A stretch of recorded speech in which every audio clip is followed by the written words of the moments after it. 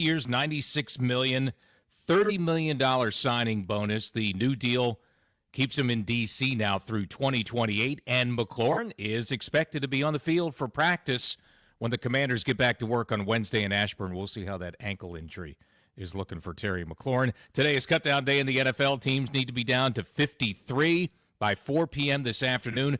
Commanders did make some cuts on Monday. 6 players were released, including ex-Dallas wide receiver Michael Gallup and former D.C. Defenders wide receiver Braylon Sanders. Bengals star defensive end Trey Hendrickson resolved his contract dispute in Cincinnati. He gets a raise to $30 million for this year and then becomes an unrestricted free agent at the end of the season.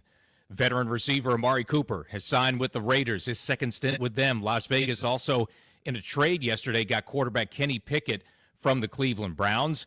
Today already, quarterback Tommy DeVito, the chicken parm QB, Tommy Cutlets waived by the New York Giants. Last night, tennis in New York, the year's final Grand Slam. Venus Williams battled hard but lost in 3 sets. In her opening round match, men's second seed Carlos Alcaraz won in straight sets late last night. Francis Tiafoe of Hyattsville was a first-round winner yesterday afternoon.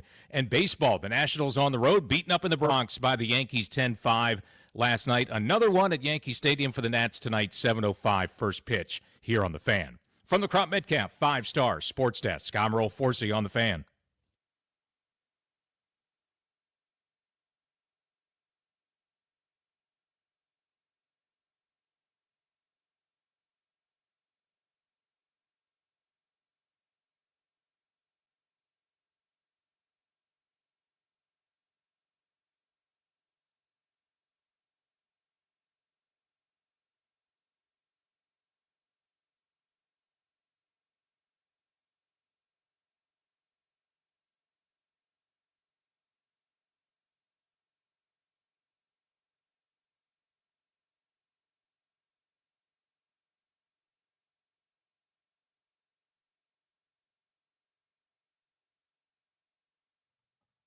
Lyrically, I'm Mario Andretti on the Momo.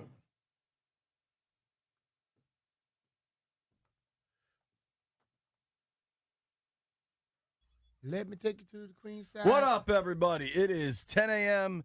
in the District of Columbia. Points north, south, east, and west. Good morning, Brian. How do you do? I am fantabulous, dog. How you doing? Good, man. First day of school. Ah. Yeah, man. We were up early. Lauren made cinnamon rolls. Always a highlight. Mm-hmm. Cinnamon rolls are like a big morning in our house. Like Christmas morning, first day of school, maybe a birthday. Cinnamon rolls are banging, too. Just, I put extra icing on them. They're so good. Big kid. Kids were happy. It's nice. Friends of ours, shout out to Danny Harbison, like host everybody at their house, and then we all walk to school from there. Everybody's off and running. We're ready to rock. Yep. Virginia started last week. Yeah, Maryland started today, dude. I don't know why, but I did have this conversation with a kid. So my buddy's kid goes to Sidwell in D.C. They don't start till next week. And I said, oh, man, that stinks. You don't get Labor Day. He's like, what do you mean? He's like, well, we don't go back till after Labor Day. I was like, yeah, but unless you're in school prior to Labor Day, you don't get Labor Day off. You just start after. JP, you mess with the kid. The kid is off on Labor Day. Nah. Yeah. It's just part of summer. He chilling all week, and he going to be off next Monday, and your kid's at school this week. That's true, but my kids get off Labor Day. He does, too. Now, you know what is awesome is Commander's official schedule came out.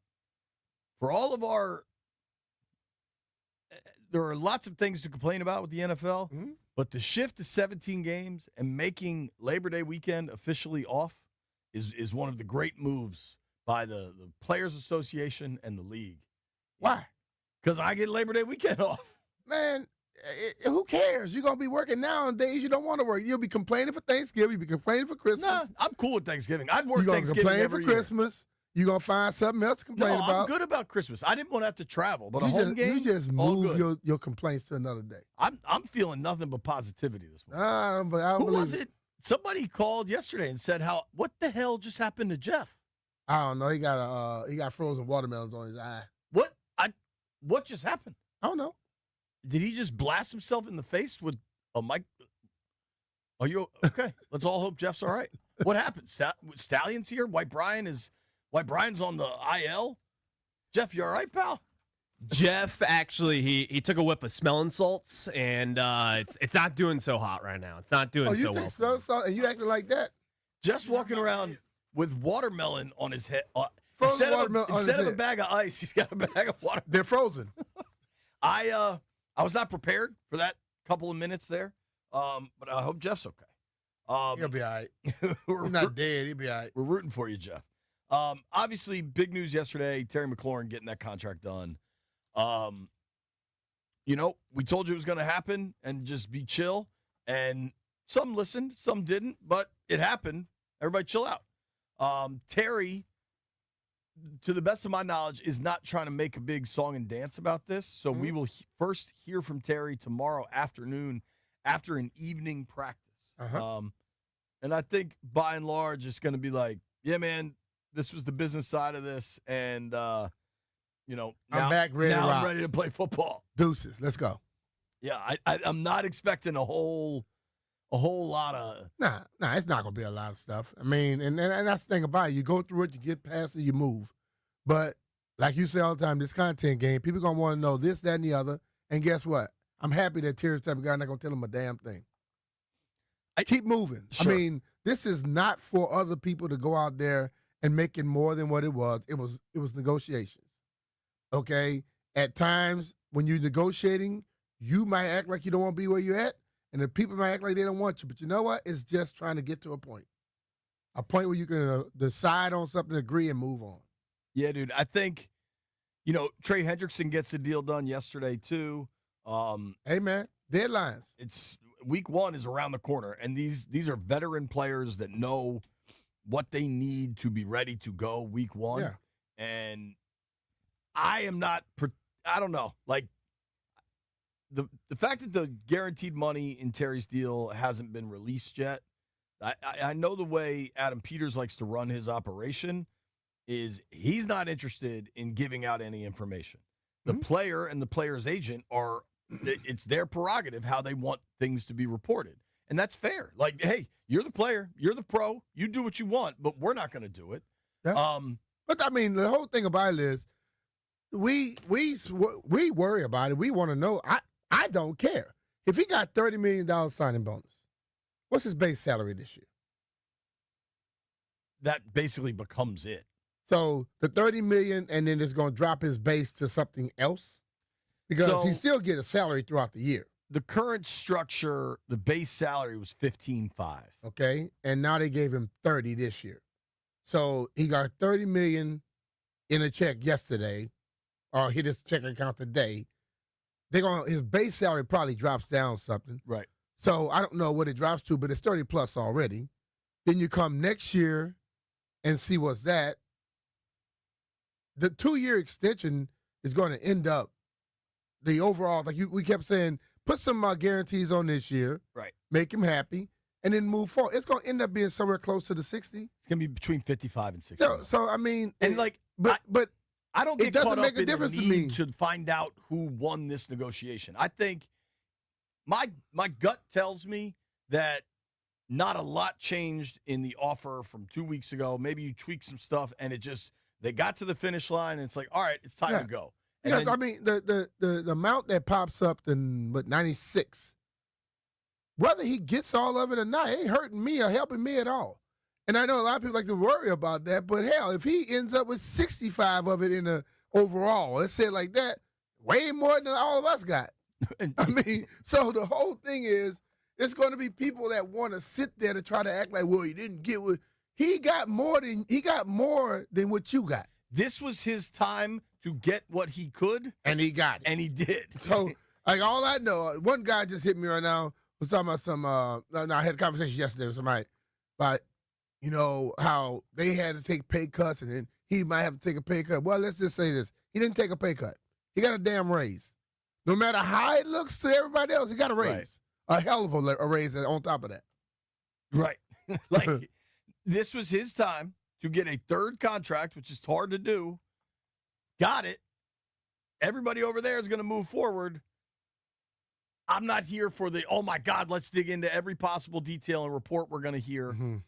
it just it seems, I don't want to say it's irrelevant because I understand, folks want to focus on signability for Quan next year. Like, if you choose to be super in the weeds on that stuff, that's a position you could take.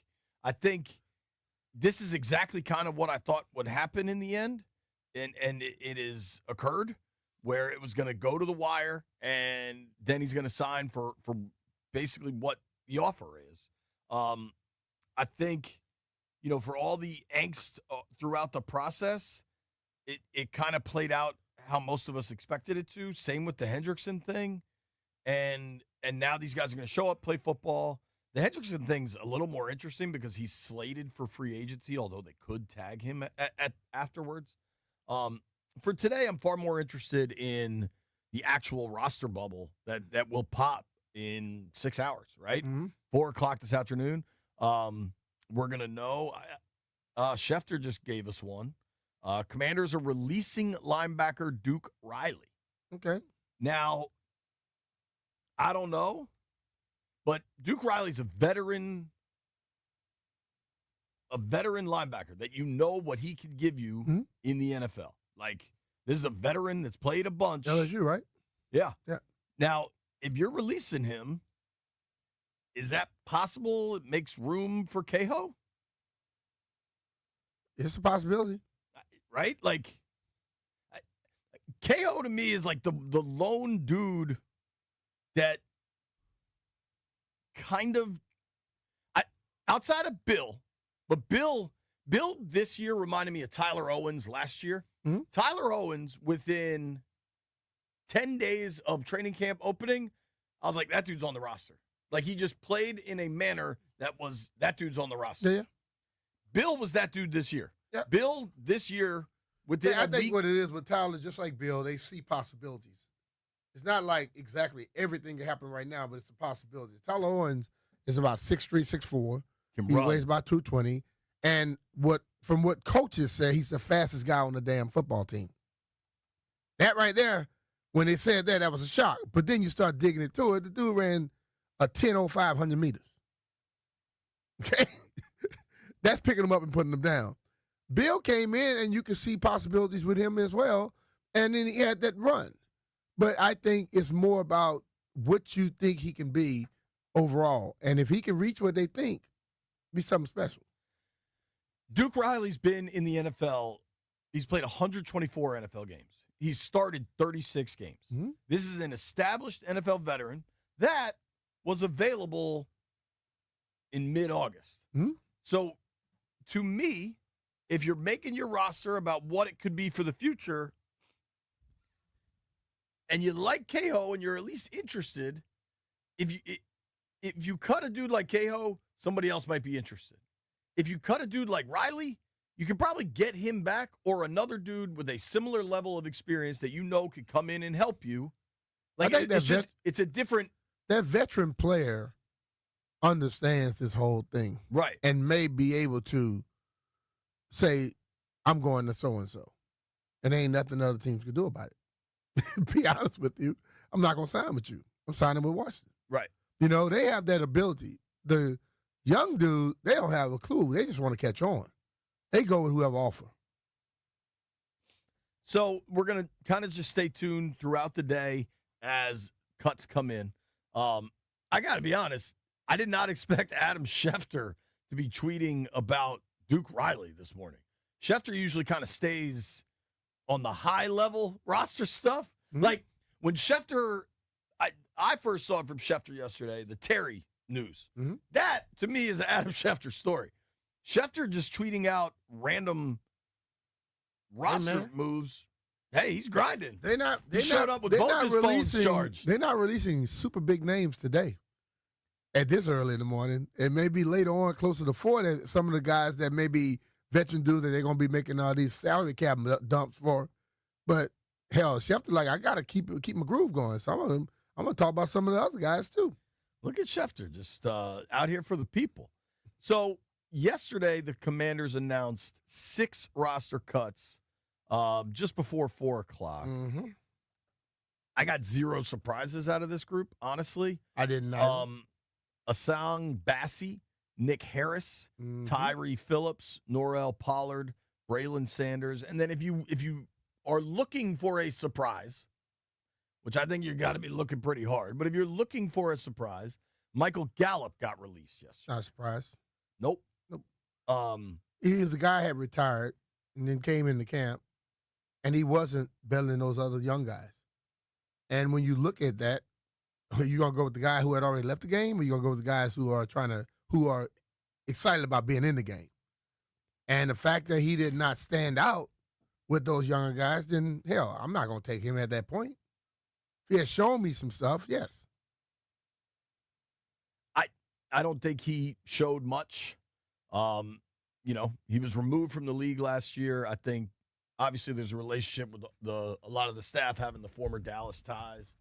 I also don't think it's a surprise on the day they get Terry back in and Noah Brown's tracking healthy that some receivers get released. No. I think more of them will get released Yeah. today. Well, 2 other spots have to be released for sure because those 2 guys are back. Right. Well, They were already they're on already the there, roster. but you know what? But now they're going to make the 53. I gotta drop it to the 53. I don't have time to be just carrying along people. I'm really curious. I think the names to kind of watch today. You tell me. You watch just as much as I do. You're calling the games. You're in these production meetings. You're talking to coaches. Was there a young player that really forced their way onto this roster? I think Bill did it early. But outside of that, I think Bill did it. I really think Brooks has a chance to do it. Jacory. Yep. Yeah, because they have Jacobys and Jacory's, and I'm like, I get mixed up. they have a I Jacoby Jones. really like that kid. Sure. Cahill, Jacory Brooks. Well, the young guy, Jalen Lane, he was drafted. I think he was on the roster. Dude. Yeah. He So. was He was like he was punt returner 1 on he was draft picked day. to be put on the roster. Right. Because he has crazy ability. I think releasing Duke Riley is interesting. I think that could really make space for Cahill to make it. I think the way Cahill played in that preseason finale was one of the best performances I think we saw. Yeah. For a guy trying to, what do you want him to do? Call your name. Make him see you. Yeah. And But how many interior linebackers they keep? probably 5. Okay, so you got Wagner and Louvu, McGee. I think Madrano is going to be on the team. Yeah. And then you got the one more, and that could be Cahill. Or what was the other kid? Oh, dog, can't think of his name right now. 46? Because Duke was 45. Duke was 45. Madrano, McGee, Louvu, Cahill. Ballore is probably going to be on the roster. Ballore's on the roster. 'Cause He's that's- a special teams guy. Yeah. He didn't even play in the last game. They sat him, so he's done. They He's love there. him. Yeah. The other guy you're thinking of is Arnold, There you go. Yeah. Um, who I wouldn't expect to make it. That's another undrafted guy. Mm-hmm. The complicating factor a little bit is Von Miller is listed as a linebacker. He is. That's 6 linebackers. Well, and that's 6 without Cahill. Mm-hmm. Wagner, Louvu, I mean, McGee, KO Madrano. had a big day, and I've seen this a lot. I've seen guys in that last preseason game ball out, but a lot of times they don't make squad still. Well, I also think Cahill, as much as he looked good in that final preseason game, he's a 25-year-old NFL rookie. Mhm. Played 6 years of college ball and had to skip a year. Yeah. I think they probably feel some level of comfort of being able to get him back. Probably so. Because Wagner, Louvu, McGee, Ballore, locks. Yeah. Von Miller, some of this will just be accounting. Like, Von Miller's listed as a linebacker. With your D-line, I think that D-line actually has a bunch of depth that's going to make it kind of challenging. I mean, if you look at the D-line. It's challenging for us. They already got their mind. They worry about the last one. That's it. They know who the ones they're gonna stack on there already. All right, me and B are making our 53. We'll know everything this afternoon. Roster cuts come down at 4:00. Barstool Nate's going to join the show today. We're checking in on all things Dallas and Micah Parsons at noon with our boy Newey Scruggs. Plus, very, very excited. At 1:45 today, right before we clock out, Coach Brian Newberry from the Naval Academy going to join the program. I think Navy, or depending how wide we cut our college football circle, if it's just teams in Maryland, D.C., and Virginia, I think Navy's the best team. I think it's like Navy versus JMU for DMV supremacy. Could be. I don't know. I'm sure the Terps Could and the be. Hokies would like to have a say in that too. We're really excited. Well, they got to do it on the field. Really excited to talk to Brian Newberry about the midshipmen this afternoon. Nobody go anywhere. B. Mitch and Finley just getting warmed up.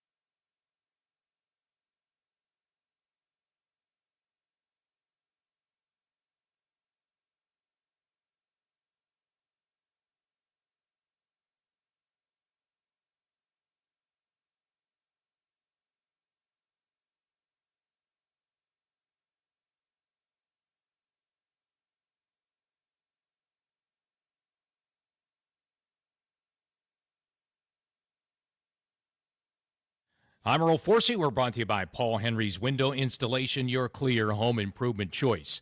Just in the nick of time to get a deal done with Terry McLaurin as the Commanders get to work tomorrow to start preps for Week 1, the season opener against the New York Giants with the new 3-year, $96 million extension now complete. McLaurin is expected to be on the field for practice when the Commanders get back to work tomorrow in Ashburn. Season opener just 12 days away.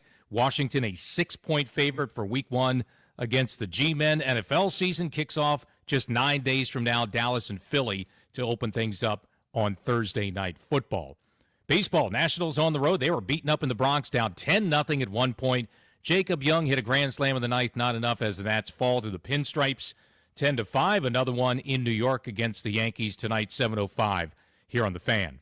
This August, only score $100 off each window with a 5-window minimum and $500 off each door at Paul Henry's Window Installation. Schedule your no-pressure free estimate today at paulhenryswindows.com, your clear home improvement choice. From the Crop Metcalf 5-Star Sports Desk, I'm Earl Forsey on The Fan.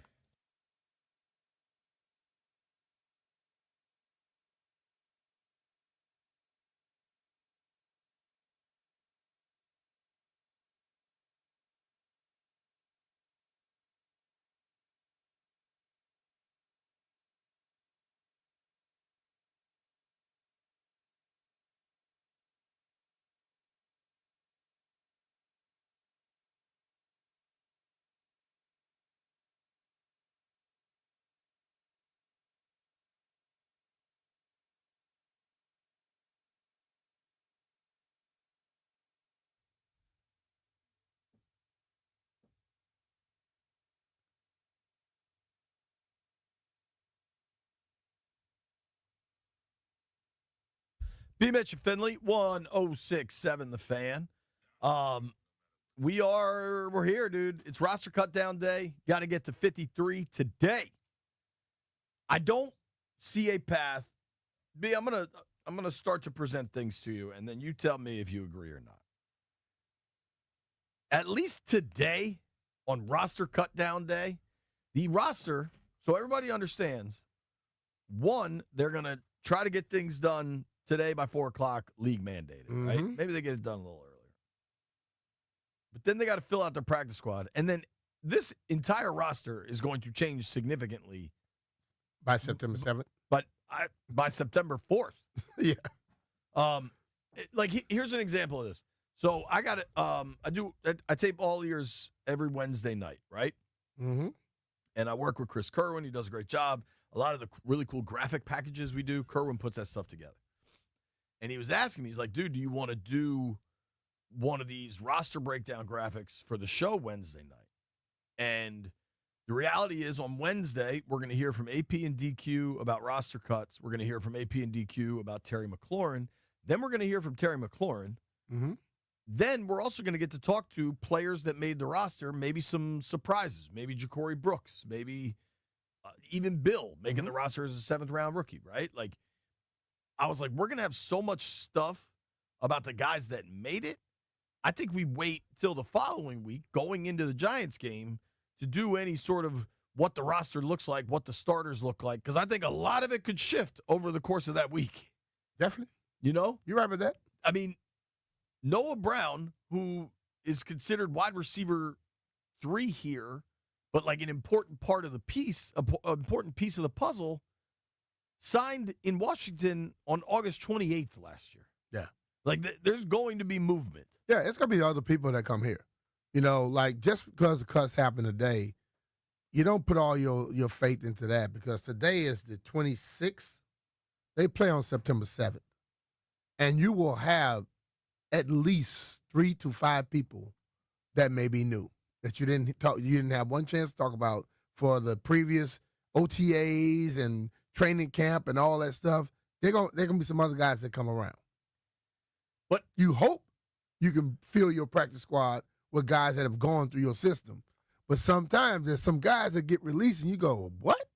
I like that kid. That guy. He can help me. You know, and he may I want that veteran. Yeah, maybe just a little better than the one that you have on your practice squad. The thing that you got to remind yourselves with these practice squads, the fact that you can have veterans and you can elevate them up to 4 times is a massive, massive change. And it really, I don't want to say undermines the importance is going too far, but it has really changed the strategy and the outlook of roster cut day.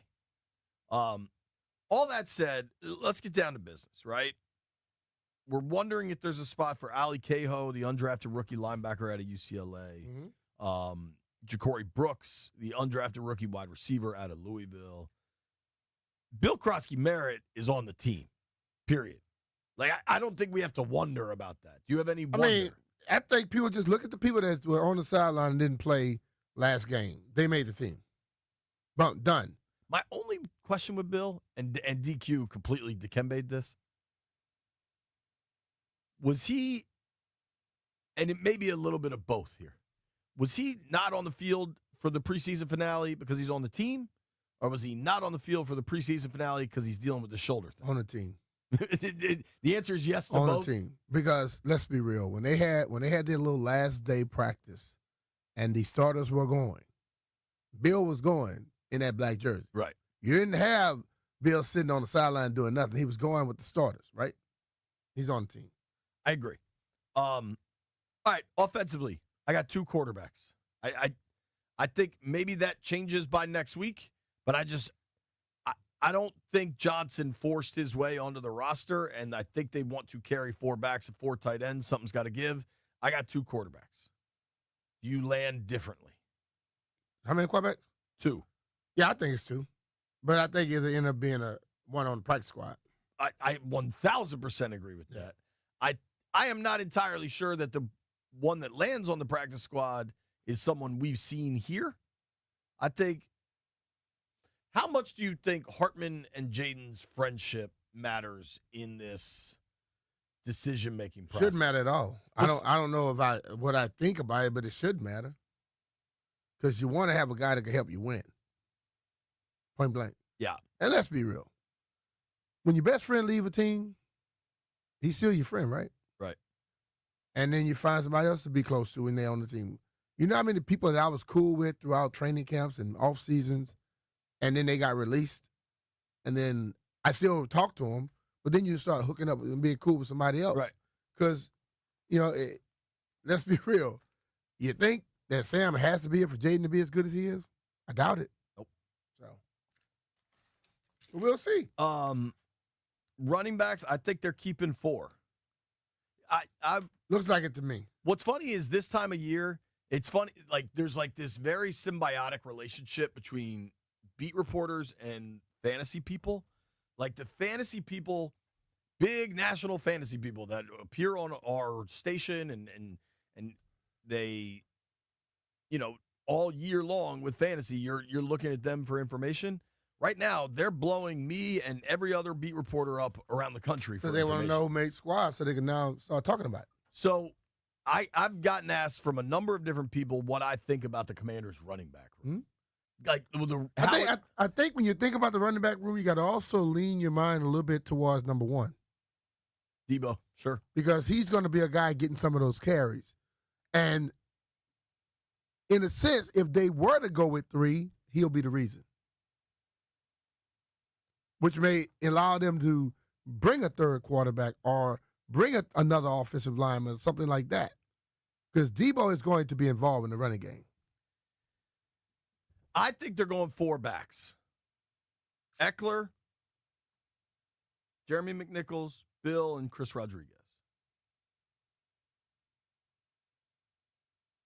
C-Rod and Bill maybe before McNichols, based off of the way I saw the production. I saw them being utilized. I don't think McNichols is the lock I have previously, but he does a lot on specials, and he's their best pass pro back. And I watched Rodriguez in the game put face mask all up in the chest of the linebacker coming off the edge. So a lot of guys are taking that step. And, Anthony Lynn, he got those guys working, bro. I think Chris Rodriguez deserves a ton of credit for realizing where he was in his football journey. And I don't know that he recommitted himself or that he saw like the light came on and he knew he had to change his body. But Or dude, either he looks different. Yeah, he He's does. talked about the speed changes to one of the coaches could have just told him where he needed to be. right. And he does deserve the credit for going out there and doing it. Because, hell, it's been guys along the way where I know coaches told what they need to do, and they didn't get there. And I know guys that got there. James Trask is one of those guys who got there. There were guys that I told what they needed to do, and they're like, man, I can't do all of that. Okay, well, you don't want to be on the team then. Then when they get released, what could I have done? Well, I already told you what you could have done. You didn't do it. And it's as cutthroat as that sometimes. But he was told something, and he went and he got it done. When James Harrison was paying $500,000 a year to get his body right, people say he was stupid for paying all that money. $500,000 to make $13 million. Yeah, I think he made a smart ass decision. You know what I mean? So you gotta do it, go above and beyond to get into the door. If you're not in the door, you can't turn down nothing nobody tells you that can help you out. So here's what I'm curious about. What do you think the Commanders running back breakdown looks like? Like if it's a piece of pie. I mean, I'm the not amount? I'm not talking. Yeah, I'm talking about like work Amount of on the carries? field. Not even carries, but touches. Because I think Eckler catches a lot. Well, touches for me, I think that's not something you can really throw out there because it's depending on the game. Because one game, hell, Eckler may be in there killing you on the outside and catching balls at the backfield. The next game, it may be Debo getting a lot of those things that he was doing. The next game, maybe Rodriguez and Bill just gutting you up the middle. So I don't know if I could put a straight break it into a pie, but I know that Cliff is going to be in his bag because he has the opportunity now to do a lot of different things. And Debo being on the field makes the damn defense a little worried. You don't know if he's going to come and catch a pass, he's going to go in motion and run the ball or throw the damn ball. He does everything. I believe Eckler, Bill, and Rodriguez are absolutely on the team. I believe they keep McNichols, but it is a separate category. Okay. Does that sound about right? Cool. 6 wide receivers: Terry, Debo, Noah, Lane, Luke. I think it should be Brooks. What do you think about KJ Osborne? That's a guy they signed last November-ish.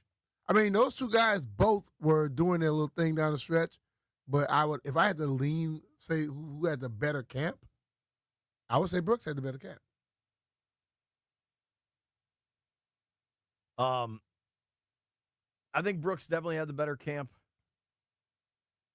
Osborne has had some drops. I don't see. I think one of the coaches mentioned Osborne's work as a returner also. Yeah. So, the more you could do, the more effective you make it.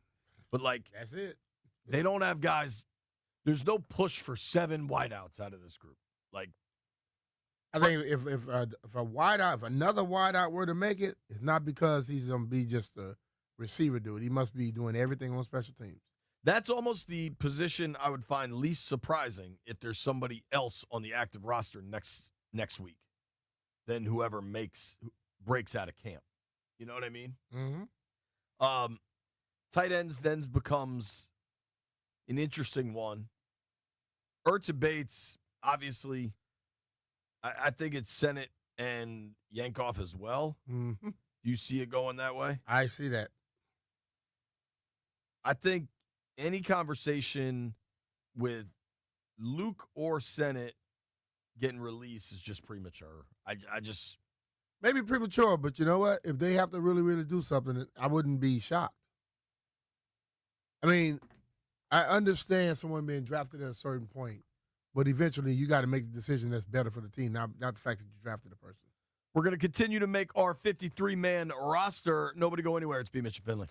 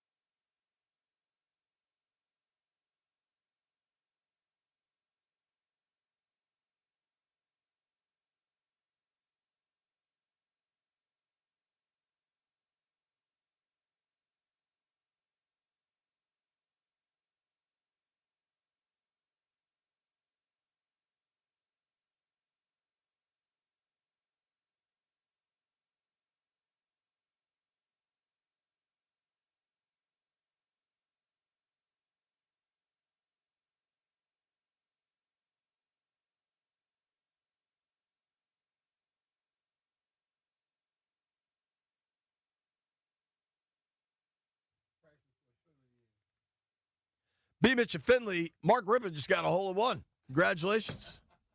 That's That's pretty number dope. 7 for him. Damn, he's a stick, huh? Yeah. What is he, like a scratch? He's right there. He won that Accenture match play thing a few times. No, that's awesome. The New York Football Giants have released wide receiver Lil Jordan Humphrey. Not Lil Jordan. I would love, by far what I'm most fascinated with Lil Jordan is if dad is on his birth certificate. Like Lil Jordan. LIL' Jordan. I would love to know like his actual government. Yeah, and you grow up, I'll be pissed off at my parents. Why you put Lil Jordan? Just say Jordan. I mean, all right. Nikki and Kime are now reporting the Commanders are releasing cornerback Bobby Price. All right. That tracks. Yep. If you watched, he also got a little banged up in that New England game. Mhm. That's. I think folks get so fired up for cut day, and I think, especially considering you're only going from 90 to 70 in reality, we could name them. I was at Channel 4 yesterday, and we got a little note that the Commanders were about to put out 6 cuts before yesterday. And I said to Heather, I was like, I bet I can name these dudes. And I named 5 of the 6. Mm-hmm. So some of this is not that big of news. We're sticking around. We're on our toes should there be a big move that surprises us. And it's almost more relevant to watch what's going on around the NFL. I got one for you, B. What you got? A quarterback the Commanders faced last season has been released. A quarterback they faced last season. Yep, a guy that started against them. I got one more hint, but it'll give it away. Yeah, give him one more hint. The weirdest picture ever. Oh, that's that dude. We just saw him last week. Yeah. What's Hayner? Hayner. Yeah. Like, Jake Hayner, I think, could file a class action suit against the Saints organization for using that headshot. Because that impacted his ability to make money. I think that's the law. him. I mean, he took the picture. I think that's defamation. No. They defamed his character They asked by him that picture. they say pose, and that's the pose he did. Looks like it somebody looked you don't bad. want to see. So I assume the Saints are rolling with Shock, whatever the old freshman out of Louisville, the rookie out of Louisville, and then Spencer Rattler still around down there, still rattling around. Yeah, he rattling. Also have some breaking news on the Lil Jordan Humphrey tip, B. Mm-hmm. According to Brad on Twitter, he says his parents let his brother name him Lil Jordan. So his brother got to pick his name. How old was his brother when he named it? Was he Lil Bobby? I think it'd be cool if his brother is Jordan and he's like, let's call him Lil Jordan. Nah, I thought that's it. I don't know. We got news floating around from the NFL. Patriots have released Marcus Epps.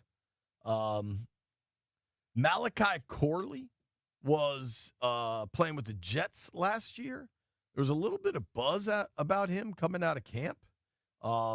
He's been released. He was a draft pick last year. He was a third rounder last year, just got cut. Hey, that happens. It particularly happens when you have a regime change, like we saw with the regime Jets. change happens, and I mean, but the whole thing about it, I've seen first rounders that look like they should have been the last pick, but people hold on to them just because they drafted them. A lot of, like you said, self-preservation. People draft the person they want to hold on to them. If they can't play, the best thing to do is release them early. Don't keep them. All right. Let's look at the O-line, where Washington's going to have to make a bunch of decisions. We know Tunsil, Brandon Coleman, Biotish. I'm just going with what I think eventually will be their starting 5. Wiley, Conley. Wiley. I think their starting Wiley 5. Conley? Tunsil, BC, Biotish, Wiley, Connerly. Yep. Cosby probably be on injury reserve. Yeah, they could put Take it Cosby out there. direct to IR. Yep. Which I think is pretty apparently happening. So then Allegretti's going to make the team. What's the PUB thing if they put him on that? How many weeks is that? You're allowed to put 2 guys direct from PUP to IR, and you get to declare it, but it can be as short as 4 weeks. Yeah, so that probably Cosme. Yeah, I think that's Cosme. I think Chris Paul has I impressed think Chris them. Paul gonna make the team. I think Chris Paul makes the team. Good for him. I watched Chris pulling the other day, and then he just destroyed the dude, bro. You need a backup center. They already released Harris. That means your boy Mike Dieter's going to make the team again. What does that get us to? That gets us to 8. You think Trent Scott makes the team? Trent Scott, I think, because Trent can be Versatile player. He's a versatile guy. He played right and left tackle. So that's 9? And the fact that you got to worry about Wally right now as a guard, I think Chris is the guy that comes in because he could back up, Connerly and Tunsil. So here's where this gets Trent. interesting. Assuming Cosme's going to the IR, we've got 9 offensive linemen. Count for me because that's not my skill set. Tunsil, BC, Biotish, Wiley, Connerly, Allegretti, Paul, Dieter, Scott. And then Cosme on IR. That gives you a ton of flexibility because Wiley can play multiple spots. Dieter. Coleman can play multiple spots. Allegretti can play multiple spots. Paul can play all over the interior. Scott can play multiple spots. Dieter plays center and guard. Dieter, yeah, and you need, like they tried with Julian Good-Jones. They tried They to released find Julian last week. He couldn't snap the shotgun. Yeah, they were. He was snapping them to Kareem Abdul-Jabbar. You need a center that can snap. Yeah. Like you need a backup center whose primary job is to be a center. Now, if you only keep 9 linemen, you got 25 here, B. Help me with the math. 2 quarterbacks plus 4 running backs is 6. Plus 6 wide receivers is 12. Plus 4 tight ends is 16.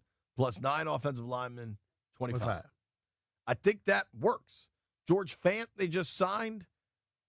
I wonder if you can't get George Fant to your practice squad because you can have veterans now. Yeah. Plus, George Fant is a tackle, right? Like he's played tackle in his career. They're almost deeper at tackle than they are in the interior, knowing Cosme's coming back. Yeah. Because when Cosme comes back, maybe how do you move that out? I think when Cosme comes back, I mean, sadly, the reality of the offensive line is who knows if something else has occurred. Yeah. That's a great question. When Cosme comes back, I wonder if you don't have some clarity in your running back room by then. Mm-hmm. I don't know. Or, do you need a 6th receiver?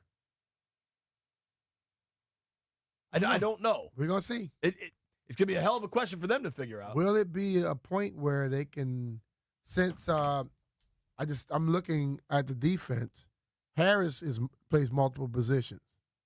Can he be a guy that allowed them to keep one less DB? Because he plays safety and he could play corner. He's done it all. But there's not of the 5 corners I want them to keep. I don't want to lose anybody unless it's Jonathan Jones. Hey, but it may not be what we want him to keep. It may end up being what's best for the team, and so you can bring something else on another side. You know what's the best? What? The boys talking ball. I love, like we're getting there. This is real football conversation. No nonsense. When we come back, might change. Barstool Nate joins the program.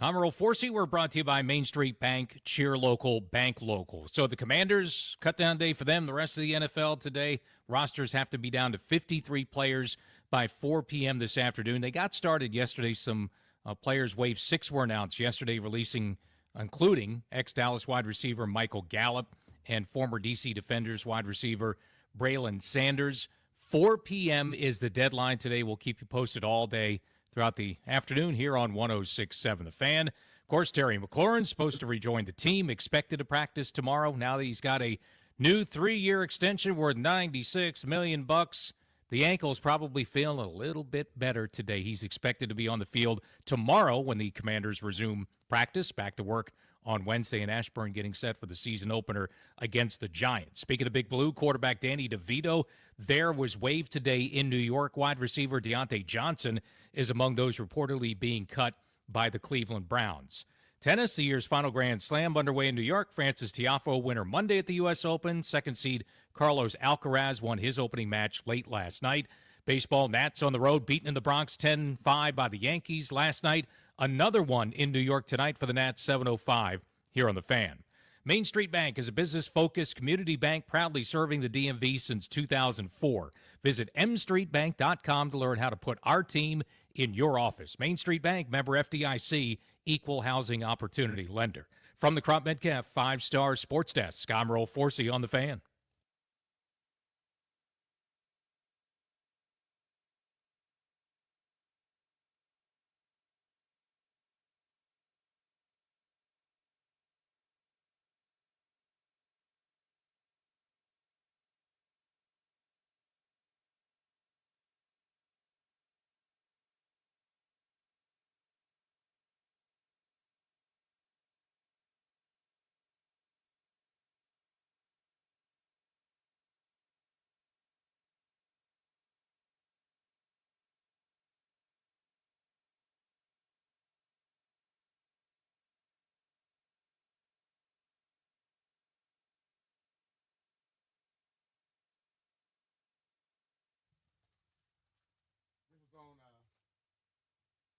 This song was on one of my Peloton classes the other day. There you go. What was your reaction? Were you excited because it made you think of Barstool Nate? No, I thought about the song, but I tell you, it was on the closeout part. Can't Got your stand ass? this damn song. It got my ass. Joining us now via the Rude Guest Hotline is our friend Mr. Barstool Nate. Rude makes the most reliable heating and air conditioning products in the DMV, and Nate is the most reliable guest we have on the Rude Guest Hotline. What up, Nate Dogg? What's going on, guys? Hi, JP. Hi, Unc. How are you? He's big on this Unc thing. All right, Bama. Yesterday, news you wanted. Terry McLaurin gets a deal done. Do you like him again? They're ready to rock for week 1. Yeah, it's great news, right? Big contract, big extension. Hate that it took until August 25th. Hate that he got 0 reps in the entire, camp, preseason games, etc. But there's still 2 weeks till week 1. He's a veteran. He's a great wide receiver, obviously. I'm not completely worried or anything like that. It's almost just like, just wish, this happened 2 weeks ago so we'd have, a little more under his legs going into the regular season. But What do you mean complain. if he'll have like 4 or 5 reps in the preseason? Yeah, just I mean, look, Jaden is still a second-year quarterback, and Terry is still wide receiver 1, and you need them on the same page. You know this better than anybody. how many passes he threw this Look. preseason? Look, the NFL is not easy for anybody. You can be Tom Brady, you're still throwing an interception. Jaden is a second-year quarterback, and he needs wide receiver 1 getting as many reps as possible. So this whole time, I was just frustrated. I never thought Terry was going to be traded. I always thought he was going to play week 1. You want your guys on the same page as much as possible. I'm glad he's signed. I'm glad we have him for 4 more years.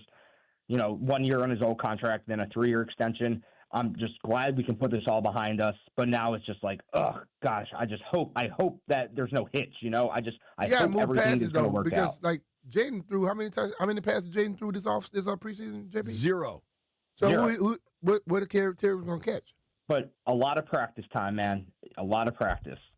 The one- I think that's okay. the You'll be one all right on thing- that. So the thing I wanted to see as we got deeper into the holdout situation was the joint practices against the Ravens was to have Terry out there for that. When that joint practice got canceled, I almost wonder if that impacted the finality of getting it done. Maybe it didn't. But listen, Nate, I don't want to be dismissive of your point. I just, like last year, a lot of people liked talking about Jamar Chase started slow because of the holdout, this and that, right? Yeah, 1,600 yards. He finished with the triple crown for NFL receivers. Right. I think the holdouts can be a big issue. I'm not denying that they can, right? I think if you're a young player, like a first contract situation, or if you're coming off of injury, because a lot of times where these things get tricky is a guy's coming off of injury, doesn't like his guarantees, wants money guaranteed. I don't think that was the case here. I think we know the level of pro and human Terry is. I think we know the level of pro and human Jaden is. And my concern level is really pretty darn low. Wow. I mean, yeah, I don't mean to be negative or pessimistic. We knew he was going to play week 1. So now the only thing is let's hope that the team and the offense and everything is ready for week 1. I believe they will be, but again, the NFL's tough, man. Like, let's not undersell how tough the NFL is, and that it's, his first time getting together with the team is August 26th. That's all. He'll be all right. But Nate. he's also He'll been be all with right, the believe team. me. You know what I mean? I think that's an important difference in these hold-ins. I mean, hell, when did Terry show up? Like August 2nd? So we don't know exactly what they've been doing, perhaps. You know what I'm saying? But regardless, I think it's good news. I think everything is kind of settled now. Were there probably some hurt feelings along the way? Yes, but that doesn't mean a $30 million signing bonus. Hit. Yeah. You imagine hitting refresh on your bank account and seeing that come through? Yeah. Oh, B. Mitch can. Yeah, he goes, yeah, I've done that before. Not the No, rest not of that us, much. B. Not Mitch. that much. Not that much. The rest of us got radio and blogger money. Yeah, it doesn't compare. All right, so the Terry thing is done. The B-Rob thing is done. Like, Yep. It was a little bit of the end of Godfather Part 1 where they take care of all the family business during the baby's christening. Like, all the business is taken care of. Today is cut day. I don't think there's a number of difficult decisions. Like, I just saw this from Garofolo. The Commanders have released veteran wide receiver Chris Moore. Yep. 0 out of 10. Surprise. That's a dude. How different is Sam Hartman's preseason if Chris Moore can make a couple catches up in New England? Huh. Like, Bro. you know, Hey, good- I'll say this. That's great news for my boy Ja'Cory Brooks, who I am a big fan of, and I'm rooting for him to not only make the team, which it looks like he will, but make an impact this season. He's my dark horse to maybe, move up to wide receiver 3 and just have 40 or so grabs. I love Ja'Cory Brooks. Everything I see about him on the internet, I love. B, that take of Nate's right there has shades of Jeff talking about Cam Sims, doesn't it? No, I like Cam Sims too. Ja'Cory Brooks, 5-star, wide receiver, went to Alabama. You know then Cam went to Sims went to Bama too, right? I'm just saying his repertoire, and then I went to kind of like Louisville. Brooks better than Cam, though. Thank you, B-Mitch. Ball. So clearly you want to see Brooks make the team. Honestly, kind of the decisions they've made so far. Gallup's gone. Yep. Gallup's Osborne. gone. Braylon Sanders, now Chris Moore. There is a clear path. Dude, they released KJ Osborne per Schefter. Yeah. Osborne was the last guy, I think, really fighting for that. That was Schefter just said? Okay. I think there's a very good chance we make it to 4:00 and Ja'Cory Brooks is on the team. Yeah. I mean, he also returns.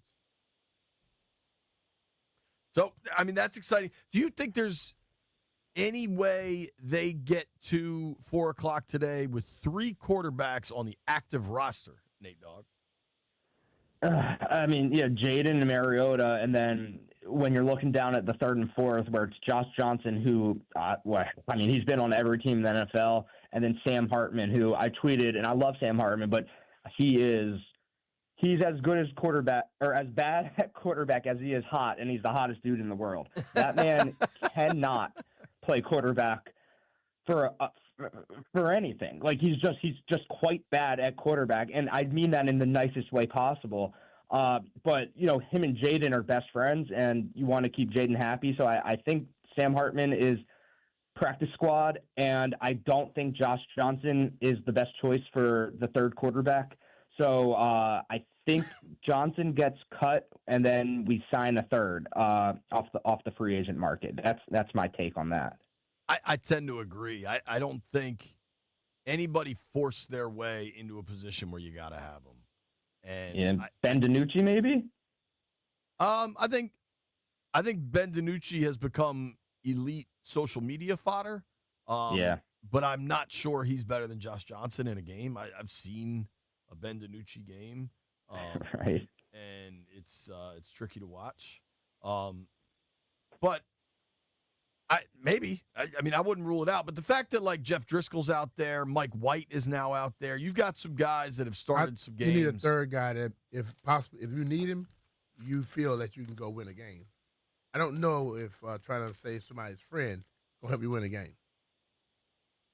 Maybe the Chargers cut Heineke and we bring him back. No, let him stay where he's at. I knew you weren't gonna like that one. Yeah, I don't believe in all this social media type football talk. That's social media talk. That boy ain't winning you no damn game. And ain't gonna mean you no big one for sure. Let's not start slandering Heineke now. He would win Come you on. more games than he ain't gonna win you Hartman. no championship. He ain't gonna win you nothing. He gonna sit right here where he at. Take him somewhere else. We don't want to hear all that Heineke hype. I'm not with it. Did you happen to see, Nate, the basic Howell for Wentz swap between the Vikings and the Eagles? What do you think about Howell back in the NFC East? Bro, it's insane. Like the summer of Sam Howell, where I mean I was fighting every day. It was a three-way fight. It was Sam Howell's the future people. It was don't pay Lamar Jackson people. And then it was like don't draft a quarterback people. And it was bananas out there. Our heads as fans of this team were falling off our shoulders because we've never understood what it means to like build a team properly and have a good guy under center at quarterback. And the Howell and Wentz situation now just being traded for each other, it just shows how impossible it is to be a quarterback in the NFL. And if you can just like hang on and you'll just be a Josh Johnson and bounce team to team to team to team to team, you can make a career out of it. But it's ugly out there. If you're deciding between Quarterback Wentz, abyss, man. I'm just saying if you're deciding between Wentz and Howell, you're in for a hellish season. Now, both of those guys are in the appropriate role of backups. Unfortunately, in Washington, the role was starter, and an entire Ron Rivera metropolitan looked area at the lied tape. to themselves. Ron Rivera watched the tape himself. He watched the tape. We know he watched the tape, and he decided. I looked at the analytics. He did. Everybody can look at it. Don't know what they're looking at. We're out of that business, and we're all happier for it. Do you remember, though? I mean, people would use their own. Do people still have minutes? You still worried about how many minutes you got on your cell phone for the month? People were using their minutes to call the MGM National Harbor listener lines and say, don't draft a quarterback, draft O-line, build up around Sam Howell. Do you remember that existed on planet Earth? Yeah. 2 years ago? Every once in a while on Twitter, someone will just like randomly tag me in the Junkies poll where they said, who do you want playing quarterback next year, Sam Howell or Jaden Daniels? And it was like 70% Sam Howell, or it was something crazy like that. Yeah, no, that was terrible times. That was times we just have to, as a fan base, we just have to put behind us, pretend didn't happen, and move forward because that was dire. That was just there were a lot of terrible times, dude. You imagine if they had traded back with the Chargers and took Joe Alt? Like, No. best lineman on our board. No. Let's not go back. Hey, man, I keep telling y'all, windshield and a damn rearview mirror. Let's stop looking in the past, man.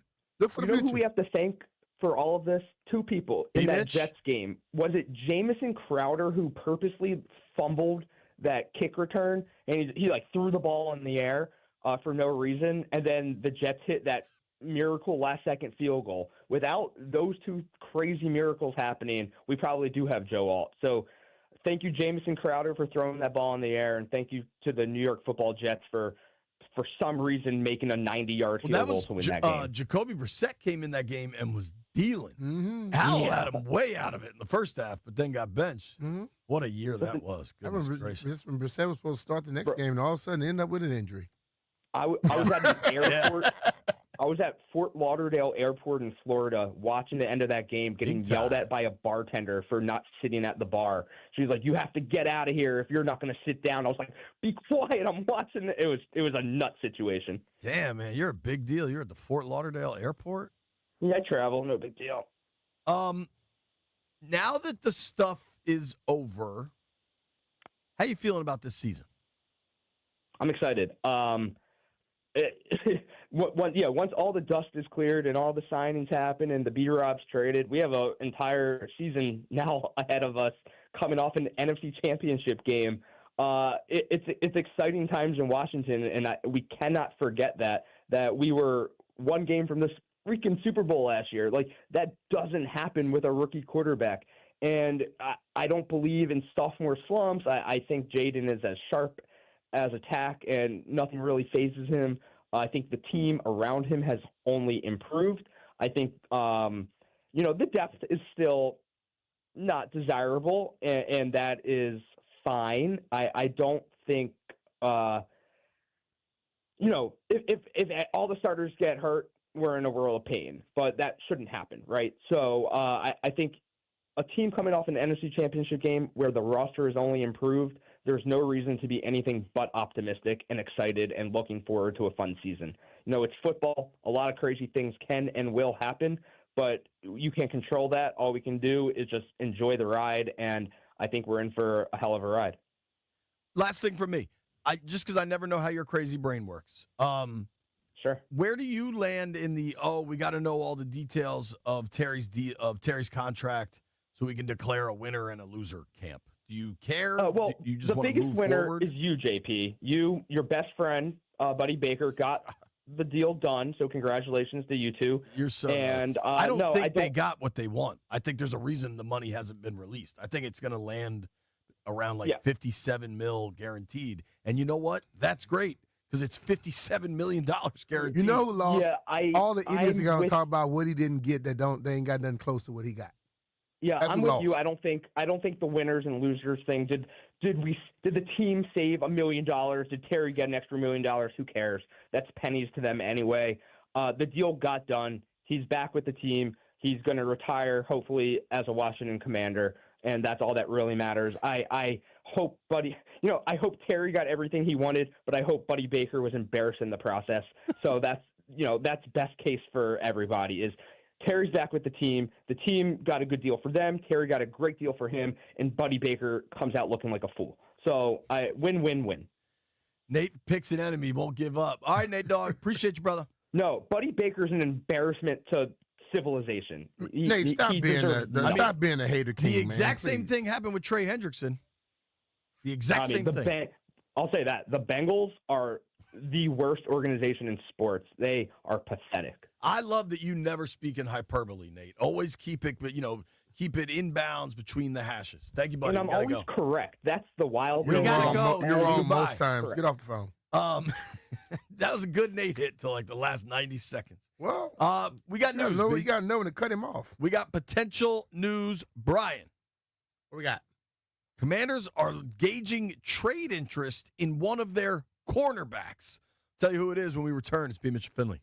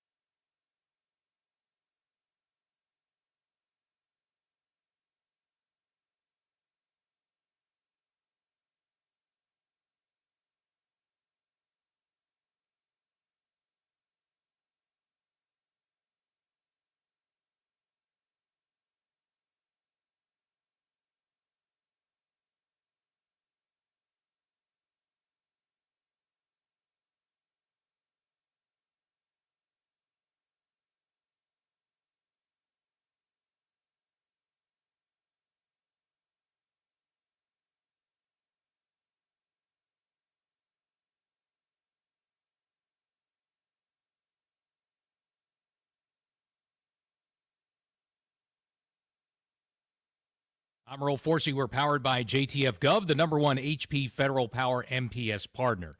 Busy week for the Commanders. Yesterday, getting Terry McLaurin locked in long-term with that 3-year, $96 million deal. Today now, cut down day in the NFL. Teams need to be down to 53 players by 4 p.m. this afternoon. Diana Rossini of The Athletic reporting just a few minutes ago, the Commanders are shopping cornerback Noah Igbenogany, former first-round pick, 8th overall by Miami in the 2020 NFL Draft. So they may be trying to trade him. Meanwhile, some moves already being reported today. Commanders cut wide receivers Chris Moore and KJ Osborne and defensive back Bobby Price. Nationals on the road beaten up in the Bronx last night. They were down 10-0, lose 10-5 to the Yankees. Another one against the Pinstripes in the Big Apple tonight, 7:05 first pitch here on the Fan. Mission Critical, that's JTF's specialty. We're a top-ranked HP MPS power partner for a reason. We don't just ship products. We deploy fully integrated, mission-ready solutions from D.C. to Europe, powered by HP, delivered by JTF. Check us out at jtfgov.com. From the Crop Metcalf 5-Star Sports Desk, I'm Earl Forsey on the Fan.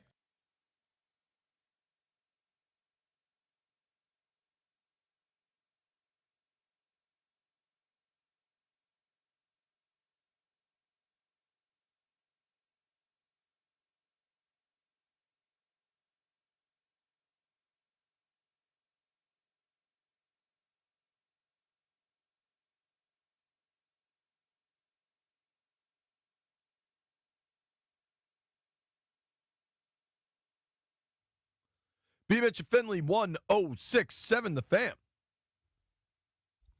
Because I'm all about value. All right, man. Today's just a busy-ass day because there's roster cuts going on all over the NFL. Houston's releasing veteran safety Jalen Mills. Saints are placing tackle Barry Wesley on the IR. I mean, this is just me reading information that's coming out. But I'd say the most interesting piece of information that's come out here in the last few moments, Diana Rossini reporting the Commanders have been gauging multiple teams' interest in cornerback Noah Igbenogany, per sources. Igbenogany, a Dolphins first-round pick in 2020, can provide secondary depth for teams looking to add to their cornerback rooms. B, we were looking at our numbers, and the corners were easy. Lattimore, Trey Amos, Mikey Samerstill, Noah I, Jonathan Jones. I really like the cornerback room. I do, too. You trade away Noah I, who I thought had an excellent camp. Did. I'm not sure I like it as much. No, I mean, but you don't know who they're going to get. Or what they're going to get. Yeah. So it may be something that can help you, or maybe somebody that's just as good. If it's a player, if they're looking for a player to help them, what position would it be? It could be another corner. Could be another quarterback. Could be. The reality that with these dudes that I think we've learned and seen, they're looking to get better everywhere all the time. I'm with that. Like they just, 2.5 weeks ago, we were in New England, and it was very clear that Brian Robinson was a starting running back for this team. Yeah. And last week, he got traded to San Francisco. So things happen fast with the organization, and they're willing to be nimble in the movements. The Noah I thing I find interesting. Landfill had, I think, an appropriate, immediate reaction to this. Landini, what did you think about the possibility of trading Noah Igbenogany? I mean, I think that the secondary was a weak spot for them last year, and I don't really like them trading away guys that can contribute. I know that Noah I is not, I mean, nobody's going to say that he's one of the best corners in the league or anything, but he was playing for them regularly last year. He could be a depth guy, and I don't really understand getting rid of that for, frankly, what's going to be peanuts. I mean, it's going to be like a 6th or 7th round pick. Suppose it's not a pick. Suppose it's a player. that may be as good. I'm skeptical. Yeah, it's a guy. That just sound like Nate. I don't know. It's a guy I'd like them to keep. Here's what I'm thinking. We haven't done this yet. Things are going to get a little nuts here. 800-636-1067. 800-636-1067. I know a lot of folks are in the chat kind of commenting on all this. Damn Daniel says, shows how confident they are in Jonathan Jones and Trey Amos. I do think a lot of this, if you are willing to move on from Noah Igbenogany, is a testament to your belief in the youngster Trey Amos. And I can understand it, honestly. I mean, he's looked fantastic since he's arrived. He has just looked really complete. You know what I'm saying? Mm-hmm. That said, I do like depth at the corner position because, dude, you're going to have, even if everybody's healthy, you're going to go 4 deep at cornerback. All the time. Like, Noah I reportedly on the trade block. Would you want them to move on from Igbenogany? What kind of player would you want back? I'm also curious, as we get closer, B, we got a little bit of news. I saw this first from John Keim. The Commanders are releasing Jalen Holmes. That's a guy I thought had given them some really good play in spots. Yeah. I thought he played very well at times, but the thing of it, Jay, is who are they keeping? And as we stated, who else can they get? That is the thing. And I think as like we've had a lot of people call us even along the Terry thing saying Adam Peters seems to be knowing what he's doing. He and also Dan Quinn with the let them do their job. Let's see. So Jalen Holmes out is good news for Javonte Jean-Baptiste. I think it's good news for Jacob Martin. Mm-hmm. I think the bad news for Jalen Holmes was when Von Miller showed up. Because Von Miller's going to make the team. We're just, everybody stick with us, man. We got a ton of moving parts here on roster cut day. Everything is happening in real time here. Diana Rossini, friend of the program, reporting the Commanders are checking on interest for Noah Igbenogany in the trade market. Noah I thought was pretty good last year. I thought Noah I had an excellent camp, showed a ton of physicality. Would you be okay with them moving on from Noah I? Jermaine is in Bowie. Jermaine, what up, dude? Hey, what's up, man? Yeah, maybe it's just me, but I don't, I know Noah I played a lot, but I didn't see him contributing a lot. He constantly gets beat in coverage. He is physical. He makes tackles, but he gets beat a lot. So I'm okay with the trade. Depending on what we get. I'd rather have a player, but I wasn't really high on Noah I in the beginning. I think I'm higher on Noah I than you are, but I'm not saying you're necessarily wrong. Nobody's saying he's the second coming of Dion, but that position, you play a lot of guys, and I'd always prefer to have depth. But thanks for the call, Jermaine. Appreciate you, man. Yeah. I'll sneak one more in here. Andy's in Alexandria. Andy, you okay if they're looking to trade Noah I? Yeah, this is kind of a joke, but they should go get Micah with them.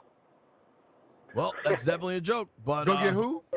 I think Micah Parsons. Man, please. I mean, if anybody else called with that, we gonna ban them. Because that ain't gonna happen. Stop that. No, I know. It'd be nice to get a running back, though. You want another back when they're about to keep 4 of them? Well, maybe somebody else. I don't know. I mean, Bill seems good, but, I mean, he's kind of an unknown, and, it's not like they have a super crazy powerful back, besides him. All right. Appreciate you, Andy. All right, man. Yep. That's Andy and Alexandria proposing a Noah I for Micah Parsons trade. Somebody get that to Jerry Jones' stat. Let's see what he says. Phone lines are lit up. Nobody go anywhere. It's roster cut day. We got news all damn day.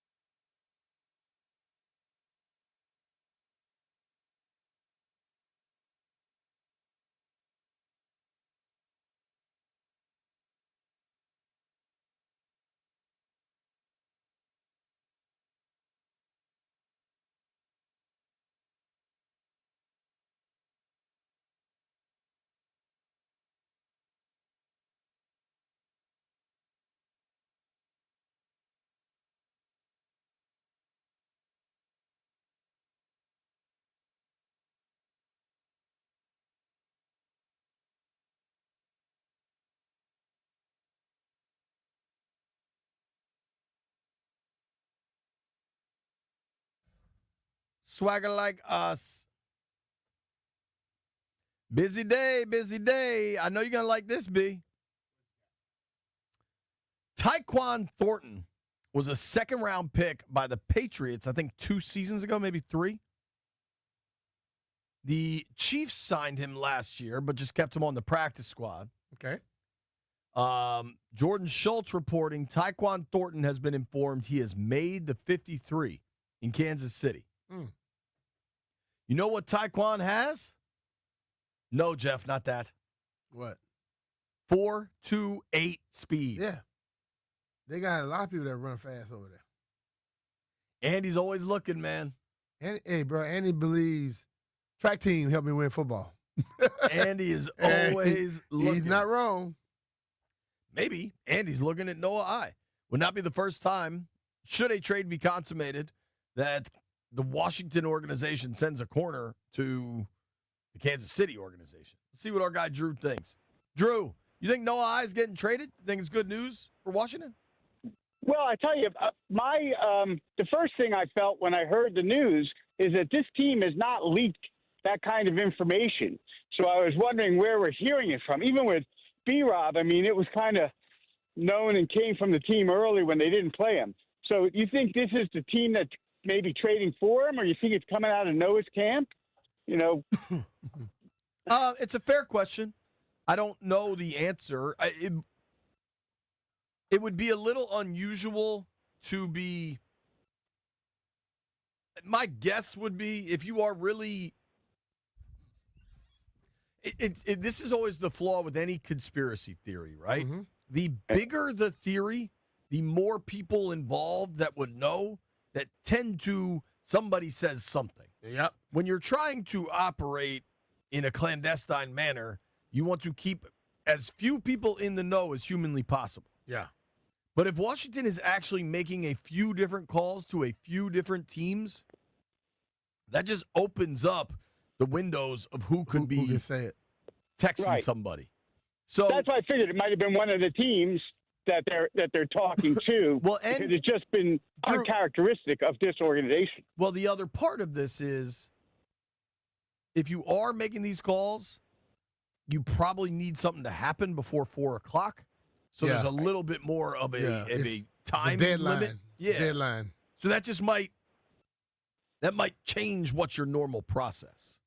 Yeah, Like- well, look, if they get something good for him, even a good draft pick for next year, I think they have depth at that position, which I can't believe I'm saying.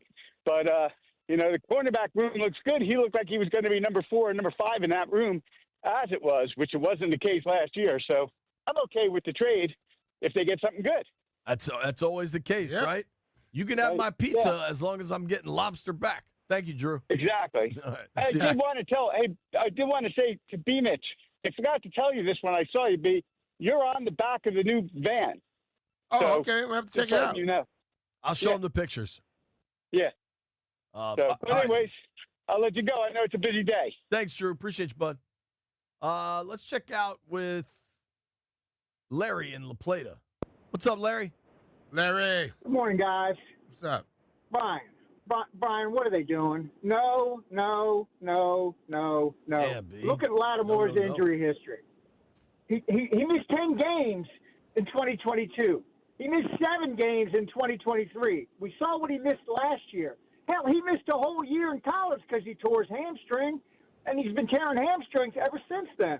What are they thinking? Lattimore is a part-time player. I don't get this at all, fellas. I don't get it. I don't know, man. It's kind of hard for me to really bash some people that's constantly getting it right. And if they are thinking about trading him, they got something else up their sleeves. That's all I have to think. As I said, listen, as long as they bring somebody else in that's better or as good, I have no issue with what they do. I mean, they're going to make moves, man. You can't. and let's be real. I said this yesterday somewhere. But Lattimore played well enough to be considered one of the best cornerbacks in the league at some point along the way. It's been a few years, but yes. Yeah, it's been a few, but still. I mean, you got to get there. And I look at him this year compared to last year, he's not the same guy. No, he looks good Yeah. and healthy and ready. So hopefully he can keep doing it. Let's go to Tricky in D.C. Tricky. What's up, Tricky? What's up, B Mitch? What's up, Trick? JP? Hey, we're chilling, man. All right. Man, this had fingerprints written all over it. I was wondering why Noah I was playing so much during the preseason. I mean, he was playing with the second and third string, so this was pretty much, written. That's That an guy just saw interesting point, Lattimore- Tricky. That's Yeah, tricky. Yeah. Yes, sir. Did that guy just call Lattimore a part-time player? Yeah. Oh my God! What the heck is he up? And my last point: AK-51 not only need to be on the roster, he need to be on the field come week 1. All right. Now, I mean, Tricky, in the last caller's defense, we haven't seen a full season from Lattimore since 21. But Well, I mean, let's the say whole he thing about plays the whole part- he- nobody plays full ahead. season most times this game. Yeah. And that's why I don't know We why haven't seen like a 12 games. He's played 10 games in 23. Okay, but I'm just He saying plays we part-time. talk as if He people plays play it all part-time. the time. Yeah, he plays part-time. He's not a part-time player. I got you. I hear you. Let's hope he plays full time. I'm with it. Yes, sir. Tricky, I'd like you to call more often, dude. No problem. All right, All right, see you, bro. buddy. Let's go to Colin in Clinton. Little alliteration for us. Hello, Colin in Clinton. What's up, fellas? Yeah, my comment would be about the contract for Noah Igbinoghene. Whenever you trade for a player, you're trading for their contract, and so like when I go over to Cap, I see that it's a $1.5 million contract that he just signed this past year, and it's a one-year Cheap. deal. So It's cheap. If you think you're getting a And it's a corner, 1-year deal, so it's a 1-year rental. If you think you're getting a starting corner, that's value. yeah, but I would question like why every other team passed on paying him anything more than the league minimum or like $500,000 of guaranteed money if they thought that. So like Maybe my immediate to question is like Tricky's what point changed? earlier, maybe that's why they played him so much in the preseason To to, get to interested show in how him. good he looked. Yeah. Yeah, so I imagine they're making the case that he's much better than people thought, and so but in the hindsight, I probably would say that they probably feel good about their depth and maybe considering cutting him. And so this is just a way of recouping that $500,000 guaranteed signing bonus that they gave, if that makes sense. We shall see, brother. Thanks for the call, all right, man. man. I'm gonna take one more, and then we got a break. Alex is in Silver Spring. What's up, Alex? What's going on, fellas? What's up, man? I'm cool. Look, they know he knows what he's doing, man. So it's just like certain players look good at certain teams. For example, like say some team wins the Super Bowl. What's his name, Brown from back in the days when the other corner that was on the other side of Deion. Yeah. Nobody was crazy enough to throw the ball to Deion because they already know what Deion was going to do. So this cat looked good, and then next thing you know, certain team does what we used to do. Oh, let's go get this guy. But they don't all just blend or look good at certain teams due to talent, this and that. But I don't question anything. I know they know what they're doing, and also I think they should just stick with the 2 QBs. There's nothing out here that you can bring for a third right now. I say if they, in the way they're moving pieces and this and that, if I'm not wrong, they're going to pick up on a QB that someone later might need due to injury or whatever else, or that kind of trade type of thing. So Appreciate the correct me call, if I'm Alex. wrong. All right, man. Appreciate you. See you, buddy. Quick break here. We're checking in on Dallas. Checking in on Micah Parsons and Jerry Jones. Yeah. Newey Scruggs will join the program next.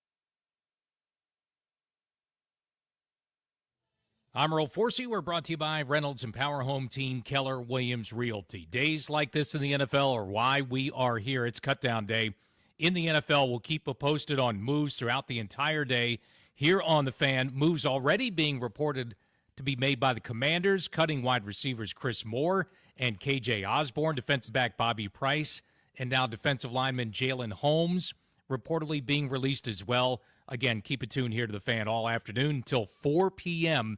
That's the deadline for teams to get down to their final 53. Also, Diana Rossini, The Athletic, says the Commanders are shopping cornerback Noah Igbenogany, trying to trade the former first-round pick by Miami. He started 10 games for the Commanders in the secondary last season. Also today, quarterback Tommy DeVito, waived by the Giants. Wide receiver Deontay Johnson reportedly being cut by the Cleveland Browns.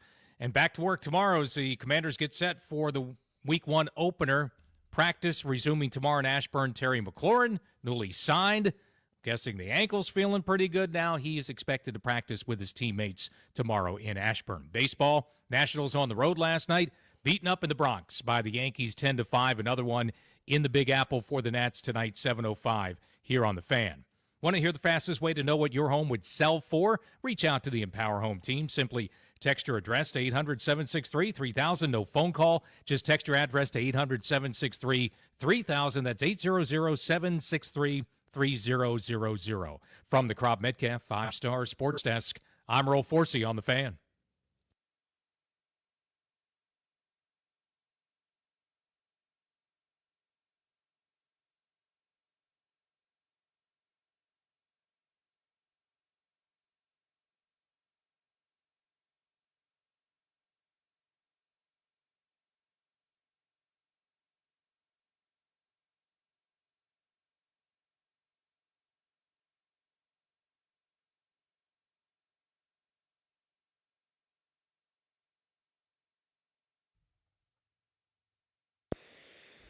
High noon in the District of Columbia. Don't want to waste any time. I want to get to the Rude Guest Hotline and welcome in our friend, Mr. Newy Scruggs. Nobody covers the Cowboys like Newy covers the Cowboys. 15-time Emmy winner down in Dallas. And more importantly, let's start with a big congratulations on a big honor joining the Silver Circle down there in the Metroplex. Newy, what's up, man? Congrats. Very cool Congrats, award. brother. Yo, man, I appreciate it. It's 18 time now. 18. I'm just reading off your bio. It ain't bragging when it's facts, right? It just happened, JP. It just happened last night. All right. 18. How you guys doing now? How you guys doing? I'm making man. short ribs here at the house in the crock pot. So boy. here, man, we got to cook. Got to cook, you know. Newy, I'm going to show B a picture because Newy sent me a picture of the short ribs he's making while we talk here, B. I see. They look damn good. You got to meet our friend Amanda Zimmer too. She's great. Man, it's amazing how just how blessed we are, man. We get to start meeting people that we've been in contact with for over the years because this thing we love, football, especially between Washington and Dallas, intertwines us. And so through the years, you just meet so many great people that I've talked to you. I remember meeting Frank Herzog for the first time, and meeting George Mike, all these different folks, man. So it's awesome with what we get to do. So it was great to meet her finally. That's great. Congratulations. Very, very happy for you. Well deserved. Let's start with the Cowboys. We'll get to Micah, but if we're able to remove the Micah part from the equation, how has the Cowboys camp been this summer? It was all good till the Rams showed up. Rams showed up for that scrimmage like, ooh. It's that line from Dollar Bill. Bernie Mac when he played Dollar Bill plays cuts. We trouble. What seemed to be the problem with him? Let's see. You can't stop anybody from running, and you got blocking issues. So if you can't block them and you can't run them, that's not a good recipe if you're trying to win the NFC East. They have to solidify. You got a left tackle issues. Your first round pick from last year's missed all this time. Not going to be there for game one against Philadelphia. Don't know exactly when Tyler Guy will be back, and his replacement is a guy that never played. So that's not real good. And then you got a right guard who's a rookie. that's problematic, guys. That's problematic. And they can make it seem like it's all good and you're going to try and run with Javonte Williams and a whole mix of different guys, but you don't have one dude who's going to say, hey, Emmitt Smith ain't walking through that door. So these are some issues right now. Yes, you've got CeeDee Lamb over here who can catch and George Pickens, but if you can't block and you can't establish the run, good luck. Because if it's 2nd and 12 or 3rd and 12, everybody knows what you're going to do. So it's going to be a challenge. Now, Brian Schottenheimer's tried to tell, hey, guys, we've been to vanilla. We haven't done anything all night long. But when you went up against the Rams in the scrimmage, they were vanilla, and they whooped your rear end. Then it came the preseason game. You told us you could make all these changes, and they got beat up again. So some of the preseason, they don't play a lot of the starters here in town. And they had Joe Milton out there. There were just times where Joe Milton just didn't do enough. Too many 3-and-outs to show what some of the other talented players could do here. So I am skeptical at times just because they sell hopium here and everybody likes to inject themselves with it. Hopium. That sounds good. Yeah, hopium. Hopium is drug. Oh, this is the year. This is it. I'm like, guys, see, I'm old enough to have covered a Super Bowl team here. My first training camp for the Cowboys was when Emmitt his contract wasn't done, and they went and won back-to-back. So I'm like, guys, I'm so old. I saw teams win Super Bowl. It's not a Super Bowl team. Ain't nothing about this. Ain't nothing about this Super Bowl. Nothing. That team. So they've got work to do. I like Shotty. He's a good dude. Likes DQ, man. Like good people, and you want to see good people do well. But I still think they're about 2 years away from having the kind of talent they need on both sides of the football, especially on both lines, to really compete and win this division. Well, they got a talented guy there that doesn't seem to want to be there, and Jerry ain't letting him go anywhere. What's going to happen with that situation? Here's how it ends. Wade, Emmitt, Dak, CD, player takes a photo, pen in hand, smile with a piece of paper that says they either set or tied the record for at their spot. That's what happens. It happens every time. Why he does it, I don't know, because he's a billionaire, because he can. I guess. I want to be rich like that one day and play with people's emotions. and Mike ain't going nowhere. Here's when I was like, okay, man. So he scrubbed the Cowboys off all his social media pages. CeeDee Lamb did that last year too. And so it's that Rams practice, and Cowboys got all the families in the VIP, and I'm talking to guys, hey, meet Micah's mom. And then Micah's mom there holding her grandbaby. I'm like, man, if you're really trying to leave, what's your family out here for? If I was really trying to make us to coming back, he'd be like, anyway, it was like, Jerry, I'm coming to clean out my locker because I'm done with you. Uh-huh. So Micah's just, Micah posturing. He doesn't want to go anywhere. He likes it here. He's going to get his money. And CeeDee Lamb tried to tell him, baby, it's just your turn in the blender. It's not fun, but this is what it is. The man is going to play it and do what he wants to do, but they're going to get it done. I don't know when. I doubt it's going to be effective enough for him to do anything against Philadelphia because they say he's still got a back issue. But it's just the silliness of what it is. I've done this long enough. I'm not fazed by it. I don't listen to the national media because I'm here every day. So I just kind of laugh. He's going to make a deal. He always makes a deal with the people he wants. I wonder if I've done this long enough then, because that was my stance with McLaurin the entire time. Is this will get done? It's the business of football, and sure enough, it got done. Yeah, because they need each other. At the end of the day, they need each other. And look, let's also. And I love Terry McLaurin. Terry McLaurin is what's right about Washington football. Okay? And through the years, man, we've seen the great players, the Art Monk of the world, the people that appreciated the burgundy and gold, and that's him. You don't let people like that get out the window. Out the door. You don't let them go out the window and throw them out the door. You keep them. You played your dance. You got the deal you wanted, but you don't let them go.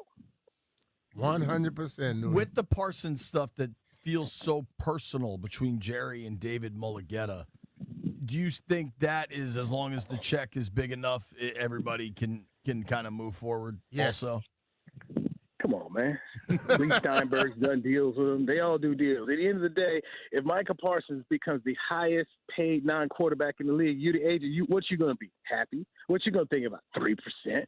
Come on now, or whatever he's going to get. Right. This is a part of it. It's not supposed to be fun. It's just what it is. Todd France had some of the same issues too, but guess what? Todd France 2 times when took Jerry to the cleaners. Yeah, that's Dak's agent for those that don't know. Let me have that.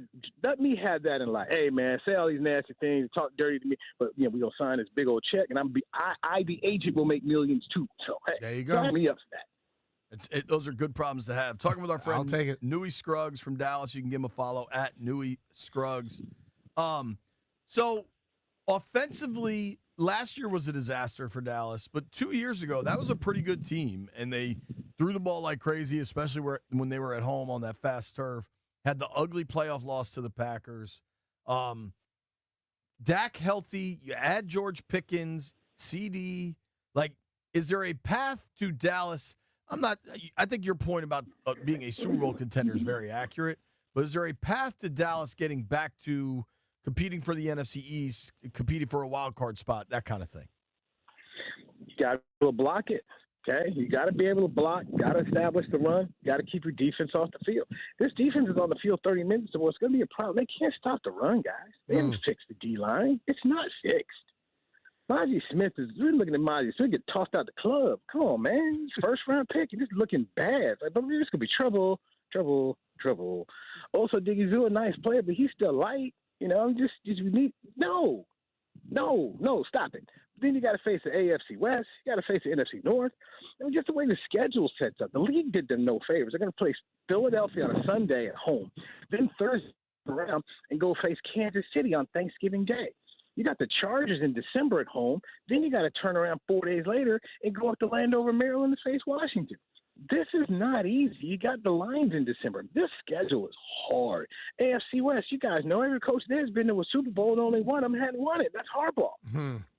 This thing is hard for the Cowboys. You're starting off at Philadelphia. It's just a challenge. And then you've got Washington. That's 4 games right there. Of the 4 they have, how many are they really going to win? If they do a split, you'd be doing cartwheels. But you start adding that up over time, I just think this is a 7 to 8 win football team. They still have more talent to acquire. Until you get better up front, you're not winning in this league. You're not winning this division. You're not winning a Super Bowl.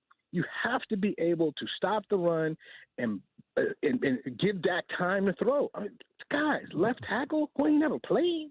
Come on now. Mm-hmm. And it's not like ain't Mark Bavaro out here blocking. These guys are tight end. I mean, these guys are pass catchers. So it's just going to be a challenge. But Jerry sells a Hopium better than anyone. It's going to be packed. You want tickets to see him. It's going to be tough. When they come up on Christmas Day, it's going to be sold out for you guys up there in Landover, Maryland. That kind of stuff still travels. But what they're going to be, it's going to be hard. And then we never seen Shoddy coach. We don't know what they're going to do. Mm-hmm. He's going to step on himself a little bit because every coach who does this for the first time is going to step on themselves a little bit. This is a hard job. And Jerry does a great job of marketing. You got the Netflix thing. We all say, this, that, and the other. And, Pickens is 1A. I'm like, really? Is he a 1? Because he was 1 on a bad offense doesn't mean he's a 1 here. Mm-hmm. He's a good player. He's a talented guy. But this is not some Pro Bowl receiver. This is not a guy who's coming out of Pittsburgh where you say, oh, my gosh, man, this is Antonio Brown. And by the way, there's been only one player that's left Mike Tomlin as a wide receiver that's gone on to do something. That was Plexico Burress. But you look at the list, Mike Wallace, all these dudes, man, they leave Pittsburgh, and they don't miss any of them at the wide receiver spot. So, guys, let's be skeptical, too. Look like Mike Tomlin and Andy got the same deal. They let you go, you done. Yeah, they know something. It's like, don't get a receiver from Pittsburgh and don't get a quarterback from Andy Reid. You're right. They call you, say no. We good. Newey, it's funny you brought up the Netflix thing because I actually just finished it last night. And there were so many moments where I thought of you because you and I have had these conversations on air, and we've also had plenty, off air where you say, Jerry's about selling this thing. And I couldn't help but the last episode of the Netflix show is about Jerry's decision to put Jimmy Johnson in the Ring of Honor down there and how it was, probably 15, 20 years too late. And I couldn't help but watch that with some skepticism. Like, Jerry did it just to create an event in Dallas. I told you that, though. Remember when I told you that? They were filming I haven't seen it yet. They were filming the documentary, weren't they? Yes, I told you what it was. I told you. They needed an ending. First off, that summer, Jerry said, Jimmy ain't getting in. I did the interview with Jerry said, this ain't about Jimmy sniveling, trying to get in. I got other people to think about. He said, it's the second year in a row, Jimmy ain't getting in. All of a sudden, he's there. I was in Charlotte when it happened because I went home and made sure I got to see my folks. And so I'm there. We're like, my photographer's like, hey, Jimmy's on the field. Like, Jimmy Johnson? He's like, yeah. And so they do this whole thing, and the Netflix people were there and had a source in the organization like they need an ending. I'm like, okay, now I see it. Because it's November, you'd announce a December game on December 30th. Hey, we're going to put him in here. You need tickets. You need all this stuff. All the players that Jimmy had are going to want to come.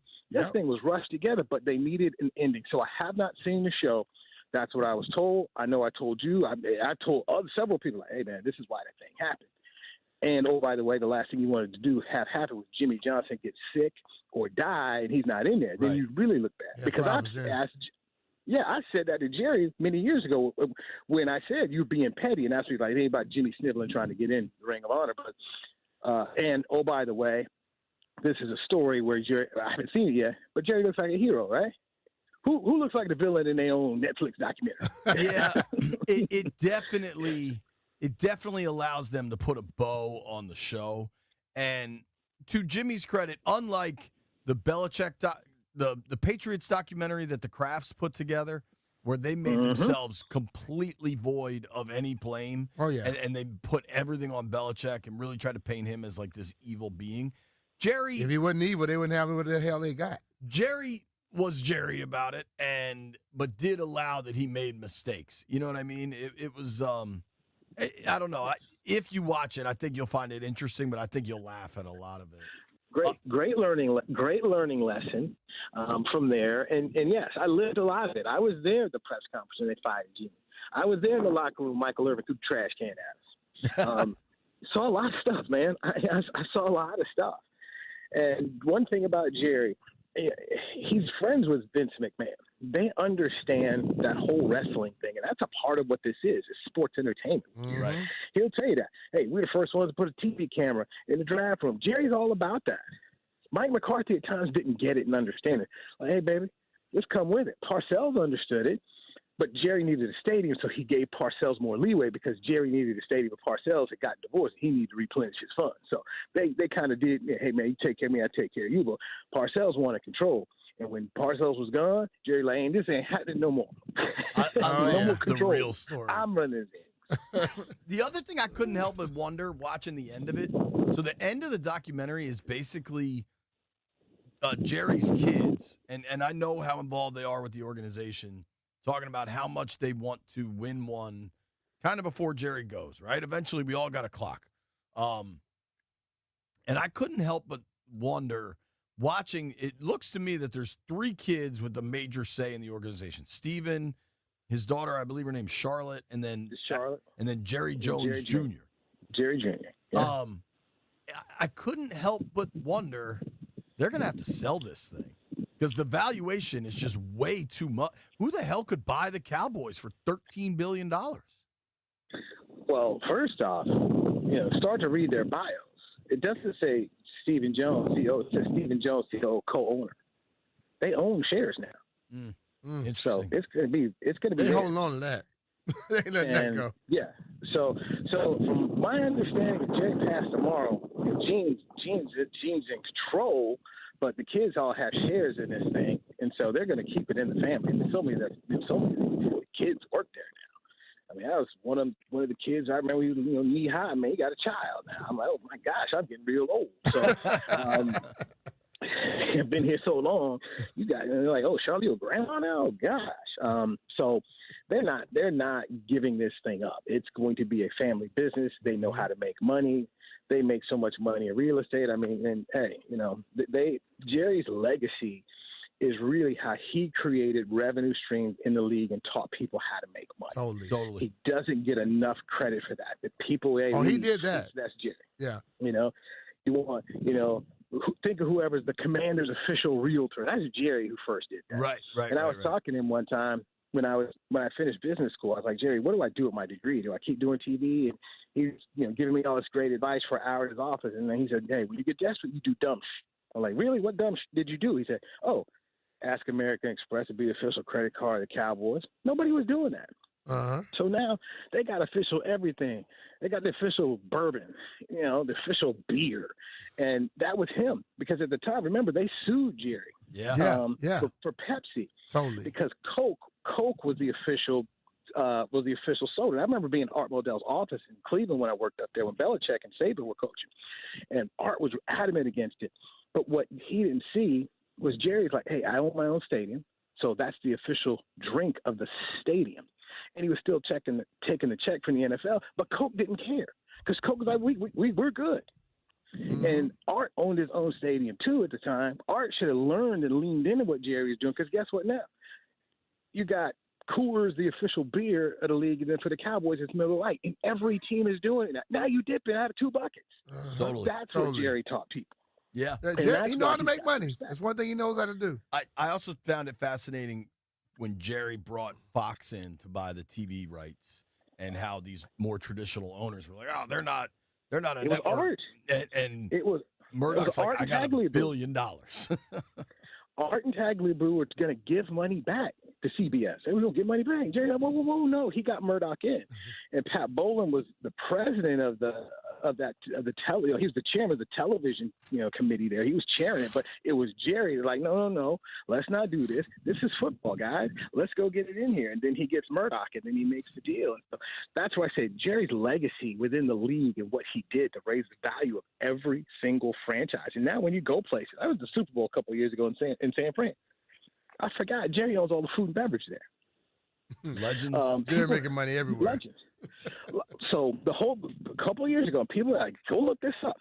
The relocation committee, which Jerry was not on, had approved the Chargers and Raiders to go into a facility at Carson together. Well, the guy who got the team in L.A. was Stan Kroenke. Jerry told us that Goodell said to him, hey, man, I'll give you the L.A. market if you sell the Cowboys. We want you to build L.A. Jerry said, no, but I'll help you do it. So that was when Kroenke started buying up land around Hollywood Park, and Jerry helped Kroenke get there. So they all of a sudden show up. Kroenke's the guy, and they tell, all right, Kroenke, you're going to get you're going to get a team. Okay, you're going to get a team. The Chargers can't build a stadium. They'll go with you to L.A. or the Raiders. Kroenke didn't want the Raiders because, the Raiders were more popular in L.A. than the Rams. That I know because I lived and worked there. So the Chargers can't get their stadium. They go up there. The NFL tells Mark Davis, go back to Oakland and get a stadium. He can't do it. He goes out to Vegas. Mark Davis makes a deal with Sheldon Adelson. That goes bad.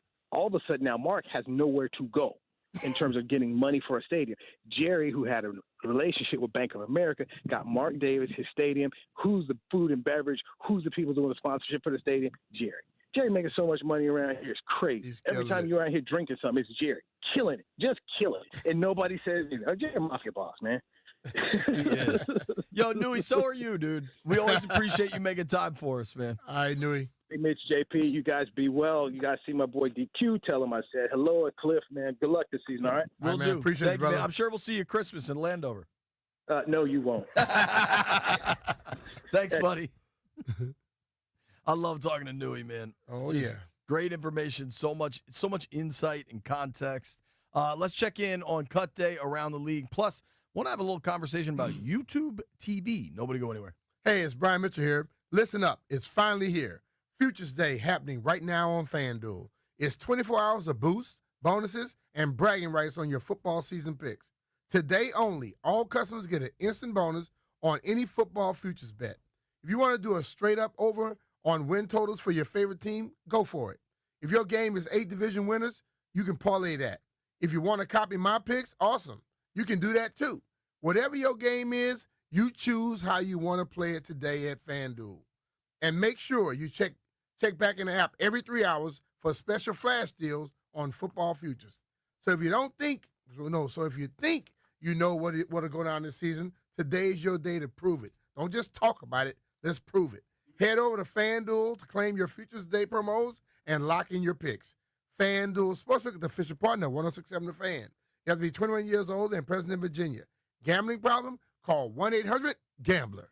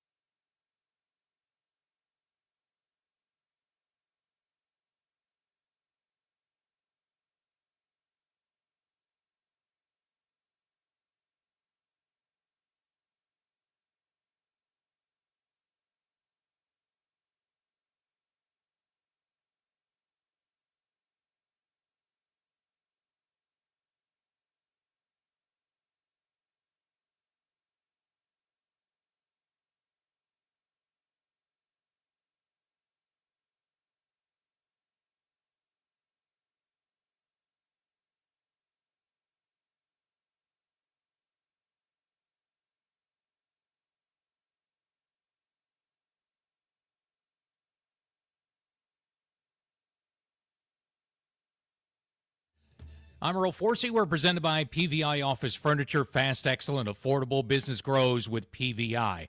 Business getting done in the NFL. It's cut down day. Moves have to be made by 4 p.m. today. Commanders have been busy making a bunch of moves already. The latest one reported by Ben Standig. Commanders cutting veteran defensive end Clelin Ferrell. The other moves reportedly, wide receivers Chris Moore, KJ Osborne being cut. So are defensive back Robbie Price and defensive lineman Jalen Holmes. Will keep you posted on all the moves being made throughout the day here on The Fan. Also, Diana Rossini of The Athletic says the Commanders are trying to trade cornerback Noah Igbenogany, who started 10 games on that defense last season. Baseball, Nationals got beaten in the Bronx by the Yankees 10-5 last night. They'll try again in New York tonight against the Yanks, 7:05 for first pitch here on The Fan. Looking to upgrade your office game? We'll come to you and design the perfect office space for your team. No hassle, no stress.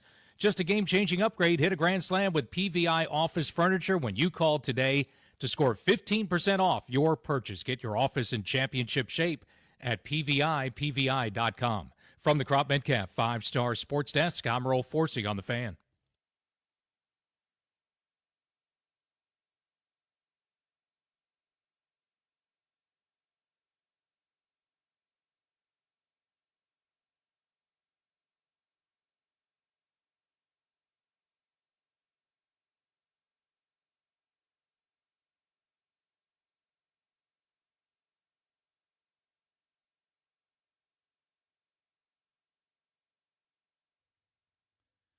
B. Mitch and Finley, 1067 The Fan.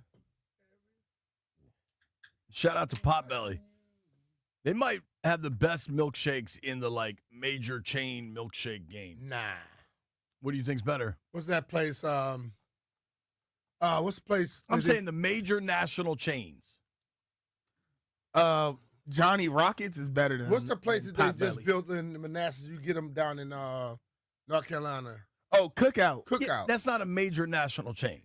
Why ain't it? There's only Cookout in Virginia and North Carolina. Oh, it's one in Atlanta. I think they're more places, but their stuff is way better. These are banging, dude. That milk, I'm telling you, Cookout Also, milkshakes are awesome. Who picked this up, Jeff? Yeah. Did you walk to actual Potbelly? Yes. I need you to tell me the truth, the whole truth, and nothing but the truth. Did you eat the little cookie off the straw?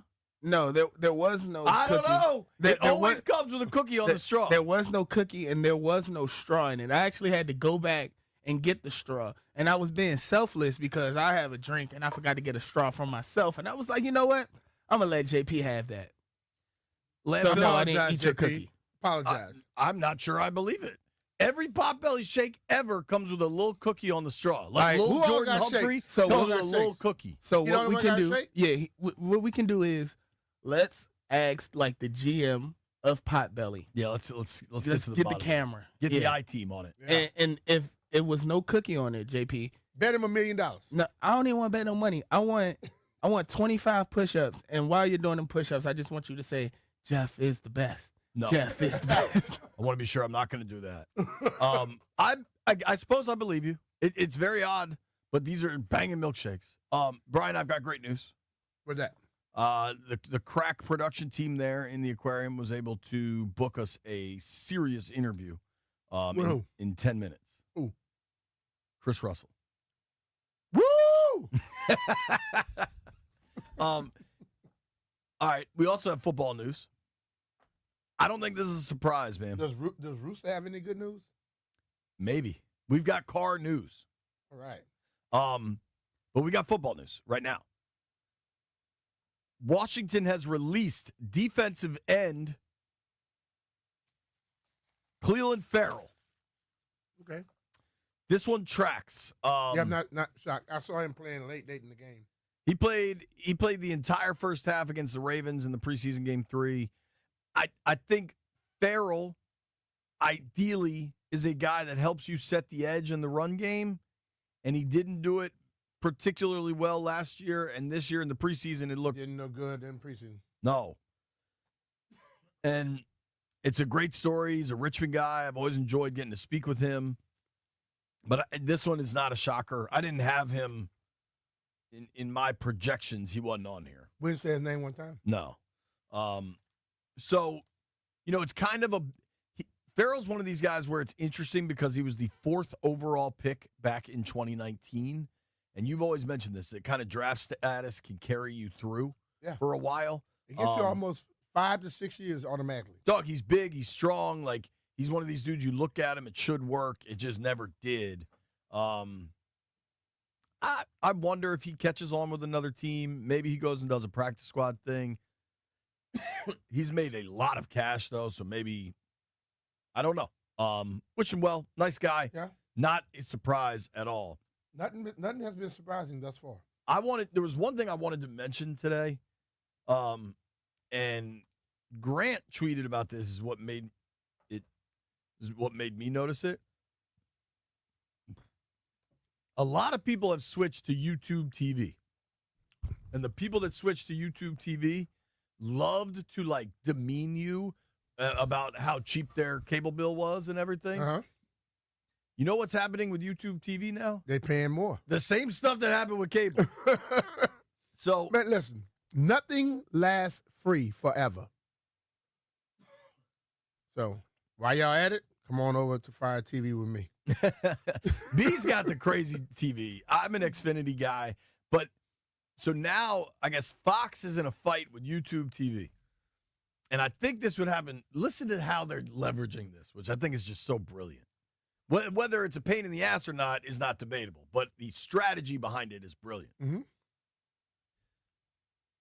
Fox goes off YouTube TV on Friday. Do you know what happened Saturday? Football starts. Texas versus Ohio State. Uh-huh. But you know who did that just recently? Remember ESPN and Dish Network? Yeah, same thing. So you had a problem with ABC on your regular channel and all that stuff. If you had Dish or satellite, whatever it was, you had problems with ABC and ESPN. Right. I remember. That's all. That's just a strong arm. Dude, you know what this? This is. I was a kid when ESPN launched ESPN2, and nobody was getting ESPN2, and then they put an Ohio State game on, and next thing you knew, everybody got ESPN2. Like, my point in this is just, if you're not paying it right now, just blink your eyes. It's coming. Yeah, like, you got to pay for stuff. Listen, I don't know what makes people think they're going to get stuff for free. Listen, I don't care how many apps you got on your phone. You might have a lot of free ones, but you're paying for some of them. And eventually the free ones start messing up. They don't get their money. My thought has always been, as everything becomes more and more streaming centric, is like, by the time you end up paying for all these services to watch your games, you're going to wish you had cable. Because one thing that is simple is one remote and just changing channels. Changing between streaming stuff is awful. Yeah, but you're not at home. Now, they're on the road most times. A real question, though, B, and I don't think you and I identify. Stallion, turn your mic on. Ryan, I think young people just bootleg games all the time. I'm not asking you particularly to incriminate yourself. Jeff and I were just talking Fifth Amendment. But, like, don't do what JP does on the radio every day. I do it constantly. But are you in the world where you just find a pirated stream of games to watch, or do you pay for all the different apps or whatever? Come on, you know me. I am cheap. I got a guy for you.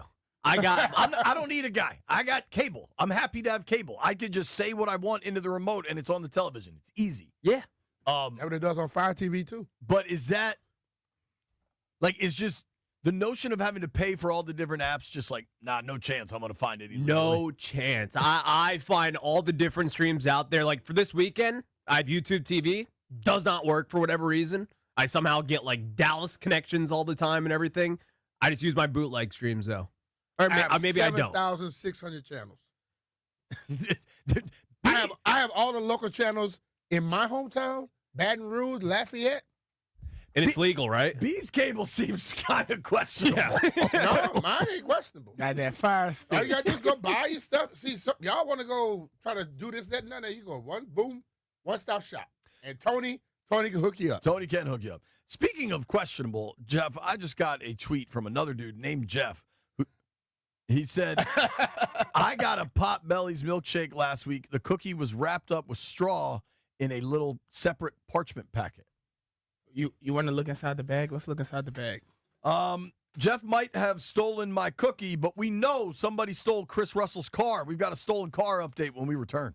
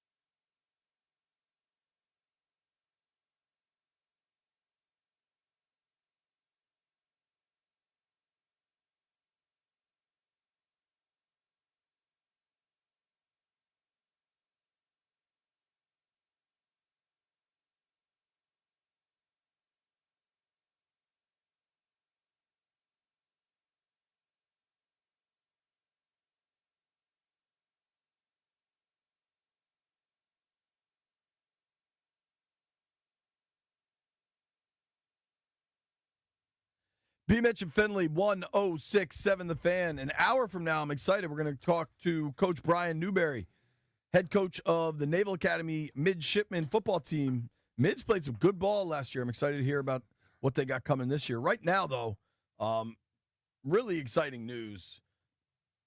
Chris Russell joins us. Hello, Roos. Hello, boys. Last we heard, your car had been stolen, and the criminals were racking up speeding tickets. Is that accurate? Correct. 2, at least. How easy is it to deal with the district government and let them know the car's been stolen and you shouldn't have to pay those tickets? Very uneasy. Let me ask you a question. So they call you, well, you get the alert or whatever, a ticket. You call them and tell them my car's been stolen and I reported it. Yep. Do they not just flag the damn car and stop calling you? No. Well, we know Jeff is the expert at it. Jeff, what happens? So this is the thing. MPD and DC parking and all that, they have 2 separate systems. So, but that's stupid. In order for you to fight a ticket, same thing I had to do when they stole my car. You have to In other words, I shouldn't be working in this building. Yeah. You got to challenge it online, and then you just put your police report in there. They'll wipe it right away. They said they had to wait until my car was officially declared gone, stolen. What happened? How long that take? Which was 2 weeks. They said 2 weeks. Which So is it's what not officially gone when you see it on camera, somebody driving away in your car? Exactly. Which the is hell? what my insurance said. You had to wait 2 weeks. But the good news is, boys. The good news. On Sunday morning, building security in the building that we work in, not the parking company that, that hasn't helped me. No, building security got a call at 6:38 in the morning saying they have found my car. Where? In Capitol Heights, Maryland. Did the police go get it? Well, the problem is it's in an impound lot, but nobody will tell me where it is. I have called PG County Police 6 times, including several, and then a couple of texts as well. The responding officer on Sunday morning does not know where it was towed to. PG County Police Headquarters will not call me back, will not answer the phone. That's the number I was given. Well, call by Jeff. Jeff say he's an expert at he's PG the Don County Police Corleone of Headquarters. PG County. Yeah, exactly. Everybody know him. Yeah, Jeff. I mean, you kept telling me if I just sent you a picture, All right. you would Hold recover 1 my second. car. Let me call my I boy. sent you a 1 second. picture. Where's my car? Hold on. Just If without Jeff all the found out where his screaming. car at, seriously. Without all the screaming. There's just so much screaming. Sorry. They found your car, Correct. but they lost it. It's in a temporary location in a Wait. tow yard or Why in is it a temporary? salvage lot, I guess. Why is it temporary? But there's like 8, I guess, approved yards or whatever in PG County, and it could be at any one of the 8, and nobody will help me tell me where my car is so that I could turn it over to my insurance company because the ignition box was destroyed, they said. At the very minimum, the ignition box was destroyed. So I don't they know ran what out else. of gas, basically. Well, I assume that's how they hotwired it out of our lovely garage here. But I'm that saying, we so they pay $240 a month It for. fell out of gas. Like they let you know they're responsible for nothing. Yeah. All they give you is a parking spot. Yeah. So that's why that little lady sit there every day now. Yeah. She ain't gonna stop nobody. Watching TV. So the good news is you've got your car. The bad news is you don't have your No, car. Correct. He don't have his car. Who has? But your car's no longer His stolen. car is somewhere that he doesn't know where It's at an impound That's lot basically in it's still PG stolen. County. Yes, correct. Have you thought about just driving around all the different impound lots? You know, if I had the kind of free time that you have, JP Finley, maybe I would do that. But I don't have that kind of free time. I'm swimming in free time. Yeah. Corporate Claire, you want to help me out? No. What happened? Maybe Landfill will drive around with you. By the way, Landfill, would watch you out- drive Chris Russell to 8 different impound lots in Prince George's County? Landfill's got things to do. He's got YouTube to watch. Watch out for Corporate Clary. He is an intentional water spiller on the kitchen floor trying to hurt his fellow employees or his former fellow employees because now we know that he works for the corporation, so he didn't care about anybody. I have photographic evidence of the water that he intentionally spilled yesterday trying to get me to slip on the kitchen floor and hurt myself. You were the one saying that you wanted me to slip and, quote, die. No. You did. I did not say that. I did not say that. Yeah, exactly. I said you were trying to get us to slip and die. Well, you have put your hands on me before, and that is Pause. that. In that way? No, I knew it was going to be bad. I knew that was going to be bad, but you did do that. Yourself. That was You you did do should have done. that. You should have kept You that tried to yourself. attack Stallion once? He tried to accuse me of stealing his Yeah, car. my glasses. I have not tried to do anything to you. I don't know where your glasses are. They're probably with my car in the impound lot. Nah. Why is everyone... One thing I haven't understood, now Stallion doesn't work with us much, so it's more we see him in passing. Right. Like, I get you do the video stuff now. Why are you corporate Clary? Like, Because he doesn't work with us anymore. He works around us, but he works for Odyssey, the company. Can I tell you something? White Brian doesn't work with us, period. We Yeah. see him twice a month. So, like, Stallion to me is still here. Now we see White Brian more than twice a month. I just say White Brian. He got some mysterious, like proclivities ways. He might be crazier than The everyone dude went on on this show. vacation and came back concussed. Yo, Jeff is more dependable than White Brian. Whoa. So you can say what you want about corporate Clary, but I don't know. I think we should take it easy on the Stallion. If they act, no, if they act He like comes that, to then work. they must have security. Yeah, They know. See, Jeff is got to do it right. They corporate Clary and White Brian. Come on, White Brian went on vacation and came back on a Monday talking about, oh, I got concussed. You know who's He reliable? was Cowboy drunk. B over there. Who? Young Cowboy B. Who the hell is that? I don't know. Brian. He talking about Another Black Brian. Well, I call him Cowboy B because he's a Cowboy fan. Oh, that's the little light-skinned dude. Who was the dude wearing But the he's Giants there every stuff? day. Well, that's AMAC. That's AMAC. That's my producer. It's a lot. It's a lot of moving parts around here. Yeah, Well, we need to sure. put some This rules is to what the happens hiring when you're process. persona non grata. We need to have a mental test for the So- hiring process. I think the mental test is who will take what the pay is offered. Fair Bruce, point. how are we looking and getting in you driving your vehicle again? Well, I'd love to at one point. I think he needs to trade that one in. Look, if they total it, they total it. I'll get it. I'll have Do to you get a new want them car. to total it? I mean, with 101,000 miles on it, I wouldn't be terribly opposed to it. I just want a decision. I just want to know where my car is. Came seeking clarity. Yeah. That's what we want on Yeah. this plan. At this point, it's on the insurance company. Stop worried about the car. Yeah, well, it's not because they gone say now. you got to go and sign it out, and they want it out of there because they don't want to pay. So, So, you I mean, sign it. You got to go pay for it to get out of the. What? No. I've got to Yo, I go bet you do sign have it to out pay and turn for over it to get well, out. I've got to turn over my title and all that stuff. They make you present documentation. Do you have that can- at your house, right? I have it with me in my bag. Go take it to them.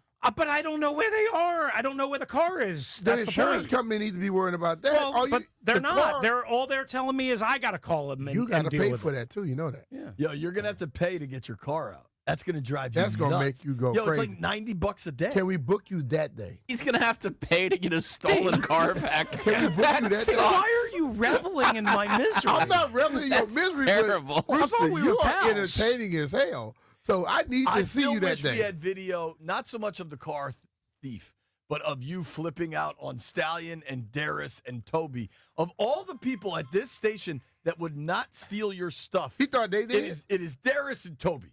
Stallion maybe, but Darius and Toby ain't stealing anything. And you flipped out on them, accusing them. I don't They're know not if I even flipped cursing. out. I thought maybe they were doing a bit. No. The best part about Those it was dudes don't drink. They go to church like 4 times a week. They didn't steal Who your goes car. to church? Toby I does. think that was your producer looking for you just now. Yes. The best part is that he double checked Toby. Of all, like, not me. He goes, Toby, did you do it? And I was like, oh my god! I'm like, you just went right by me, and I was like, okay. Well, that's because all you guys are weasels, man. And I don't trust you because I left my keys on my weasel. desk that day. So I thought maybe you tried to show me a lesson. you could I was like, check me. okay, enough. You could check me, but then you looked past me for a second time, and you said, Well, Toby, did you do it? And he was What like, was the no. model? Not to Yeah, make that in is your kind of car? insulting. Forte. Okay. Kia Forte. Roost, I got to go You gotta, do go, something. gotta go to work. show prep. Yes, show prep. Right, Good for an luck hour. with the car, bro. Keep us All right. updated. Thank you, guys. Always a wild ride. We got quarterback news when we return. It's B. Mitchell Finley.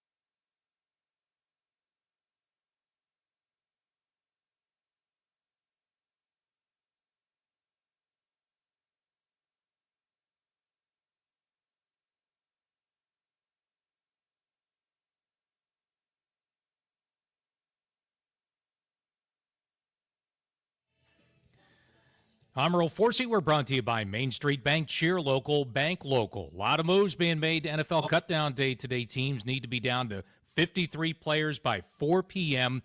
Commanders have been busy already. The latest report from John Keim of ESPN, he says backup quarterback Sam Hartman is going to be released today. Other reported cuts taking place already. Veteran defensive end Cleveland Farrell, wide receivers Chris Moore and KJ Osborne, defensive back Bobby Price, and defensive lineman Jalen Holmes. We'll keep you posted all day on all these cuts being made in Washington, everywhere else in the NFL here in the Fan. Also, Diana Rossini of The Athletic reported earlier today the Commanders have been shopping cornerback Noah Igbenogany, who started 10 games in that secondary last season.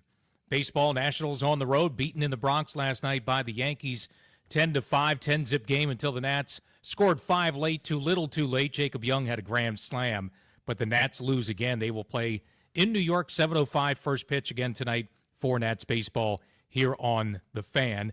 And Terry McLaurin is expected back on the field for practice tomorrow as Commanders get to work for their season opener. Week 1 coming up Sunday, September 7th against the Giants. Football is 12 days away.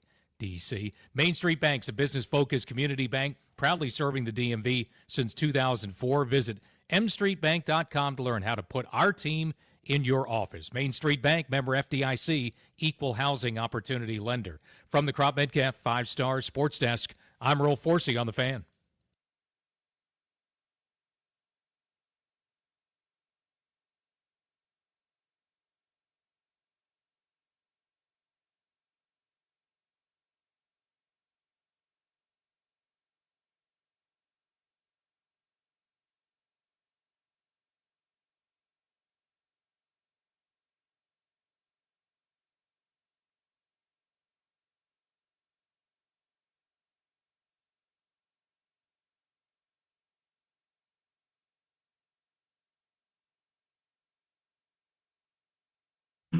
A lot's going on at the radio station right now. I just went into the kitchen to get. And they talking about me? Yep. Well, I was looking for my glasses. I asked you, JP. I was love like, how you're yelling at me about I say, it. where's my glasses? You look right at me and say, I don't know. Rooster was sitting between us, so I couldn't But really see. Rooster was sitting back. They right here on my neck. All right, but, which is hysterical. But what's a simpler question is, how is it my fault if they're on your neck and you It didn't ain't your notice fault, but you- that I didn't notice? See, if you They were, do kind of blend in, though, because, like, if yours was hanging on your shirt kind of like that, and you asked me, I'll probably sit it right on your neck. right, they kind of blend in because they're, like, see-through. You know what I mean?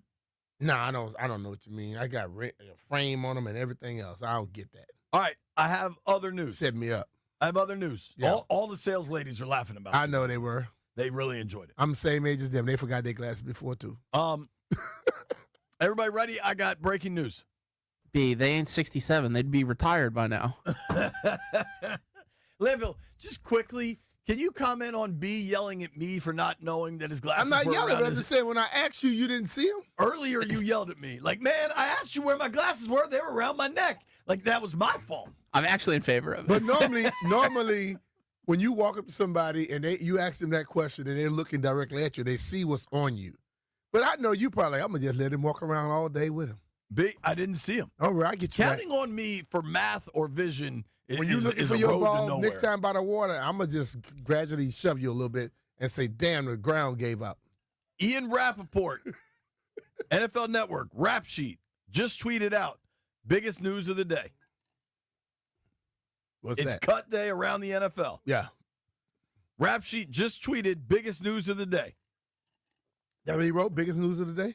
You ready for it? Go You ahead. want to guess? But he started off with biggest news of the day? Or you The saying tweet says, biggest news of the day. that? Okay, go ahead. You want to guess what it is? Mm-mm. Are you ready for it? Yeah. Taylor Swift and Travis Kelce are engaged.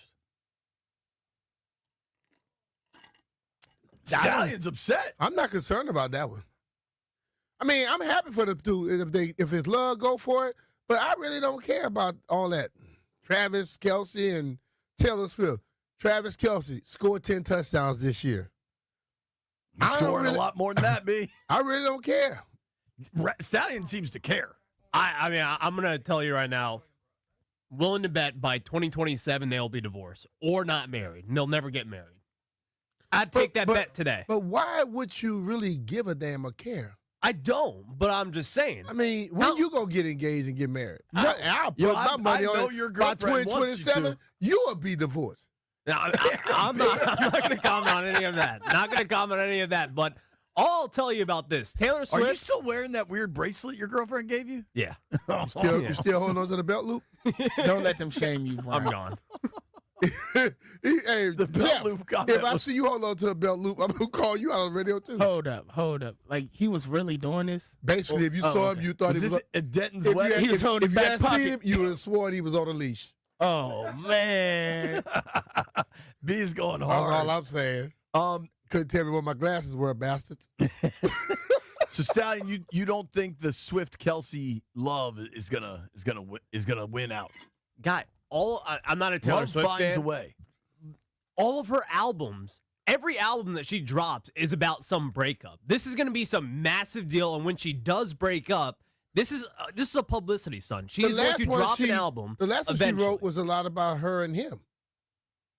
I Ryan didn't hated- take B as a Taylor Swift fan. I don't know. First of all, I'm not a Taylor Swift fan. I just pay attention to current events. Fair. But a lot of the songs were about their relationship. And my thing is, listen to me, bro. If I was hanging out right now, I'm going to go with like some of the people I was crazy about back in the day.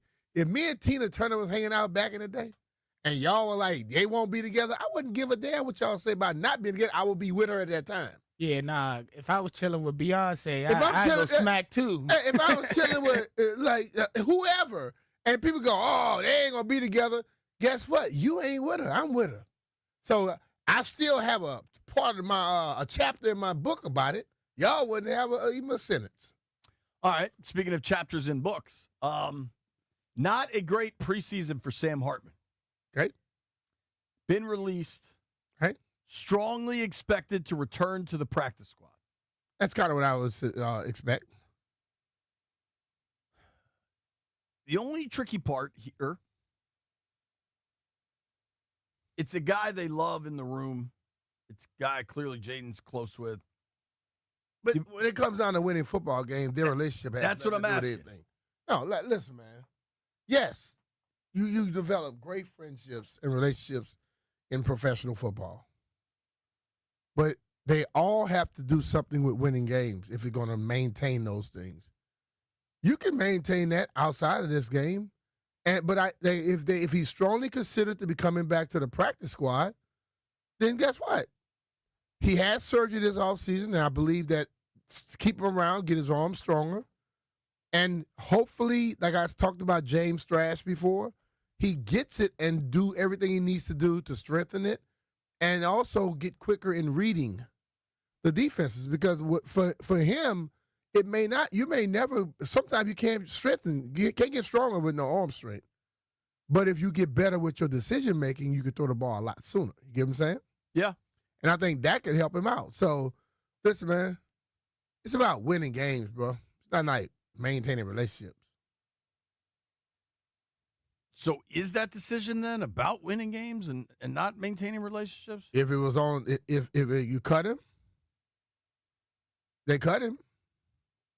So if you bring him back on the practice squad is there for people that you see a possibility of having in the future. Somebody you can help get to somewhere. So yes. But most practice squad guys are not going to be showing up on Sunday and playing games to help you win. There may be 4 to 7 of those that they will be bringing up and down, up and down, up and down. But the rest of them, the other 10 are guys that you're looking for in the next year or two to really make a run at it.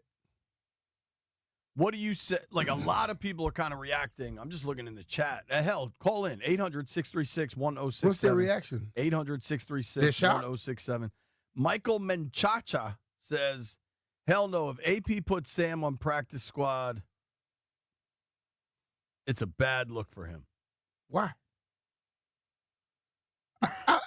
This is what I would ask Michael Machacha. That's his name, Machacha, for real? Michael, how many people you know, how many names can you really just throw out on practice squads or around teams? Half the time we don't know who the hell they are. So why would that be a bad look? practice squad guys, it's 53 guys when you dress out 46 or 47 weekly, right? 47, yep. Okay, then you have 17 practice squad guys. Why would it be a bad look if nobody know who the hell they are anyway? I think I agree with you. I think if they keep Hartman because he's the right guy for the room, and who knows, maybe Sam Hartman's really good at Thursday meetings coming up with like third down ideas. Like there could be a zillion more things to this. I think people are saying because the performance was poor in the preseason that you should find, even if it's on your practice squad, it's got to be somebody that. I understand that mindset, and it's not that deep. He had surgery this offseason. Maybe they already wrote it off as that's the reason for a lot of things. I believe that the surgery and the slower decision making is a combination. Those things can be fixed. We saw Chris Rodriguez last year as a certain person, was not as fast as he is this year, and was bigger than he was. Came back a little smaller, and now he's faster. He seems to be making the team, right? Things can change. Things can adjust. But I don't know why this is it really baffles me where people sit there and have arguments about who's on a practice squad. When did it get that damn deep? Because I'm worried about the guys that are going to strap it up on a weekly basis. Not the guys that they're thinking about going to strap it up in a year or 2 or 3. You know what I mean? If he was on the active squad, I would lose my damn mind. Yes. But not the practice squad. We talked about that. People want to act a certain way to make themselves smarter than everybody else. Bro, come on. It ain't that deep. This is like the little kiddie pool right now. It's not deep at all. It's interesting. If you want to chime in, it looks like Sam Hartman's been cut. Looks like they're going to get him back to the practice squad. 800-636-1067. Landy, do you care? Hartman back to the practice squad? No, I mean, usually teams have a quarterback on the practice squad because it like helps them run. Practice is better. But you know, no matter who the practice squad quarterback is, if that guy actually has to play, we're losing the game. Right. Like it doesn't matter who. There's if no it's a third practice guy squad before that practice squad guy. Yeah, there we're is in no trouble. practice squad quarterback in the league that's actually good. Otherwise, they'd be on a team. And Mariota can run the scout team. Right. Like if the concern is who's giving the looks to the defense. Landfill, 100% agree. Yeah. I'll take Los and Severna Park. Los, what's up, brother? What's up, guys? Hey, man, listen, I ruptured my Achilles, so pray for me, all right? I'm out for the whole football season. Wait, you ruptured your Achilles doing what? Full sprint, playing soccer. First game that my girlfriend has ever seen me play.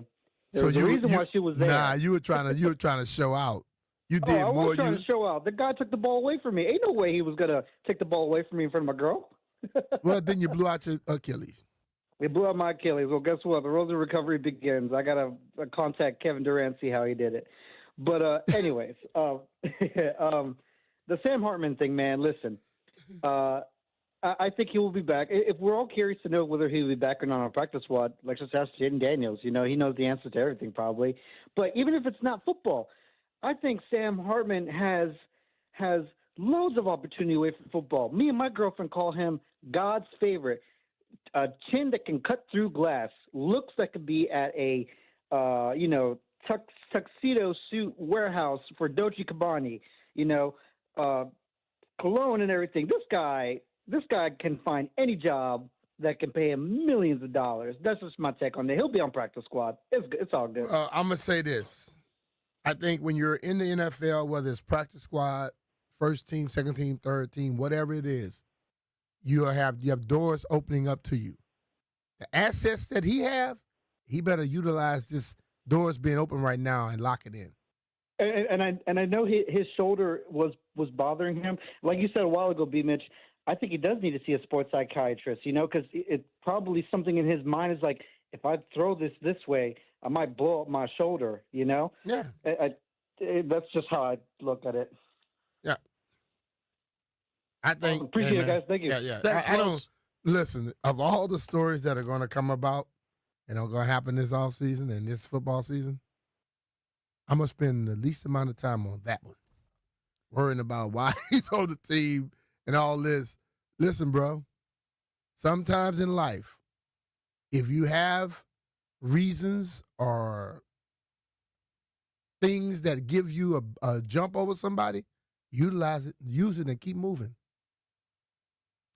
Here's what Everybody else would. We're going to try to stay on time here. The Hartman stuff is interesting. What was Ron saying? Don't make the interesting important. Mm-hmm. This is not important.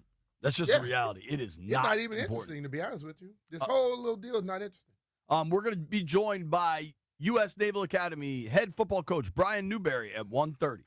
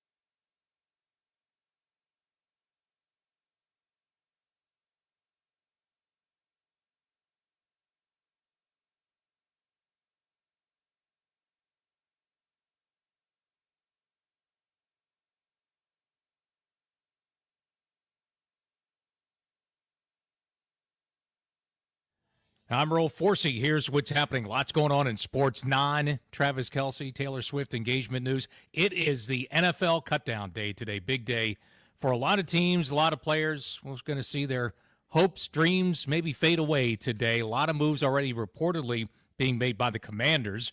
John Keim, ESPN, first to report that backup quarterback Sam Hartman's going to be released. Other reported cuts here in Washington, veteran defensive end Cleveland Farrell, wide receivers Chris Moore and KJ Osborne, defensive back Bobby Price being released, so is defensive lineman Jalen Holmes. Also, Diana Rossini of The Athletic reporting today the Commanders are shopping cornerback Noah Igbenogany, first round pick, 8th overall by Miami in 2020. He started in 10 games for the Commanders defense last season. Baseball Nationals on the road tonight. After losing 10-5 to the Yankees, they play again in the Big Apple, 7:05 first pitch on the Fan. Tennis, second seed Iga Swiatek on the women's side already. An easy first-round winner today, straight sets at the U.S. Open. From the Crop Metcalf 5-Star Sports Desk, I'm Earl Forsey on the Fan.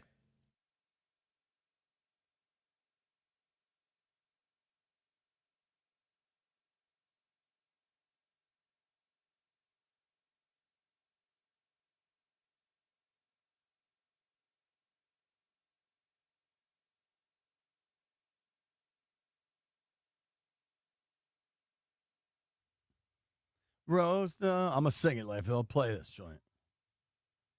We play this in the car with the kids. You know me, you know I love cooking. Whenever I plan to host my friends and family. On the balcony in summer air. I think I know this. See the light, see the garden, the ball gown. I think my choice says it's best. Mambo sauce on everything. Capital City Mambo sauce. Let the drums hit. Special wing sauce. Little did I know that you were Romeo. I would tell you. Daddy said, stay away from Juliet. And I was dying outside, begging you, please don't go.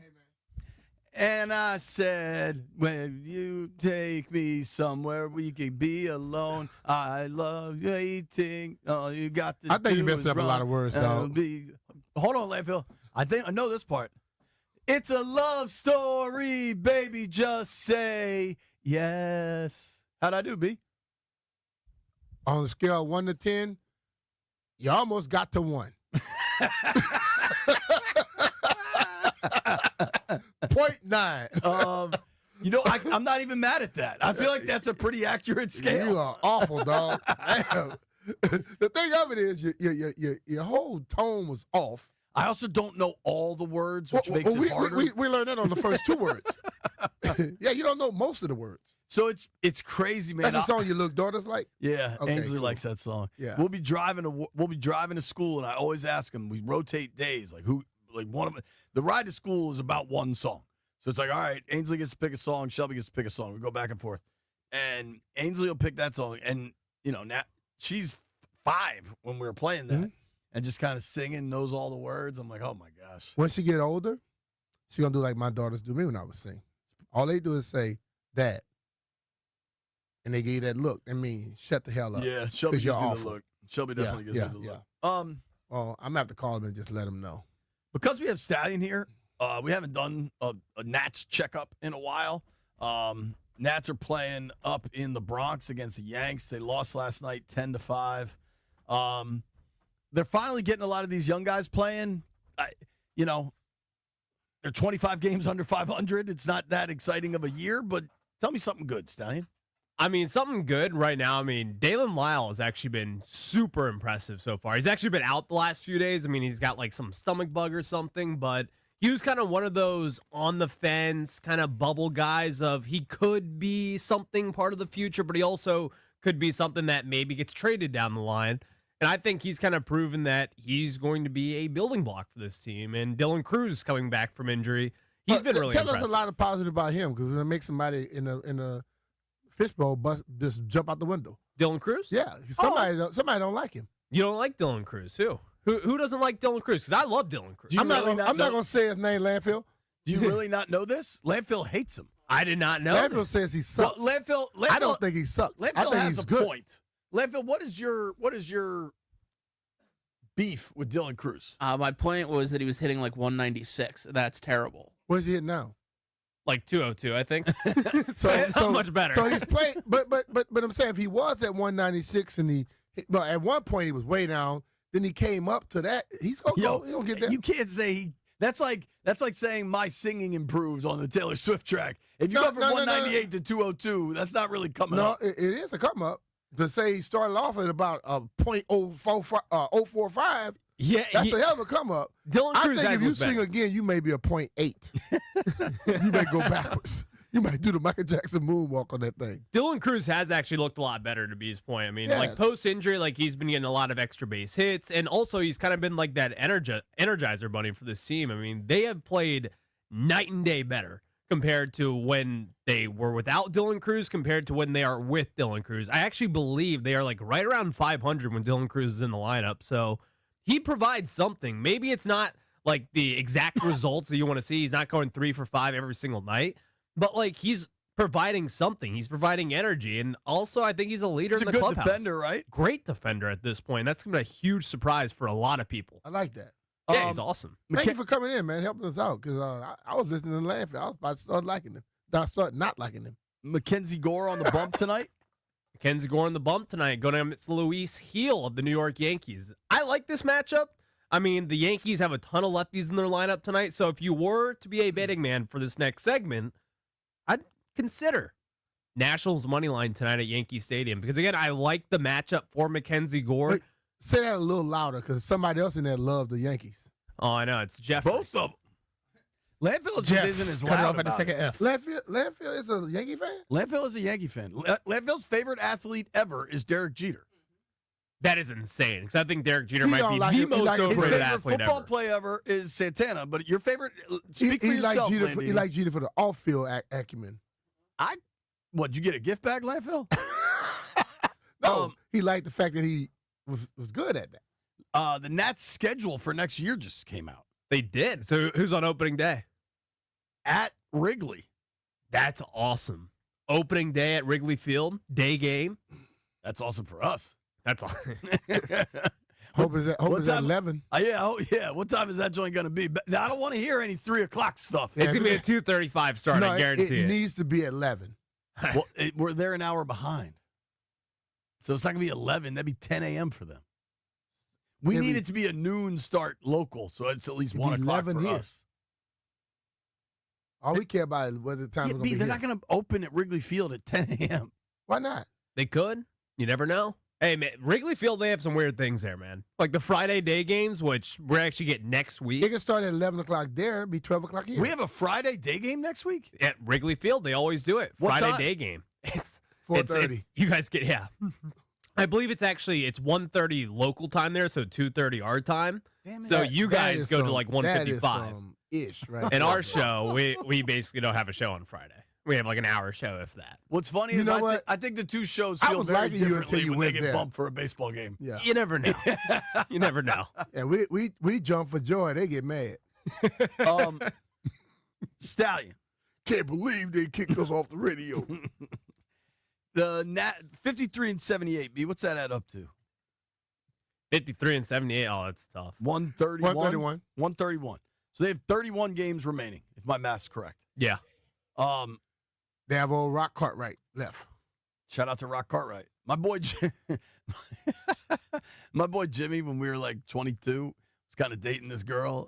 We used to say she looked like Rock Cartwright. It wasn't the most flattering She description. was short.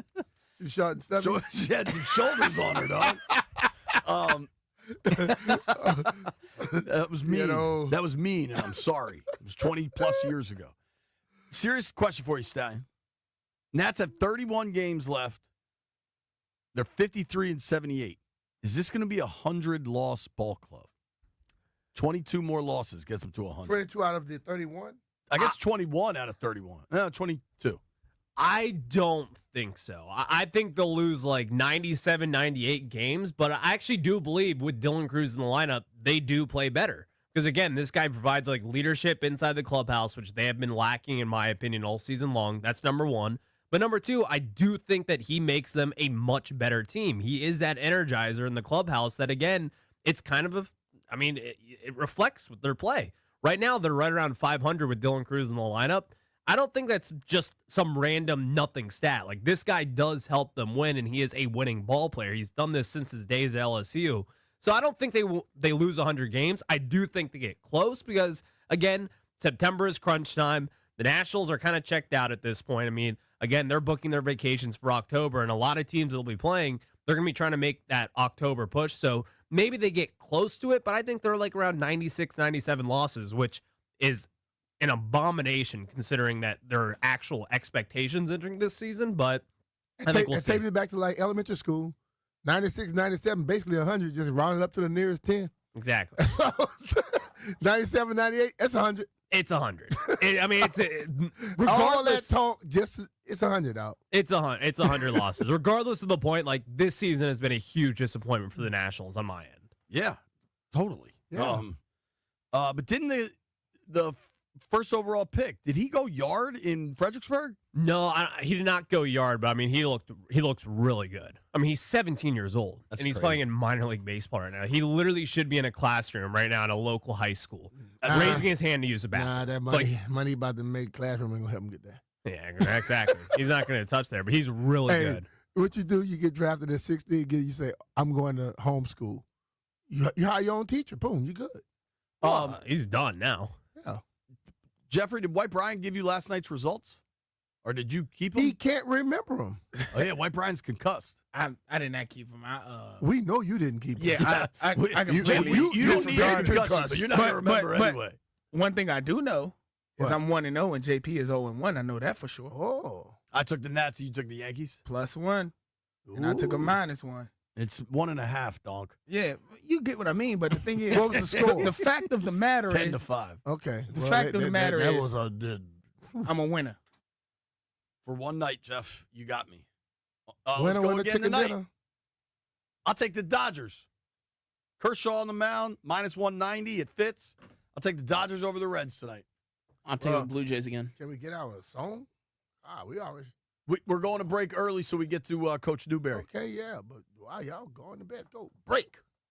Okay, B will give us his bet when we return. Give me the B. Yankees. It's B. Mitch and Finley.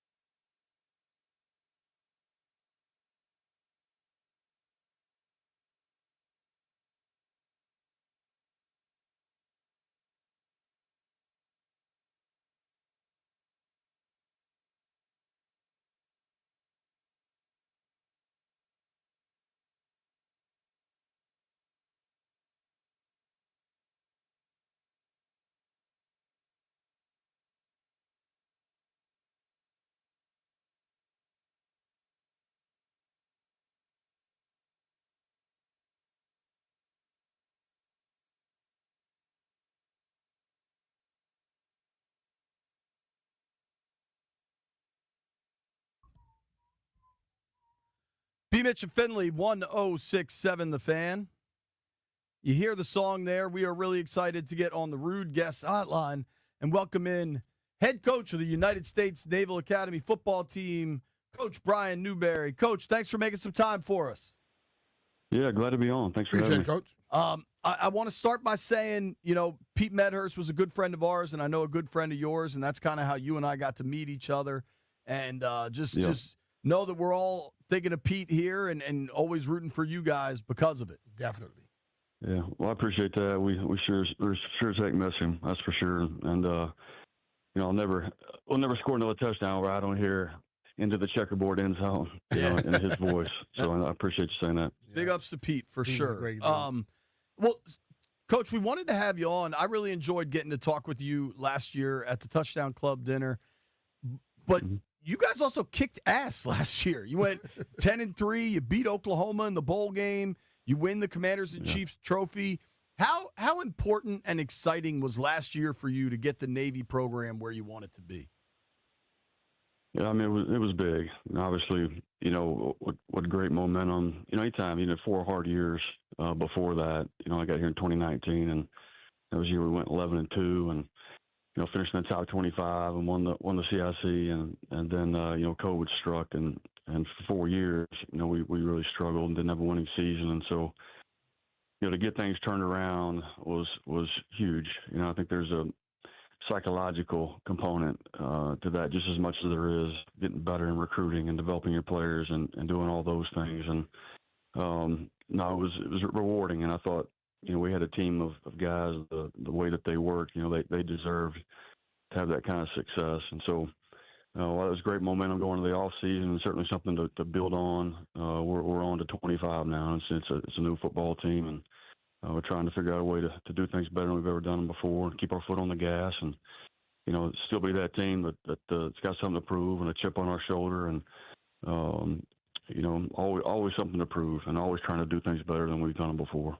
Well, go ahead, Jay. I just can only imagine what your last 2 weeks of the season, beating a ranked Army team in Army Navy, and then beating Oklahoma, especially for you, where you grew up in that part of the world, and that had to be pretty sweet, man. Pretty sweet way to end things. It was. Obviously the Army game was big for us. That's our number one goal. Most important thing in our program is to have that trophy here in Annapolis, and then to go and beat Oklahoma in the bowl game was really icing on the cake. And like I said earlier, just great momentum going into the off season. A great kind of mind shift for what we can do around here and what we can expect from ourselves. Coach, as coaching on the Naval Academy, how fun is it for a coach knowing you have those guys that are dedicated solely for that? Like, not like all the other guys they're here one year trying to go somewhere else the next. That they're gonna be there. Yeah, no doubt. I mean, we're a unicorn in college football. Oh, yeah. Always have been, especially nowadays with this era of college football, with the portal and the NIL and all those things. We're relatively untouched by that, and so. You start off with a kind of young man that you get to coach here on a daily basis, which is phenomenal, and we're still truly a developmental program. And so guys you recruit, or you develop a relationship with those guys, and you get them here, and that relationship continues to develop and grow, and you get to see their growth from the time they get in here as plebes, year in and year out. And this place is tremendous in the way that it develops young men. And the great thing about coaching here at the academy is they're getting a lot of the same messaging, on the yard that they do when they come over here in our football building. And so there's carryover. But I tell you, it's a dream come true to come to work here every day and to still coach in a developmental program where you can have an impact on young men. They're going to go out and do phenomenal, exceptional things when they get done here. And so it's a privilege, but it's also, a great responsibility and one that I certainly don't take lightly. But I got to pinch myself coming to work every day, man. Yeah, we all imagine because we played golf over at the Naval Academy golf course the other day. That's a hard track. And they had it's a hard track, but they had the cross-country team, doubt. men and women. They ran for the whole 4 hours and something we were out there playing. And I'm not talking about jogging. I'm talking about running. Yeah. So I can imagine what the football team does. No question. And these guys, I think what people don't realize is just, to play FBS football is a full-time job, and then to do it here at the Naval Academy, when when you're taking chemistry and physics and engineering and all the things that these guys do and juggling their military responsibilities as well. It just has so much respect for these guys and the way they're able to compartmentalize things and forces them to grow up pretty quick, that's for sure. Totally. Talking to Navy head football coach Brian Newberry here on the Rude Guest Hotline. If you'd like to give Coach Newberry a follow, it's @_Coach New. Obviously, the season kicks off this week, Saturday, against VMI at home in Annapolis. And, you guys have always a packed schedule looking ahead. Notre Dame's in November, and then Army-Navy's always that, I guess, second or third weekend in December. Yeah. How do you feel about the boys this year? I feel good. I feel good about this team. I always go back and look at the body of work, going back to January. You always look at the leadership. It's one of the most consistent teams that I've been a part of in regards to the way these guys show up to work every day. There's a really, really high standard in our program. I thought our seniors last year, their big deal was just leave a legacy and how this thing's supposed to be done. And they did that. And I think we picked up, right where those guys left off. And these guys want to honor that legacy and they want to build on it. But if you just look at the body of work, which is the most important thing to me, and the consistency and the discipline, we're a team that I feel like deserves success. And obviously you don't always have it just because you deserve it, but they've done all the right things up to this point. I like the leadership. Obviously we got a lot of good returning production. But we'll have 9 guys on Saturday getting their first start, in a Navy uniform. Some of those guys have played snaps for us, but I feel good about the work. I think there's a lot of potential there. Now we just got to go out and play to our standard and play our style of football, and I think we'll be all right. Coach, you said something interesting to me when we were chatting at the dinner about how kind of this new era of NIL and transfer portal almost. Not that anything is easy to win at Navy, right, with the intellectual and all the demands on these young men. But you're able to separate kind of who you're looking for in a way that maybe some other schools aren't. How does NIL and the transfer portal impact your ability to recruit? Well, I think, first of all, the transfer portal, high school players aren't getting as many opportunities as they used to. And so that's given us access to more players that are available, which allows us to be a little more selective about the guys that we take. If you look at the last 2 recruiting classes, they look different than the previous classes as far as size and length. We dive into the intangible piece of things. We want to find guys that are a fit here at the Naval Academy that are going to thrive here. And it's about more than football here too. That's got to be a part of it, obviously. But that piece is helping us. I think in regards to NIL, the players that are getting paid a lot of money coming out of high school, the Power 4 guys, we weren't in those conversations to begin with, really, right? And so some of the majors are paying guys, mostly transfers. But if a kid values a degree and understands what the Naval Academy can do for his future and understands that the NIL comes on the back end here, it's something that lasts the rest of his life, not just the next 4 years. I think that resonates with kids. I think the fact that we don't go into the portal and recruit over guys, we want the guys that we recruited, and we're going to develop them and keep them here. I think that resonates with the high school players and certainly their families. And so when we get them here and we talk through all that stuff and they see the value in it, I think that helps us quite a bit. And obviously, the difficult thing for us is, we can lose guys in the portal, and we can't go out and replace them. So we got to do a great job of doing things the right way here and retaining our players and developing them. And didn't lose a single player in the portal this year that played a snap for us the previous season. So that's an indication that we're doing things the right way. These guys are so connected here. I mean, this truly is a brotherhood. These guys care about each other. They love each other. Probably not a lot of bond programs that gets created here. Yep. No, I mean, it's hard, right? Yeah. You're talking to your friends that are coaching different places. I mean, the conversations I have with the recruits is, all right, if you go to public school X, you may play on 8 different teams in your time there. It's not different just year to year. It's semester to semester now, and so that's something you want to be a part of. Or do you want to come in with your fellow freshmen and graduate with those guys and serve with those guys and develop those relationships that are going to last you the rest of your life, that are deep and meaningful. or is it just about football and just about a paycheck? You know, so. And that draws a certain kind of young man into our program, and like I said, we've got phenomenal kids here. We try to recruit the best and the brightest from all over the country, and we've been able to do that at a higher level the last couple of years. And I think that's only going to get better for us. Well, Coach, we'll be rooting for you. I know you're a busy man. Thank you for making time for us. Looking forward to seeing the opener on Saturday. Yeah, thanks for having me on, guys. All right, Appreciate Coach. it. Take care, All right. man. All right. Coach Brian Newberry, United States Naval Academy midshipman, rooting for the mids this Saturday and every Saturday going forward. Thanks, everybody, for listening to the show. Grant and Danny coming your way next. You made it this far. Jeff owes you some smelling salt.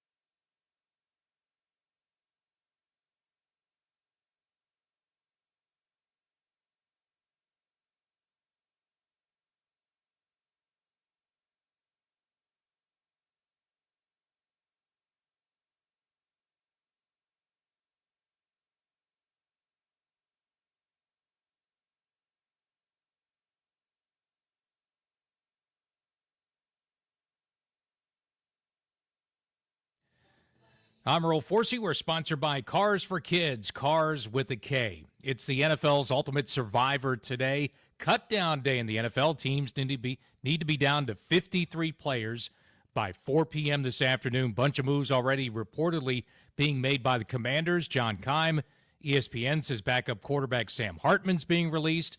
Other reported cuts in Washington: defensive ends Andre Jones and Cleveland Farrell, wide receivers Chris Moore and KJ Osborne, and defensive back Bobby Price and defensive lineman Jalen Holmes, all reportedly being released. We'll keep you up to date on all the moves throughout the day here on The Fan. Also, another one could be coming. Diana Rossini of The Athletic reported earlier today the Commanders have been shopping cornerback Noah Igbenogany, the former first-round pick by Miami in 2020. He started 10 games in the Commanders' secondary last season. Other moves, quarterback Tommy DeVito, forget about it, waived today by the Giants. Wide receiver Deontay Johnson reportedly being cut by the Cleveland Browns. Tennis, second seed Iga Swiatek, easy first-round winner today at the U.S. Open. Men's second seed Carlos Alcaraz got things going with a straight-set win late last night.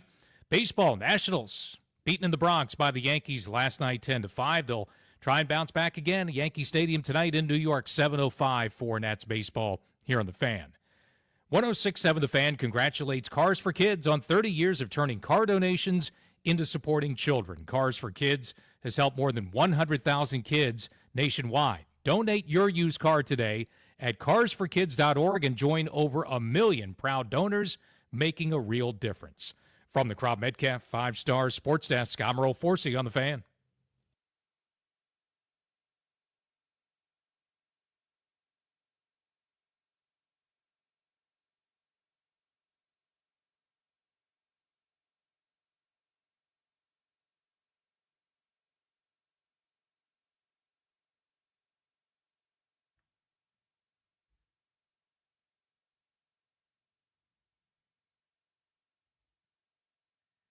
Good Tuesday afternoon. Welcome into Grant and Danny. You are listening live to The Fan. We will take you up to 6:30. Full 4.5-hour show today because the Yankees are one of the few teams in Major League Baseball that still start games correctly at 7:05. It's a little late. That means we get to go the distance. So we will have 4.5 good hours for you today, including our 5 o'clock daily feature this week where we get you ready for your fantasy football drafts. We will talk running backs today with a fantasy expert. Danny, how are you? I'm very well, my friend. Speaking of fantasy, starting to have my drafts. Next week is where it's really hot and heavy. I got one this Thursday and a couple more next week. And, of course, you and I have ours. Grant and Danny Listener League on Wednesday. Have you had many drafts yet? I have had 0 drafts. 0 so far? It has been a fascinating – I think I probably say something like this every year, but there really is an incredible amount of variance into what people are thinking and how drafts are going to go, and leagues where I know people are really smart. There's like position runs early, and there's not really as much consensus up at the top of the board because you got a lot of guys with, again, a lot of variables there. So, like, you're going to trust Christian McCaffrey up top? You're going to trust Saquon Barkley after an outrageous number of touches or whatever? We'll answer those questions today at 5. Yeah, I think Saquon Barkley is in for a massive dip this year, which is not saying a whole lot when you have one of the greatest years of all time. Like ever. But history just suggests when a guy touches the football as much as he did, and not only was he the ultimate workhorse in the regular season as a 2,000-yard back who would have broken the rushing record had they have played him in the final week for more carries, in the playoffs, they rode him all the way to and through the Super Bowl. And so when you just look at the modern era and guys who were as involved and took on as much contact as him, had as many car crashes, so to speak, between the lines as he did last year, the next year, your body doesn't hold up. Mm-hmm. So I am trying to avoid Saquon Barkley, but there are certain spots on the board where you just can't. Yeah, if you're at 8th, are you going to pass on him? No, you can't. I mean, he's still going second, basically. Totally, Third yeah. at the latest. But yeah, I'm curious to see what happens tomorrow. That'll be my first draft. I will say I've gotten a lot of texts from buddies, my siblings, like people in leagues that have drafted. And Ja'Cory Krosky-Merritt, old Bill. There's a little buzz. In this town, when you're in leagues with Commanders fans. Yeah, he's going. He is going very, very early. Like, I've heard as crazy as round 5 and things. People, the hype train has left the station on Ja'Cory Krosky-Merritt. The value's now late round flyer on Chris Rodriguez. Seriously. If you're handcuffing, because you're talking about a starting running back now, according to folks. I mean, that the last game we didn't talk much about it, obviously because McLaurin signed and otherwise. But last game of the preseason usage there kind of tells you who do you want to keep in bubble wrap. Krosky Merritt. I guess he did enough in preseason game number 2 to make him say we don't need him beating up, taking some abuse in game number 3. Fascinating. So it's cut down day around the NFL. As significant names get axed, we are going to update you, and we will let you know what's going on both here in D.C. and around the all day long on the show. So we've got you covered through 6:30 on cut down day as rosters are formed in finality going up to the close of business here. Teams whittling it down to 53. But some of the notables for the Commanders so far that stand out to me. 28-year-old Clelin Ferrell, who last year played in 14 games, had 3.5 sacks. He's more of a run stuffer than a pass rusher, was originally drafted at the top of the board by the then Oakland Raiders. 4th overall pick in the draft out of Clemson, if you remember. Became a decent player for the Raiders, played a year in San Francisco in the Adam Peters era, then was signed and brought to Washington as one of the veterans that came over in free agency last year. Clelin Ferrell got cut today. Now, this is one that I actually was predicting, but I think will surprise a lot of people because it felt like he had a roster spot when camp began.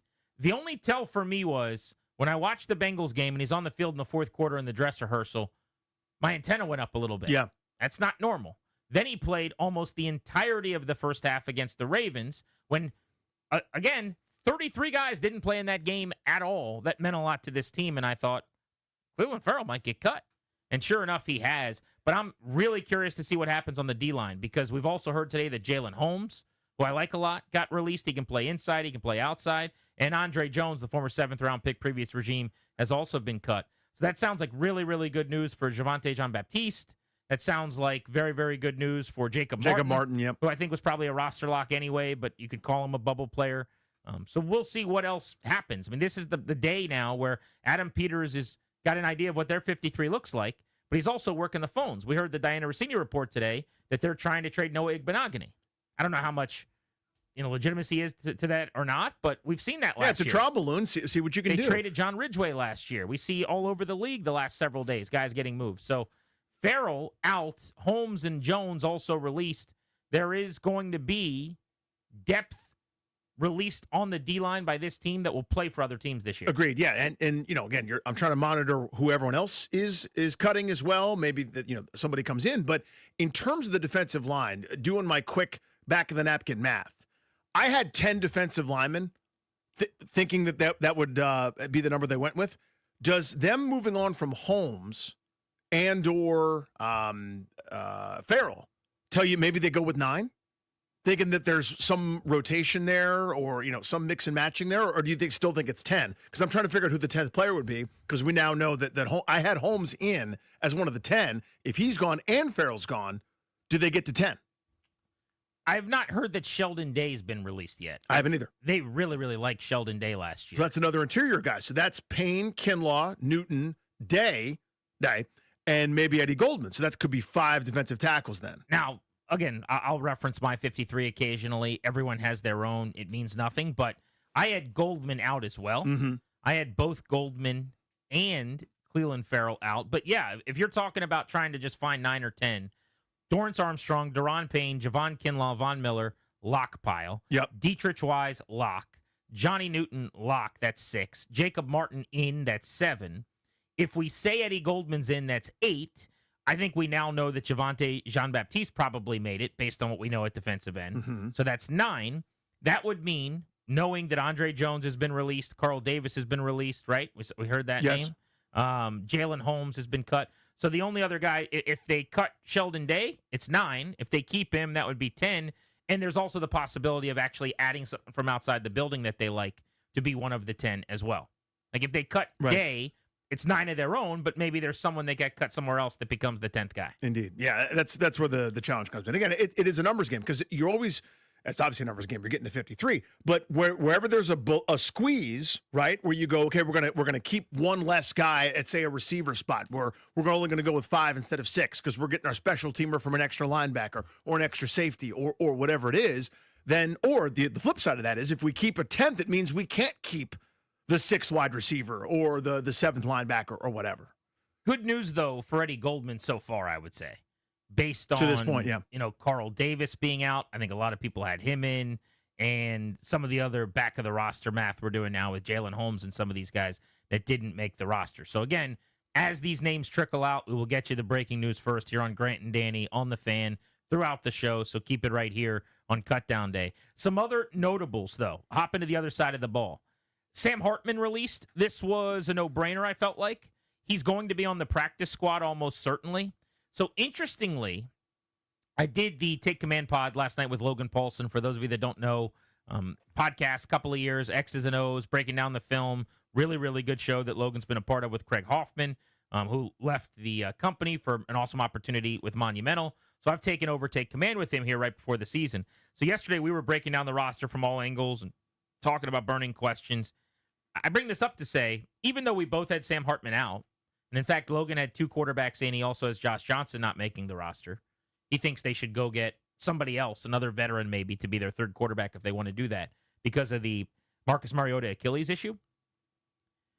His takeaway, rewatching the tape from Sam Hartman in the Ravens game, which felt just awful, he said people are going to hate this. He did not play nearly as bad as people think. He said there were a couple of really, really bad decisions. The pick six was one of them. He said, but a lot of his miscues were based on receivers not doing their job correctly, either by way of the route they ran or how they ran their route or telegraphing things for a defensive back. And I do think that's interesting because we talk about the other side of this equation a lot, this relationship between the bad quarterback at the end of a preseason game and a receiver that's trying to get seen. Mm-hmm. Like if the quarterback's not playing well, if he's not processing, ball's not coming out, he's not throwing you a catchable pass, what am I supposed to do here? But it goes both ways, too. There are plays certainly where that happened with Johnson, with Hartman, with all these guys around the league that have been waived today at quarterback who are playing in the fourth quarter of these games. But occasionally as a quarterback, if you're Sam Hartman, you don't think he might look a little bit better out there with the Terry McLaurin, Noah Brown, Zach Ertz, and behind a number 1 offensive line? I'm sure you'd think, yeah. So I just think they like him enough that he will be on the P squad. And let's face it, he's Jaden's boy. Yeah. I mean, again, they're that's good pals, and the camaraderie in the quarterback room matters. not to be flippant about that. And again, it's more than playing. Because again, if that person has to play, your season is already doomed. It just Forget list about him when you sign him to the practice squad. Instead of listing him as quarterback, list him Sam Hartman, Jaden Daniels, BFF Totes. Yeah, good in the film room. Awesome on road trips. Handsome gentleman. Seriously. And it's easy to scoff at that. And Jared, scoff away if that's what you're feeling. But the point is, to me, the practice squad quarterback having a good rapport with the other guys, being good in that room, helping guide, mentor, not in terms of being, running good play or whether it's practice squad type stuff. It's not practice squad, scouting. What am I trying to say? Scout team. Thank you very much. Whether it's running that sort of stuff, there's a value in it to have that room be as good as it could possibly be.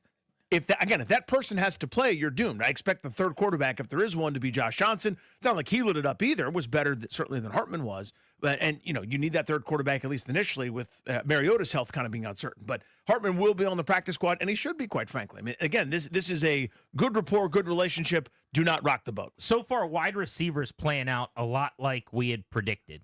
So the obvious is who's in, right? And that's Terry McLaurin, Noah Brown, Deebo Samuel, Jalen Lane, and presumably Luke McCaffrey based on being a third-round pick last year. So I would put them all 5 guys in Sharpie, right? The first 4 of them well-deserved and need to be here. Luke, I think, is still intriguing enough as a prospect and was drafted high enough last year that you're not willing to cut bait, and he's going to be in the mix. So we're good there with those 5? Yes. The question was, are they going to keep a 6th? And will it be one of these veterans who came in during or before camp, whether that's KJ Osborne, who was here at the end of last year, Chris Moore over the offseason, Michael Gallup, who they cut yesterday. So they've already cut all 3 of the veterans. Gallup out yesterday, and today, KJ Osborne, who had back-to-back 500-yard seasons in Minnesota at one point, and Chris Moore, who's done some good things in the league on Sundays, they're gone. Now, I think they'll be in the building, at least one or both of them, on the practice squad potentially. But as we wait to find out how the back of the roster is going to be shaped, if they keep a 6th, it would be one of, right now, we have not heard on Ja'Cory Brooks, Jacoby Jones, Tay Martin, River Craycraft, I guess, and then there were 4, so to speak. But my point all along has been, I didn't think anybody separated themselves and prove that they needed to make the roster. If I had to keep 6 because I can't get someone from somewhere else, my 6th guy would be Ja'Cory Brooks, the undrafted free agent out of Louisville. Mine too. I think he did enough in training camp and in the preseason that he is the 6th best guy in the building. But I also know with every ounce of being inside of me that you could get him to the practice squad. And if that is the case, then why wouldn't you just keep 5 for now? You've still got him in the building moving forward.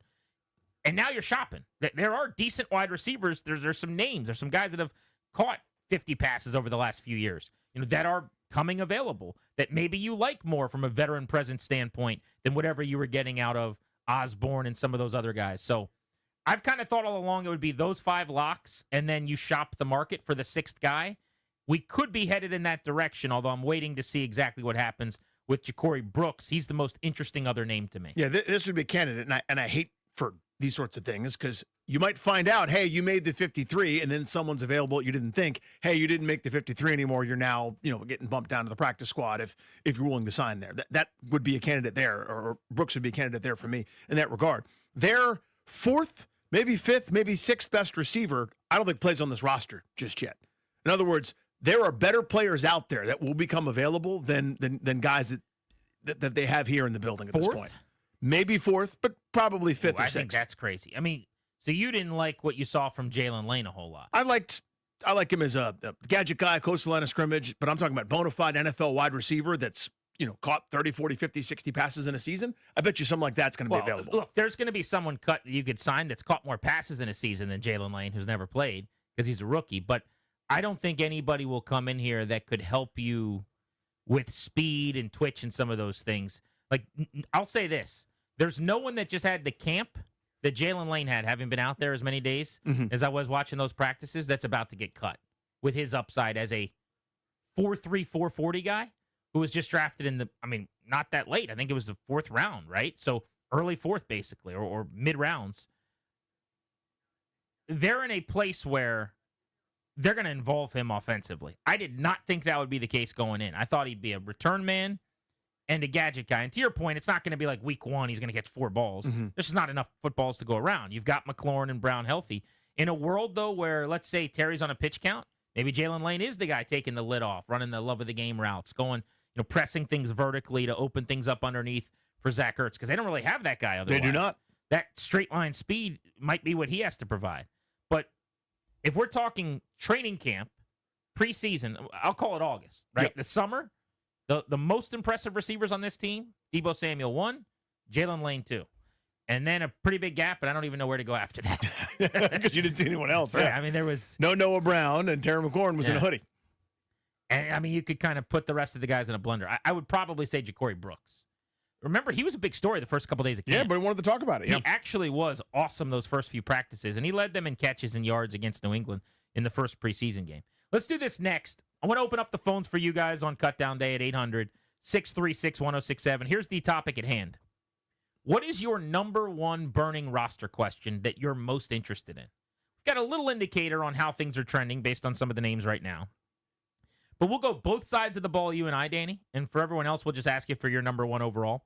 But number 1 burning question you're most interested in, if you could find out ahead of everybody else, what's the thing that fascinates you about the decisions they're making today in Ashburn over the next couple of hours? Grant and Danny with you on The Fan.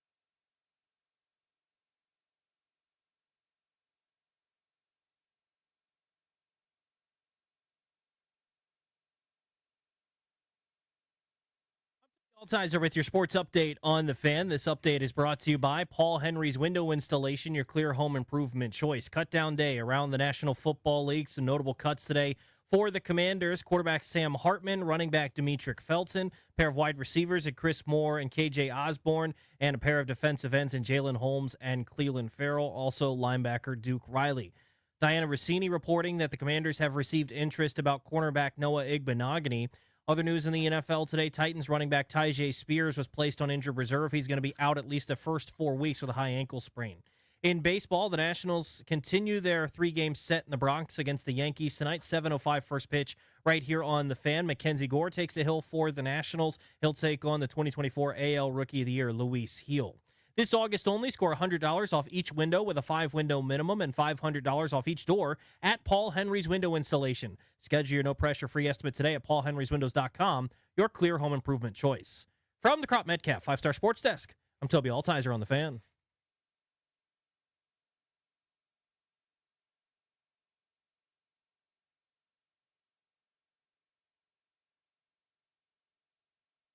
I went back and watched the Sam Hartman film, and this is going to get a lot of people pissed off. But I'm okay saying it, is when you watch the Sam Hartman tape, some of that's him. I think the ball is always relatively going to the right spot. I think on the interception, they totally, especially the first one, like where the interception pick six, he got fooled by the coverage a little bit. They were in man a lot on the drive before. They rolled to cover 3. Mistakes happen. I get it. He's a young player. But there's some of those where I'm like, this receiver is not running this route the way it needs to be run to the standard of an NFL player.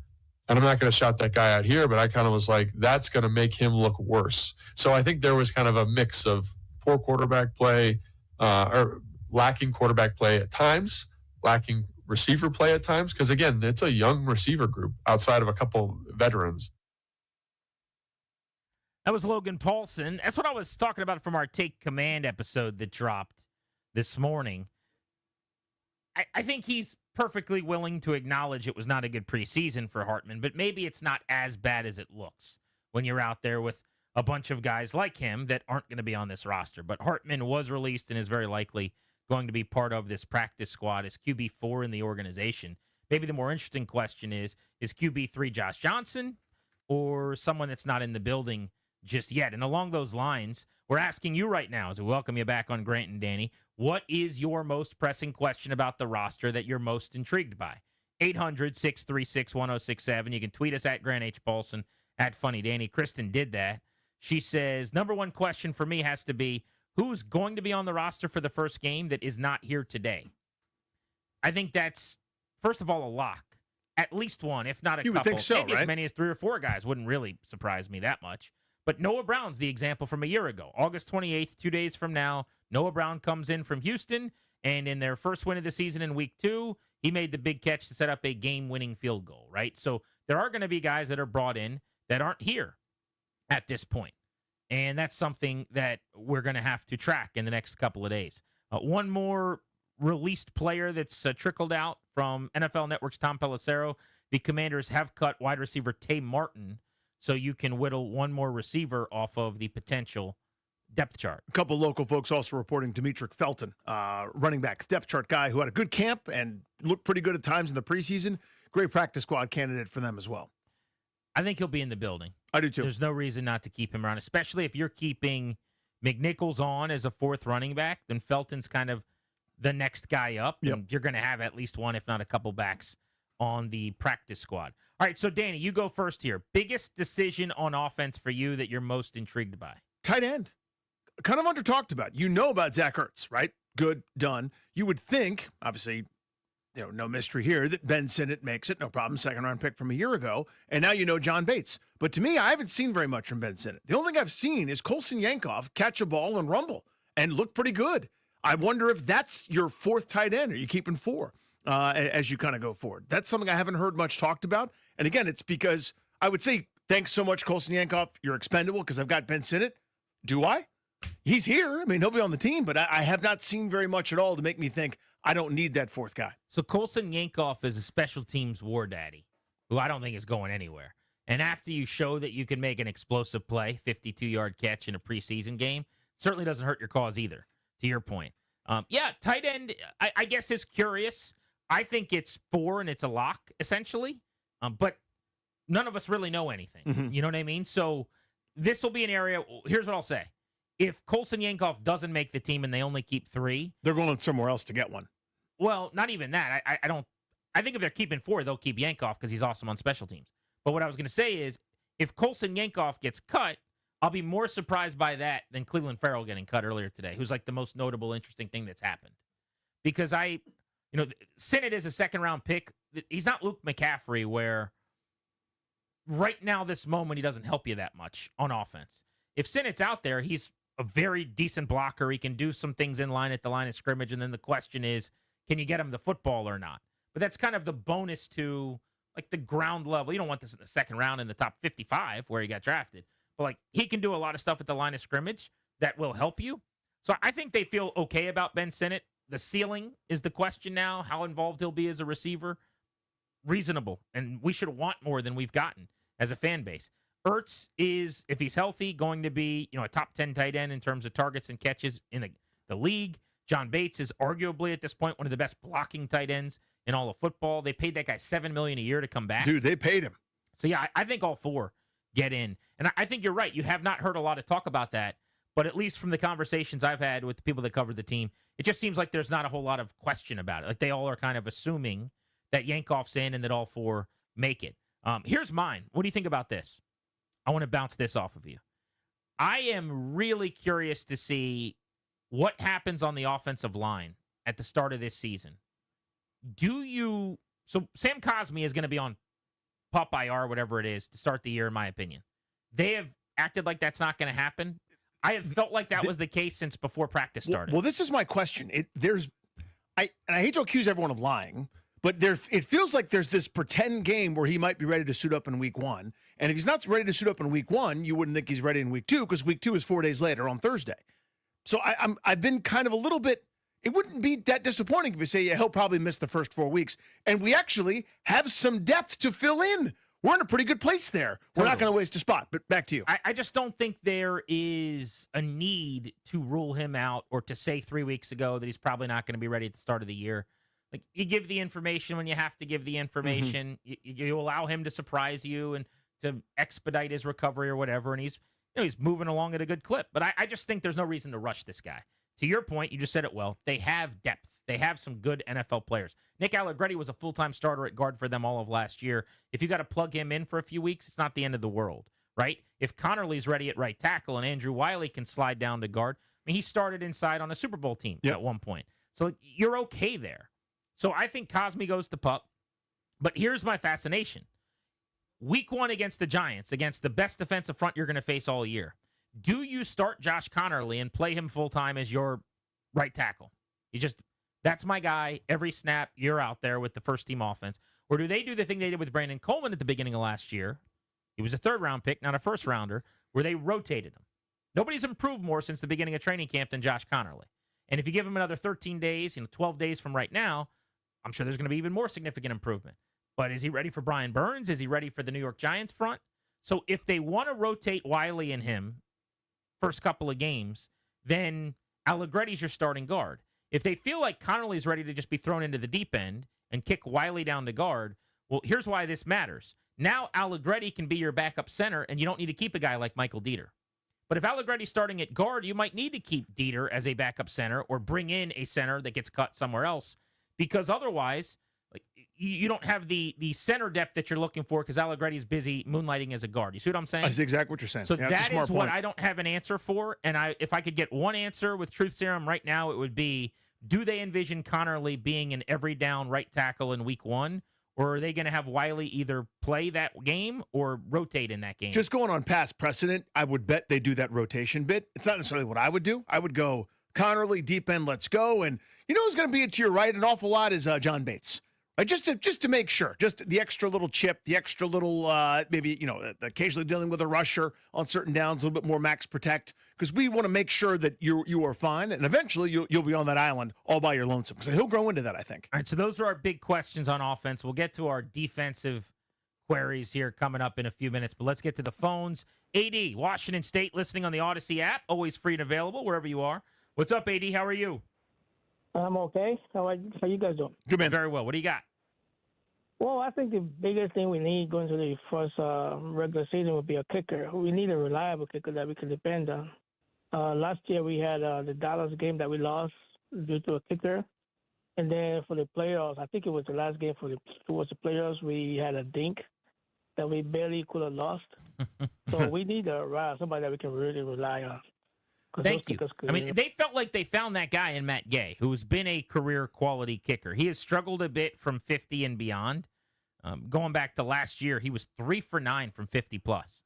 That was the first time he'd been terrible in that range. And when you look around the league and you see guys like Brandon Aubrey in the preseason hitting 66-yarders, and a kid from Jacksonville, I don't even know his name, hit a 70-yarder in an exhibition game. Like, 54 can't be an insurmountable task. Yeah, the Ravens rookie from Arizona hit a 60-yarder in their preseason game against somebody. I can't remember who. Joey Sly, old friend. Yeah. Hit a 63-yarder, by the way. Like, you need to be able to make kicks from 50 to 55. Even 55 to 58 is like the new 45 to 48. So he's going to have to be able to do that. But the good news is in that range, they go for a lot. I was going to say, that's go for it range. Fourth down here, you got 5 on it. That's the plan for the most part. And he did make 8 kicks 50-plus the year before, 15 over the 2 years before with the Indianapolis Colts. This is a guy who early on in his career was pretty automatic with the Rams. You know, that 2021 season, he was one of the better kickers in the league. He was 32 of 34, made 4 of 5 from 50-plus. They signed him to a significant commitment when you look at the contract for the kicking position. So they think they've got a guy. Now, I know fans are a little nervous because he missed kicks in the preseason. One of them was long, and I don't really care that much about, but the other is one he's got to make. I would say this. I don't feel as nervous about Gay as most fans do, but if he misses a kick against the Giants from inside of 50, they're likely to have to start answering some questions. And if he misses a couple kicks in those first 10 days in those first 2 games, you're working guys out and having some type of competition going into week 3. Yeah, so for me, the things that I care about, 50-plus, obviously the world has changed in that regard. I wouldn't say it's automatic, but it's more expected that you're going to be able to do that. The part that I care about is when you've driven all the way down and there has to be points, you can't have the shanks. That 33-yarder that's like, that's wide to the right on this one. Oh, well. I can't do oh, well. And I don't think that's something he's done much of. He has been awesome. 90+% over the last 4 years in that 30 to like almost 50 range. Yeah. That's what I care about the most, where you can't have that long. If you get one first down and you're trying to kick a bomb, you don't get it. Okay, it's that like full drive down the field, time of possession, and you end up with nothing. Those are the ones I can't have. So I do agree with you, and that's definitely how I felt like 10 years ago, especially. I know the world's changed. I haven't updated. But I am now kind of the belief that you're missing out if you don't have a guy that can hit a 58-yarder. I mean, you look around and think about what this means. It means you can get to the 40-yard line. Mm-hmm. So you start they have a bad kick or, any kind of return now is almost to the 30. You basically need 25 yards and you're in field goal range on a drive. That's it. 2 first downs and another 5 or 6 yards, and you're kicking a 59-yard field goal. And for a lot of guys around the NFL, that's yawning getting out of bed. Like, until you get to 63, 64, you're not really testing my range. Reese in St. Mary's, you're on the Fan. How are you? Hey, what's up, buddy?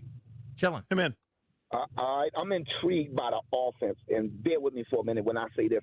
When you got Debo going one way, you got that fast wide receiver going the other way. You got Terry McLaurin going up. You got the fast running back coming out the backfield, and most of all, you got Jaden Daniel after all them fakes that he can actually take it to the house itself. So I'm intrigued by the eye candy that we're going to present with that. That's what I'm intrigued by the eye candy we're going to give teams with all that speed we got.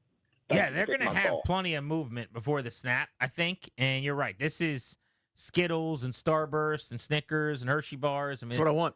Cliff Kingsbury is going to dial up the eye candy. I want flat-footed defenders. What that means basically is I can't react yet. I can't move yet. And that's what all the play fix are designed to do. That's what the RPOs are designed to do. It's basically make you reactionary. And if you're reacting to me when I've got a head start, a.k.a. one of these really fast guys you just mentioned, that's where offense can come from. Roster's being formed as we speak in Ashburn. Question for you guys is, what is your number one burning question? What are you most interested about with this roster as we whittle it down today? 800-636-1067. We're announcing the cuts as they come out in the media this afternoon. Next, our burning question on the defensive side of the ball. This is the Fan.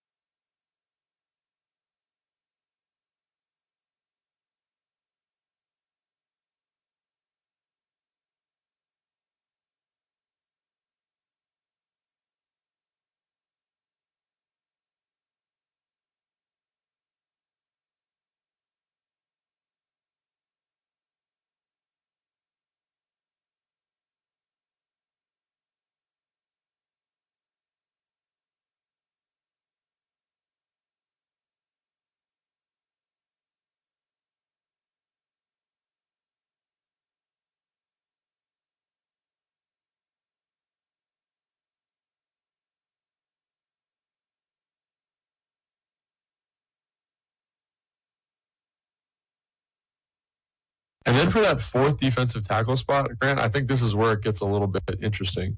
It's like Carl Davis, Goldman, and then there's one other, Sheldon Day. Those are the three.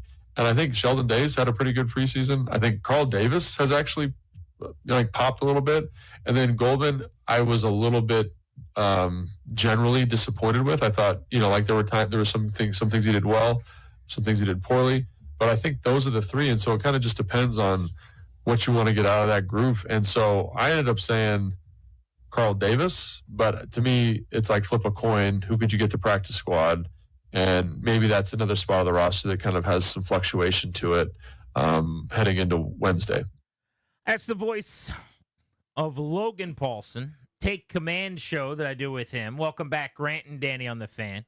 That episode breaking down the back of the roster is out and available when we are done tonight. You can check that out if you want. But, we kind of highlighted the back of the D-line as an area to monitor, and someone's getting cut that people don't expect maybe. And it turned out today, Cleveland Farrell getting the boot may have been that guy. We'll see who actually is the beneficiary as time goes on. But speaking of defense, before we get back to the phones, 800-636-1067 if you want to join us. Danny, your number one burning issue on that side of the ball as Washington cuts its roster down is what? Linebacker. What are we doing here? Are we doing like two or three guys and just sort of hope for the best? I mean, Jordan McGee's been hurt kind of throughout. Already had Duke Riley having been released to this point. You'd think Kane Medrano is going to be part of this thing, at least initially, as a draft pick, but it wasn't as if he played that great in the preseason. I thought was outplayed, frankly, by Cajo, a guy that kind of came out of nowhere here a little bit. So how many do you keep? Is it 5? Is it 6? Is there a special teams consideration? Do you sort of consider maybe a Tyler Owens like almost part of that room as a bigger safety who's kind of a hybrid type guy? Interested to see what they do at linebacker. So you didn't mention Nick Bellore, the special teams ace, who's going to be on the team. He's part of it. And you could almost count him as a specialist, like kicker, punter, snapper, Nick Bellore, and then you go offense, defense otherwise. But Luvu, Wagner, Bellore, Jordan McGee is in and healthy now. I don't know if you mentioned him, but he's their third linebacker. So we haven't seen very much of him because he's been hurt so much. Right. But yes. But he was active and played against the Ravens, so he's now healthy and he's going to be on the roster. So that's 4 if you count Bellore as a linebacker. And then I think Kane Medrano is a lock. 6th-round pick, going to play special teams. I guess it is possible they could cut him and try to get him to practice squad, and I'm sure they would be able to. It's very, very rare that anybody gets claimed. But I don't know why they would feel that necessary when he could help you on special teams. And he did flash defensively. The guy that I love is Ale Cajo. What an amazing preseason he had. And I'm just such a big believer in the romanticism of the undrafted free agent making the roster after outperforming everybody else. You want to believe, if you're sitting in a meeting room listening to Dan Quinn talk on day one of camp as a player, that there's some meritocracy to this. For the most part, where you got drafted, Luke McCaffrey, how much you get paid, veteran player that may make the team, whatever. It's not like those are non-factors. They matter some, right? It's not a true meritocracy. But at the very end of the roster, a guy like Ale Cajo being all over the place, flying around, providing size, 6'2" and 230, running pretty well, 4.5 40. Great track record collegiately, Alabama, UCLA, background with Ken Norton Jr. All the boxes get checked. I would love if he got in. I think that would be the story of the summer. Medrano's teammate at UCLA, by the way. Exactly. And you're watching this happen on Hard Knocks with the Bills. The kid, I'm blanking on his name, but went to Army and was had an ACL injury for the Jets in like his first game, and all he's doing is everything you could possibly do. Yeah. Like he flashes on film, you can't stop watching him, and he got highlighted by Sean McDermott at one of the initial practices and some of their meetings. Well, if you walk that walk and are using someone as an example and your rhetoric means anything, then your Jeremy Reeveses have to be rewarded sometimes. And that's kind of what's happened here. Be a great chance to do that with Ale Cajo, the college free agent. I would have gone D-line. We've talked, I think, enough about that just with the news of the day. So It's kind I'll of my say thought too, yeah. my big question on the secondary would be this report that they're shopping Noah Igbenogany. How about you just have great depth at corner? Like that guy being your 4th or 5th corner a year after he played a lot in the nickel, occasionally on the outside, that is indicative of how much better you are at that position. So you're allowed to be really, really deep and really, really good with Trey Amos and Marshawn Lattimore and the collection of players. I don't know about Jonathan Jones's health. If he who hasn't been healthy recently, is going to be ready to go week 1, then maybe Igbenogany is a little more expendable. But I would keep as many of those guys as possible, or do one of their younger players like Carlin Vigors or Daryl Worley, somebody like that, get a chance to make this roster. Let's go to Bobby in Warsaw on G&D. What's up, Bobby? Oh, Bobby's not there. Let's go to Mark in Landover Hills. You're on the Fan. How are you? Top of the day to you, gentlemen. Hey, buddy. Hey, guys. Hey, Danny. I got to agree with you, buddy. I mean, if you're going to put it the way Grant put it as far as intriguing, I think you made the good choice for defense, man. It's got to be the linebackers, man. I mean, Bobby can only do so much, and I realize they have Frankie and everything, but, is that synergy going to sneak into that bigger front four and help those backers be better? And some of those guys, like Grant was saying, those young guys are going to get a shot, man, and it's going to be intriguing this year watching the young guys trying to make this team, and when they do, see what they can do. Thanks, buddy. Let's go to Kevin in Arlington. Kev, what's your big question as we watch the Commanders form the roster? So I thought I was only allowed to comment on the offensive side. Can it be any side of the ball? Yeah, whatever you want, man. Okay, to me, it's what it was at the end of last year. Are we now not only bigger and more stout with Kinlaw and others to do what we must do to set the edge and defend the run and get off the field after third down? I mean, that's, to me, the biggest thing. Can we finally be credible at stopping the run, particularly in the fourth quarter? I think John Klein with the Chunkies this morning pointed out we were horrific at doing that in the 100%. fourth quarter. That's my number one question about the team besides depth, and can we stay healthy? Kevin, appreciate you. Kev, I'm going to throw you on hold because Darius wants to talk to you. That was clearly their agenda this offseason. That was the question they wanted answered this offseason, talking about the front office and where they spent the resources on the defensive side. Offensively, it was about the offensive line. That's what the largest turnover and changes are. Defensively, it was beef, size, whatever you want to call it, up front for that very purpose. That was their priority. An ESPN analyst thinks the Commanders have a really good chance to go all the way this year. I want to get into that next. Plus, quarterback news all over the NFL. The Saints have finally named a starter. The Cleveland Browns only have 3 quarterbacks left on their roster after a trade. And the Minnesota Vikings completely reworked the back of their depth chart behind J.J. McCarthy. We'll get to that next on The Fan.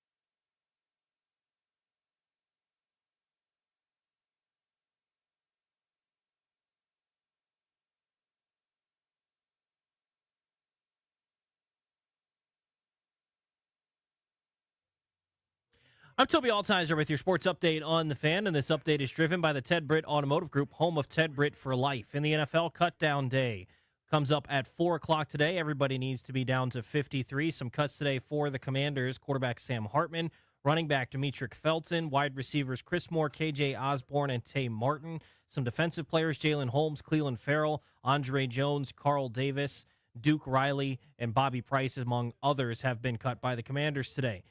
Diana Rossini reporting that the Commanders have received interest over cornerback Noah Igbenogany in a potential trade. Other cuts around the National Football League. The Bills released Hard Knocks star KJ Hamler. The Browns released wide receiver Deontay Johnson. The Giants waive quarterback Tommy DeVito. Other NFL news today, the Saints named Spencer Rattler as their starting quarterback, and Titans running back Tyjae Spears has been placed on injured reserve. He's going to be out at least the first 4 weeks of the high ankle sprain. In baseball, the Nationals' 2026 schedule has been released. Opening day going to be Thursday, March 26th at Wrigley Field against the Cubs. They'll have a 3-game series then against the Phillies after that. Then the home opener will be April 3rd against the Dodgers at Nationals Park. Game 2 of the 3-game set in the Bronx tonight for the Nationals and the Yankees. 7:05 first pitch right here on The Fan. Mackenzie Gore takes on Luis Hill.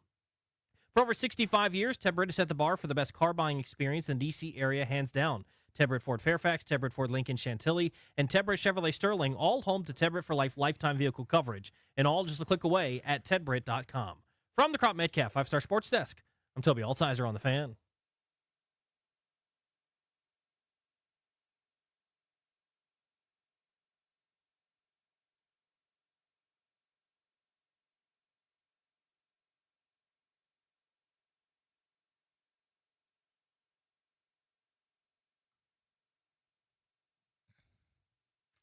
We're Grant and Danny, and we are sponsored exclusively by the law firm Kondorian Murad. Estate planning, elder law, real estate transactions, probate administration. Their attorneys are always there to protect you and your family's assets. Schedule a free consultation with their team today. Visit kmlawyers.com and be sure to tell them we sent you so that you can get a discount. That's kmlawyers.com. If you want to come hang out with us tomorrow night after the show, we're going to do a Listener League Fantasy Football Draft at Pupatella Pizza in Springfield over in Virginia. We're going straight from here to there. We're going to get off the air. We'll do our damnedest little show, a little engine that could, post Nats, and we're going to draft some foosball teams and eat pizzas. By the way, the Nats need to play more day games. Don't. Next week, the first week of the NFL season. Yeah. A lot of excitement in town. People are giddy. The Nats have 3-day games. Not one. Squarely right here in our time slot. Not 2. I guess they couldn't have played 4. Couldn't have scheduled the Wrigley trip any other time during the year. Had to be next week. First week of the NFL season. Darius, have we reached out to everyone does everyone who's in the Listener League know they're in the Listener League? And have all of those people confirmed that they will be there tomorrow? Where are we at in that? So everyone has been reached out to.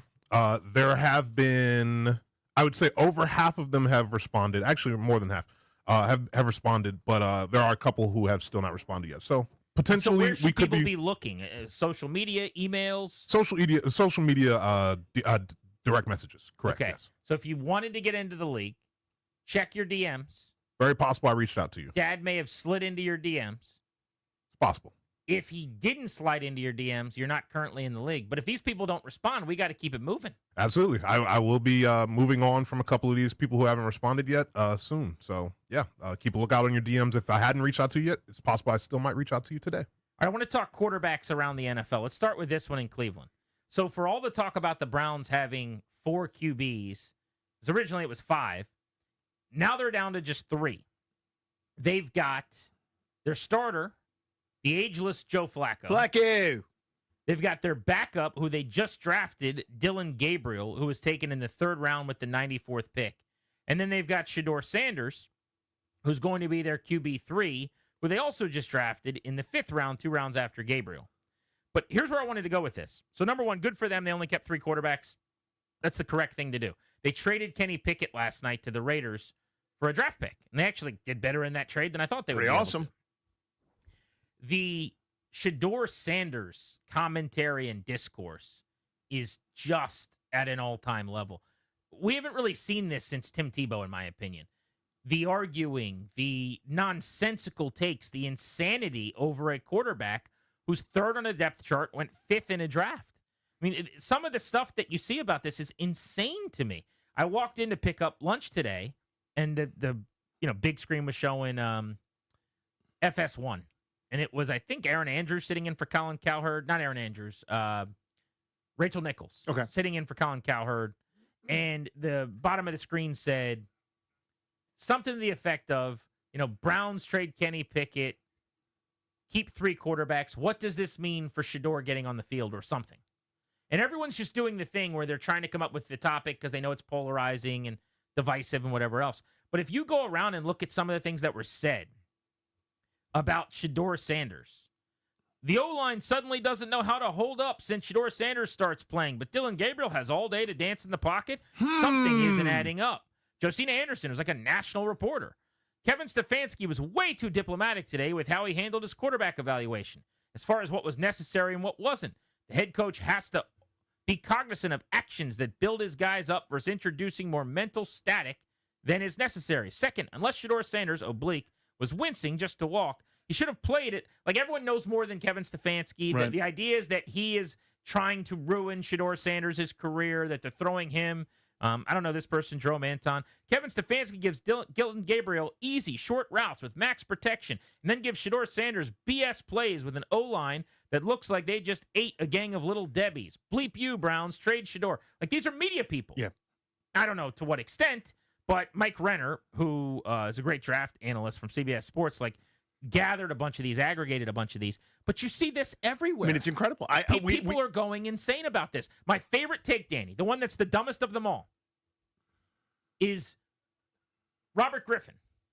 He said this. I'm not saying he had the worst take, but this is the worst take, and he happened to mention this in something recently. I'm not throwing Robert under the bus. But as an example, the worst take I've seen is, well, why is it that they didn't give Shedeur Sanders every opportunity that they gave Dylan Gabriel? They drafted Dylan Gabriel 2 rounds earlier. One of them was taken in the 3rd round at 94. The other one was taken in the 5th round the same year. Like, when Washington drafted Robert Griffin 2 and Kirk Cousins 104, they didn't give them the same opportunities in training camp. That would have been a stupid thing to do. People cannot help themselves with Shedeur Sanders. They can't help. It's almost like the celebrity quarterback that doesn't equal the talent thing. And I'm not even out on his talent. I think he could eventually maybe play in the league. I have no idea. He might be really good. I just know that when people go crazy over someone like this, I'm out. You have seen it. I mean, and you mentioned Griffin. You saw it with Griffin. You saw it with Tim Tebow, and you're seeing it now. And there are probably other examples that you can come up with.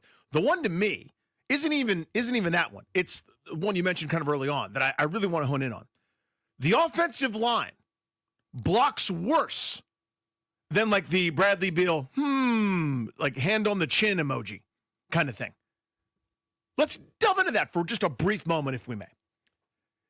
These guys that are trying to have careers in the NFL, what they've decided to do is sacrifice those careers to block a little bit worse, to have the quarterback that's behind him not be as successful. The idea being the guard that is fighting for a roster spot, trying to start, trying to feed his family is going to go, you know what? Screw them kids. I don't really like my wife. Let's see if I can get cut and go to another city. Maybe I'll try to catch on as a free agent somewhere else because the guy behind me I don't like as much or something. They're all in cahoots. They all had a big meeting. The idea that is a secret offensive line cabal or some sort of weird thing, a conspiracy against your guy or the dude that you're advocating for, is the single most insane, inane, nonsensical blather in human history. And it's not this isn't the first time. We saw it with Griffin. We saw it with Tebow. We're seeing it with this dude, and I'm sure it'll happen again. But oh my God, if you find that thought entering your brain, hit yourself with a hammer until it leaves. Stop it. Stop it. It is noxious. It is so toxic. Just even the discourse around this in both directions, mind you. Sure. Right? I'm not saying just that one side is wrong, but as soon as he had played okay in a preseason game against guys that are all getting cut today. And by the way, I was thrilled. He looked really good. I was one of the ones when I watched the highlights where I was like, oh my God. I overreacted too. I'm like, Shedeur Sanders, awesome. I go back, watch the game. There's some good, there's some bad. But overall, it's a really good performance. You're stacking a day. That's what you're trying to do. You're stacking practices. You're stacking preseason games. You're just stacking a bunch of pennies until you have some money, right? But at that point, Jamie Foxx is doing videos, and all over the country, different celebrities. LeBron James is commenting. I don't do celebrity backup quarterbacks. Example number 18 million. If I'm Kevin Stefanski and I'm being asked point blank in a press conference, this actually happened 2 days ago. What do you say to the people who think that you're purposefully setting Shedeur Sanders up to fail? Eject. It's over. I'm out. We had Mike Jones of The Athletic on the show yesterday, and he said there are people in the building, that disagree over how they're handling Shedeur Sanders. Well, number one, I'll take him at his word and say that that's true, okay? That's not that uncommon. That's a normal thing, by the way. After you draft a young player, or certainly when you draft multiple young players in the same draft, which you can make the case teams shouldn't do because of this, but right away, you could have said that about Washington, where Kyle Shanahan and Matt LaFleur and some of those guys are going, damn, this Cousins guy runs what we do really, really well. Is like, anyone noticing this? There's probably some conversations that are happening, but the fact that it even gets out, the fact that media people are talking about it, that's toxicity. That is dangerous and destructive, and it's just something I'm not willing to do unless the talent is just so special. And in this case, maybe it is. I don't think it is, but maybe it is. Well, I happen to think he's the most talented quarterback on that roster. Okay, but we'll come back to that. dubious honor, I'll come back to that. But you're not even starting. You're the third string. I can't have the third string guy being the person that is the distraction. Right. And it's not even anything he's doing. Right. It's not even his fault, necessarily. But if he's the topic on FS1 as the third string guy, oh my God. So what do we that's do? how I will sum it up, by the way. My third string quarterback will never lead SportsCenter.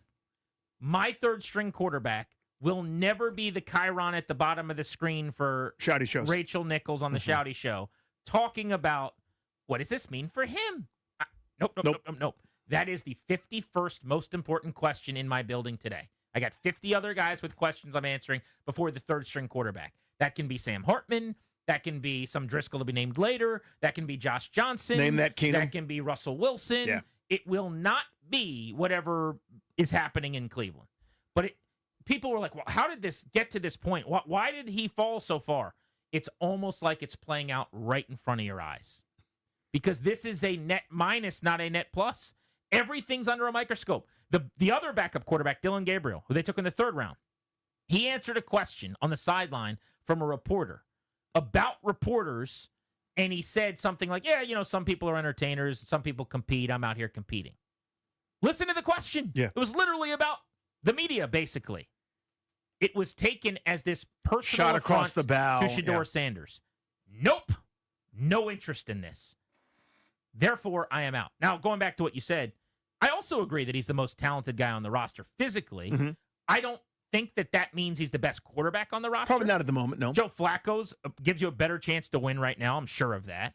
And based on what I saw in the preseason, I don't know if you watched their final game. I went back and watched Shedeur's performance. I mean, he looked like a deer in the headlights. He took 5 sacks. I think there was a minus 24-yard sack where he ran backwards in circles. I saw that play on the low lights. That was not great. So that's a play that I can't put you on the field when that's a possibility. We got to coach that one out of you before you touch the grass again. So I would say Dylan Gabriel probably gives him a better chance. But there's no doubt in my mind, if you line them up and have them throw passes into a net and run around and do things, I will draft Shedeur Sanders over Dylan Gabriel 1,000% of the time based on the physical.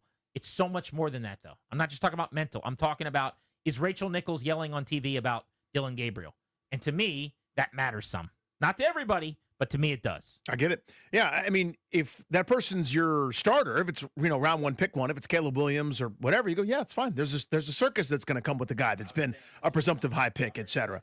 When it's clearly not the role, and listen, whether you think it was a mistake or not, the league did speak here, right? That it wasn't round 1 or 2 or 3 or 4. It wasn't until round 5 for somebody that said, okay, fine, the value's too great for this talented of a player for us to pass, even though we had a different plan of quarterback. See, Dylan Gabriel, we were going to go with Sam the Eagle, a.k.a. Joe Flacco, to start for, to be a caretaker, to keep the nest warm for a little while.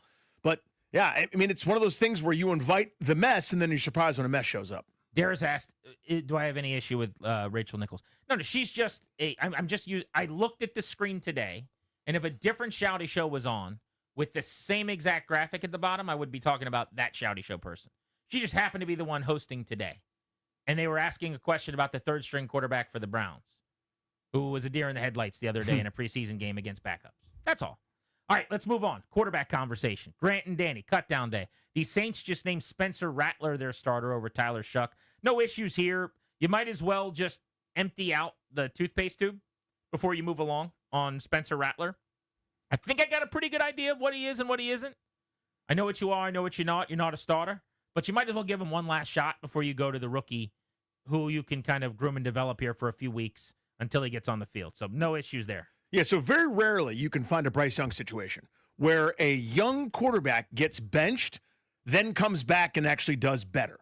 Like, to me, that's really hard. That actually speaks to the character of Bryce Young. And why am I talking about that? Because if you start out with Shug, then when he gets benched, that's pretty much a doomsday almost to that guy. A lot of times, you got to know the player, you got to know the character of the guy. Being able to pull the lever of, as you said, we're not going to be very good. We'll give Spencer Rattler a chance to run around, make some plays, kind of holding off. And then when we go to the kid, there's a little bit of excitement, there's a little bit of juice. Whereas if you start with him and then he's not ready for prime time on a bad team that I expect to be really, really bad, then now you're kind of, we're in danger of having the next regime come in and draft somebody else or whatever. So to me, this move makes sense for a guy that hasn't blown you away just yet in terms of training camp. Our Vikings QB spot. They made an interesting decision here. So they really like this college free agent. I don't know anything about him. Saw him very minimally in the preseason. This kid's name is Max Brosmer. He played at Minnesota last year. So the local ties was already a good story going into camp. Then he played well at practice and in the preseason. So he made it as their third quarterback as a UDFA. But I'm really interested in the fact that with J.J. McCarthy as their starter, their plan B now is Carson Wentz. That Carson Wentz. They were so disappointed in what they got out of former Washington great Sam Howell, who they traded just a couple of days ago, that they moved on from Howell and brought Wentz in, who was on the street, to now be their QB2, one play away from being the starter for a potential NFC Championship game type team outside of the quarterback position. Yeah. What a awesome opportunity for Wentz if he gets on the grass at some point. Without a doubt. And again, another former Washington star there, just a backup quarterback. That Minnesota connection is very real. What if he plays, let's say week 6 when if McCarthy gets hurt or something. Yeah, but I'm saying when Addison comes back. And I think Jordan Addison is underrated and awesome. Justin Jefferson, Jordan Addison, Ty Felton, who's a star from the University of Maryland, 3rd-round pick. Jalen Naylor's still there, former 6th-round pick, really, really good player. TJ Hawkinson, out of the backfield, Aaron Jones and Jordan Mason. Offensive line that's gotten a ton better. As good a situation as you're going to find. And Carson Wentz just luck boxes into that after not participating in a training camp all a month. I mean, he's winning off the field right now. Yeah, with a quality defense that I think they upgraded with a couple of moves. An offensive line that was clearly a priority. 1st-round draft pick as a left guard. A couple free agents at center and right guard to upgrade that group, which I think was in dire need of it. Wide receiver outside of maybe the best in the game and Justin Jefferson. You're waiting on Addison to come back. I'm not sure there with Felton, Naylor, and company. I like Felton, but are we sure he's ready to bear the load of a number 2? I think eventually he'll be really good, but we know this. Early on in your career, mid-round wide receivers, it could take some time. But with O'Connell, kind of the quarterback whisperer there, this is a really good situation for anybody. And Aaron Jones, by the way, is ageless. I mean, that's a guy that I thought was maybe done for leaving Green Bay. He was really good last year. I bet he'll be really good this year as well. Last quarterback item. This is related to the Browns, I guess, a little bit. We mentioned Kenny Pickett got traded. How about a 5th-round pick for Kenny Pickett? I think the Raiders found themselves in a pretty difficult spot because Aiden O'Connell, who was supposed to be QB2, got hurt, broke a bone in his hand. He's going to be out 4 to 6 weeks, and they don't really have anybody else. They have a 6th-round pick named Cam Miller, who's also on that roster. But behind Geno Smith, you needed somebody. So I would have thought, why don't you call Carson Wentz, like the Vikings did or whatever. But they traded a 5th for Kenny Pickett, who might get one more opportunity. I saw a great stat last night. Get this. So there are more trades now than there used to be in the NFL. You and I talk about this a lot. It didn't used to be that anybody ever really got traded. The only player in the last 30 years in NFL history to be traded 3+ times within his first 4 years in the league. So you follow that? 4 seasons in, he's already been traded 3 times. Sam Howell. Sam Howell. The second guy to do it, Kenny Pickett. Both in short order this week. I think that's a sign of how often guys get traded now, but also tells you that there's interest in these players. There's something that they do. Yes, teams move on from them, but there's always a club willing to get in line to do business with them too. Yeah, maybe it's the film room teammate kind of deal, right? Where even if the play doesn't match, they can learn your system real quick, or they have that kind of Josh Dobbs rocket scientist aptitude to come in and figure stuff out pretty quickly. But the Raiders have an interesting starter kit, right? They haven't gone about it the way that I would, certainly, in terms of building something, but they went and got Geno Smith to make sure that they were okay. They didn't want to be down there at the bottom anymore. I think it lowers your ceiling, but raises your floor, certainly. You draft Ashton Jeanty in the first round. Again, I wouldn't have done that when I have so many other things that I need to build, but they did. So you add Jeanty to Bowers, not a particularly great receiver spot, but all of a sudden, with Pete Carroll, you'd expect a massive improvement on the defense, which was atrocious last year. But plus, I think they got 5, 6, maybe 7 new starters on that side of the football. And they're going all in to be fine in a really, really hard division. But they're intriguing to me. They've done a lot of things that make no sense to me over the last year. Now, hiring Pete Carroll, I think, is going to raise their floor immediately. That's and the idea, right? Establish a culture. It's a Dan Quinn-ish kind of hire. Not the direction I'd be going in, but that's what they wanted to do. Then you go get the veteran quarterback in Geno for the same reason. I would be punting.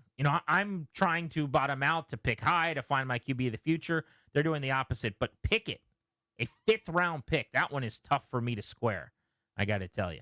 Grant and Danny on the Fan. The Commanders are 40 minutes away from having to turn in their initial 53-man roster. They're actually not going to talk with the media about the roster until tomorrow afternoon, and I think a big reason why, from what I've gathered, is they're going to be playing the waiver wire here over the next 24 or so hours. So the first roster may not be the one they're addressing come tomorrow. But what do we feel best about? What position groups are the most improved from a year ago? And where are people going to be the most pleased with what the roster looks like on paper when it's set? We're Grant and Danny on the Fan.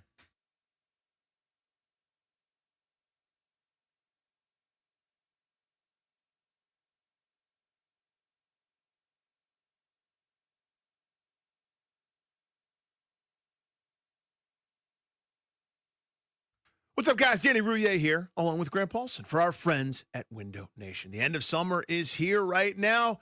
D.C., Northern Virginia, Maryland, and your AC is probably working overtime just to try to keep your house cool and comfy. So what can you do?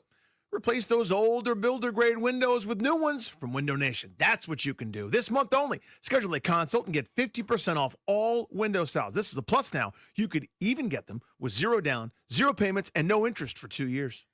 I love Window Nation. So does Danny. They've taken care of us each in multiple homes over a decade plus now, doing business with them. And so does everybody else, because they've got an A+ rating in the Better Business Bureau, over 3 million windows installed. You can trust Window Nation for quality and service.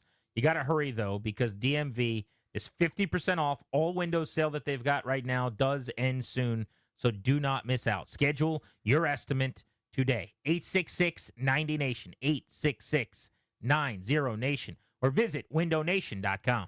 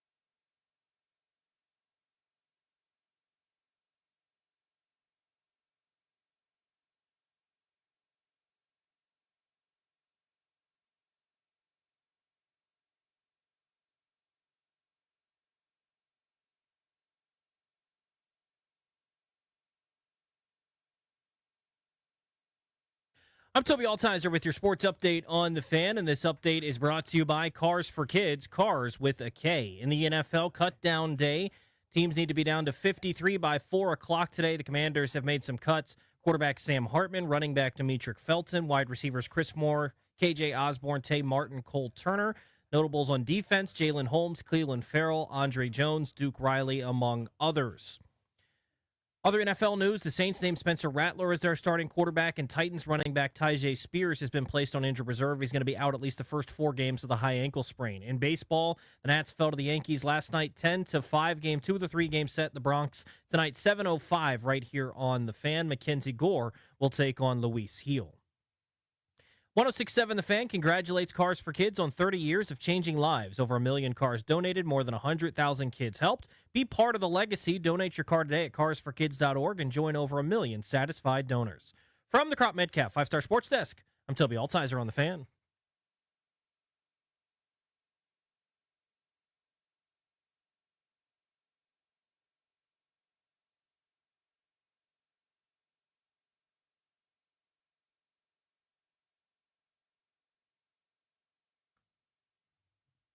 The latest Commander name that got released to trickle out as we close in on final cuts in about a half hour, Cole Turner, the former 5th-round pick out of Nevada, I believe. Rivera-era Marty Party pick, tight end. I've always really been fascinated by him. I can't quite quit him. He's an uber-athletic catch radius player down the field. 13 catches for 143 yards in his NFL career over 2 seasons, but didn't touch the field or catch a pass last year, but he hung around on the practice squad. He's 25. I don't know what he's like in line. My guess is the blocking's not plus or great, or else he would have had a spot in the league by now. But it'll be interesting to see if he makes the practice squad or they just go in a different direction, especially with Colson Yankoff having supplanted him now over the last calendar year in the organizational structure. There was a catch he had. Must have been in the preseason because there hadn't been a lot of regular season plays for him. But years ago where there was a ball thrown behind him, and he kind of had to stop on a dime, reach back, basically made the snag with one hand, but then was able to secure it with the second hand. Where you go, okay, I'm intrigued by him as a receiver, but I'm with you. I don't think the inline ever really, certainly not to the John Bates level where he's an extra offensive lineman, road graded and just mauling people, and doesn't necessarily have all the route stuff of a Zach Ertz, et cetera. And it's just, if you're in between there, unless you're great at one thing or the other, there's no kind of path for you. And that's kind of what it's been for him. He's been buried. He's Danny. I'm Grant. You're listening to The Fan. Our conversations on Cutdown Day are presented by Paramount Plus. You can't count on much these days, but you can always count on Sundays with the NFL on CBS and Paramount Plus. Watch your local NFL game live every Sunday on CBS and Paramount Plus all season long. Visit ParamountPlus.com/NFL to get started today. Yesterday, right at the end of the show, we got wind of this dispute between Fox and YouTube TV. Mm-hmm. We were talking about it, and it actually grew into the evening. I saw everybody starting to react to it all over the country. But there was this groundswell of people that were asking, like, why are you angry at YouTube TV and not Fox? Like, why aren't you angry at both? And while I am angry at everyone that wants to keep me from watching games, so you can all have a piece, I don't have an agreement with Fox where I pay them thousands of dollars a year to watch football games. Oh, I see.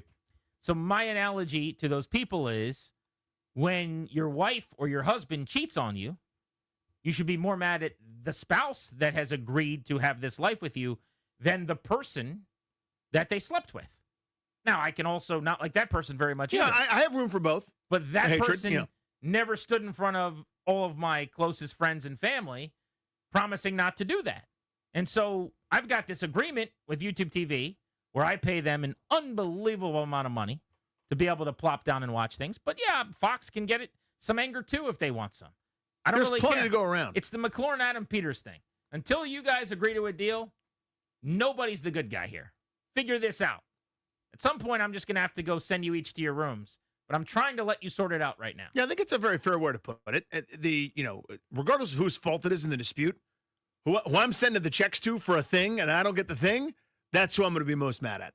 But again, because I can't imagine there's a refund headed your way. They're not going to credit your account for a couple of weeks where you can't watch football. Roster cutdown day. Looking at what the Commanders have brewing, I think their most improved position from last year is going to end up being cornerback, especially if Jonathan Jones is good to go for the opener, the former New England Patriot. Because at that position, you basically have two guys that are back from last year in a rebuilt room in the same role, from week 1 of last season anyway. But Marshawn Lattimore looks healthier and like he can run better. We'll see how he plays against number ones when the season starts. I believe Trey Amos is the real deal. I think he's going to be a star eventually. And I think even early this season, he could immediately be a really helpful quality player. Jones, if he's on the field early, can play inside, can play outside, provides really good depth. On the inside, you've got Mikey Sanders still in the nickel where Igbenogany can play. He's also been out on the boundary. The news today, I think it was Diana Rossini reporting that they're shopping Igbenogany, and they've made some calls about possibly trading him. But way down the depth chart with Viggers and with Antonio Hamilton, there are guys that I think bring a little more youth that they would actually be intrigued by, and they'll probably be on the practice squad. But if you compare week 1 last year, you still had Emmanuel Forbes, you still had Benjamin St. Just in key roles, to right now, it's night and day as far as I'm concerned. 100%. I mean, look no further. You already mentioned him. Noah Igbenogany went from probably their second best corner last year, where he was going to play a lot down the stretch and was someone they kind of kept counting on, former first-round pick of Dallas, now I think on his third team here in Washington, to he's expendable. Now, again, I wouldn't trade him. I would keep him, just especially given the fact that Lattimore hasn't played more than a handful of games over the last several years, and I'm not in the business of giving up players that can play at that position, especially, thrown into various spots with some versatility, which he has shown. But it just tells you if they view him as expendable, if they get good value for it, maybe they move on from him, maybe they don't. But it kind of tells you everything about how they feel about it. Now, again, I don't know. I don't feel the certainty. I'm a Trey Amos believer. Believe me, I am a fan of that dude. I didn't get to see very much, though. So I'm hopeful that he turns into the star that they think. And I like Jones as kind of a solid, if not, sort of unspectacular, boring veteran that's going to play a couple different spots and sort of be a boundary guy, slot guy, kind of everything in between. The exact guy they were short one or two of last year, to be honest. Where else do you think that they're in really good shape, that they did a good job putting this thing together? I'd say offensive line, if it all gels and it all happens. So assume Cosmi comes back and is Cosmi. And I'm hoping they don't rush that. And now you've got Sam Cosmi as a Pro Bowl caliber right guard. Won't make it this year, certainly, because of the injuries, working back into shape. And hopefully, he's able to kind of recover and be himself. But if he's your right guard for the bulk of the season, your center carryover last year, Tyler Biadasz, no complaints there. When he's healthy and good, this was a better, pretty solid offensive line. Top half of the league center. Right?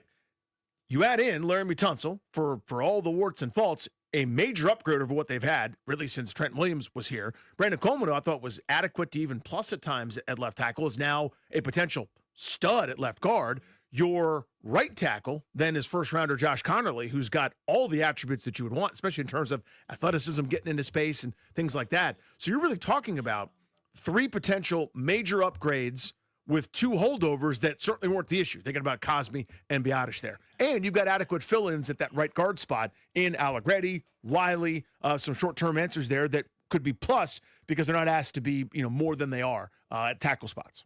If you're looking at the other side of things where you don't feel as good, maybe quarterback beyond Jaden Daniels, if this Mariota Achilles thing is serious in any way.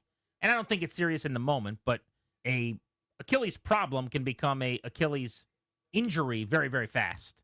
So if there was something to happen where, for any period of time, whether it's just a couple of weeks where he needs some treatment or the continuation of what's happened in camp, or even worse, which I don't even want to get into, now all of a sudden you're a play away from what exactly? Mm-hmm. That's either Josh Johnson, who was good for kind of a pick a game in the preseason, or someone that's not even in the building yet coming in.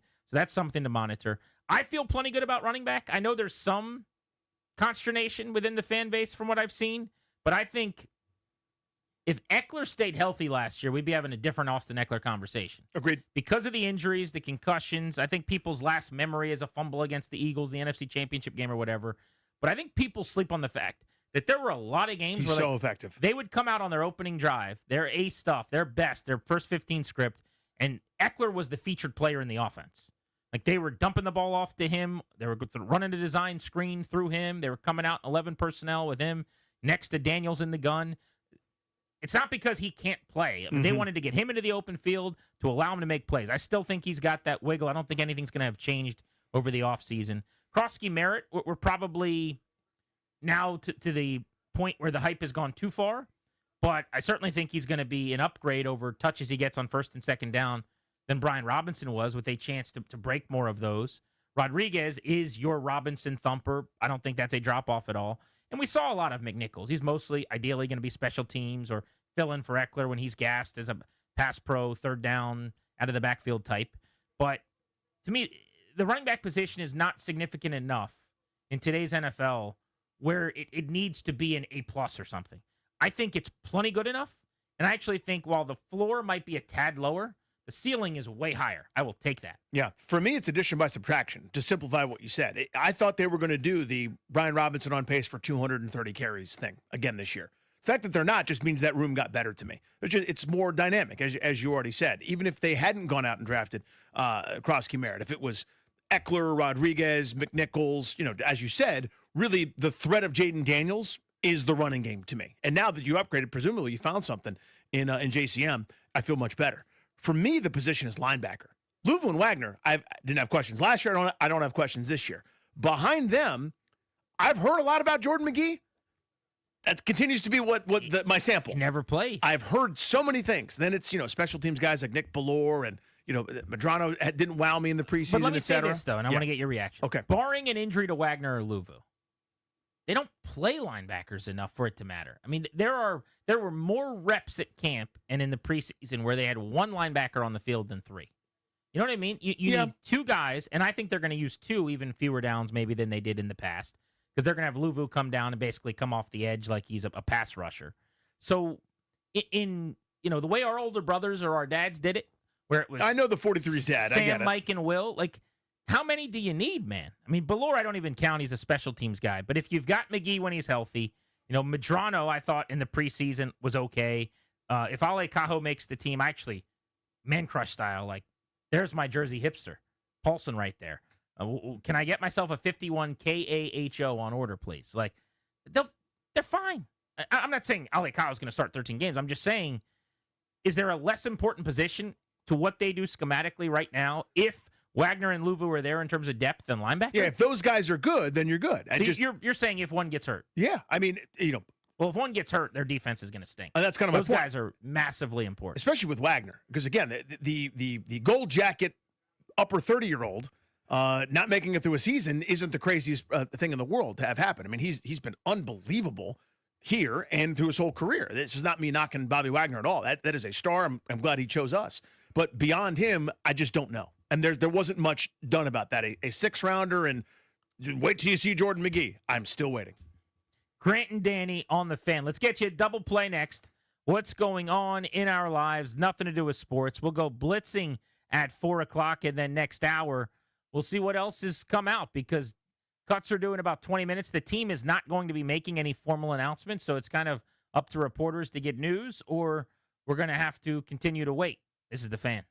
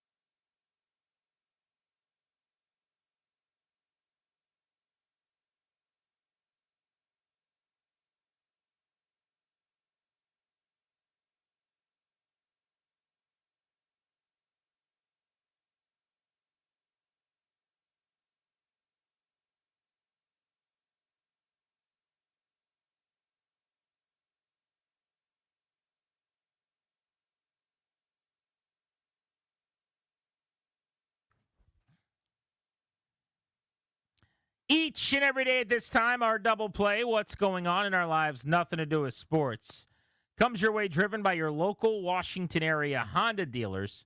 Now's the time for a great deal on a new Honda. Visit your local Washington area Honda dealer today. GB, many years ago, I walked away from Madden.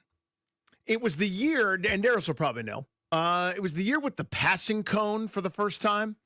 Where when you, I hated that, but you could turn that off. Yeah, well, whatever year that was, when you play it on one of the higher levels, like the Tom Brady could see the whole field, or Peyton Manning could see the whole field, but like a nubby Washington quarterback had like a little, Mark Brunell, I think, had like this little sliver of vision. You had to direct the cone to where you were going to pass, and I stopped having fun.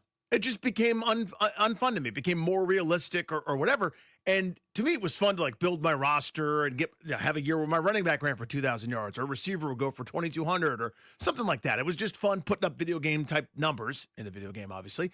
And they sought realism, and it was just different than, back in the day on the Genesis where you'd hit a guy after the play and the ambulance would come out. It was the best.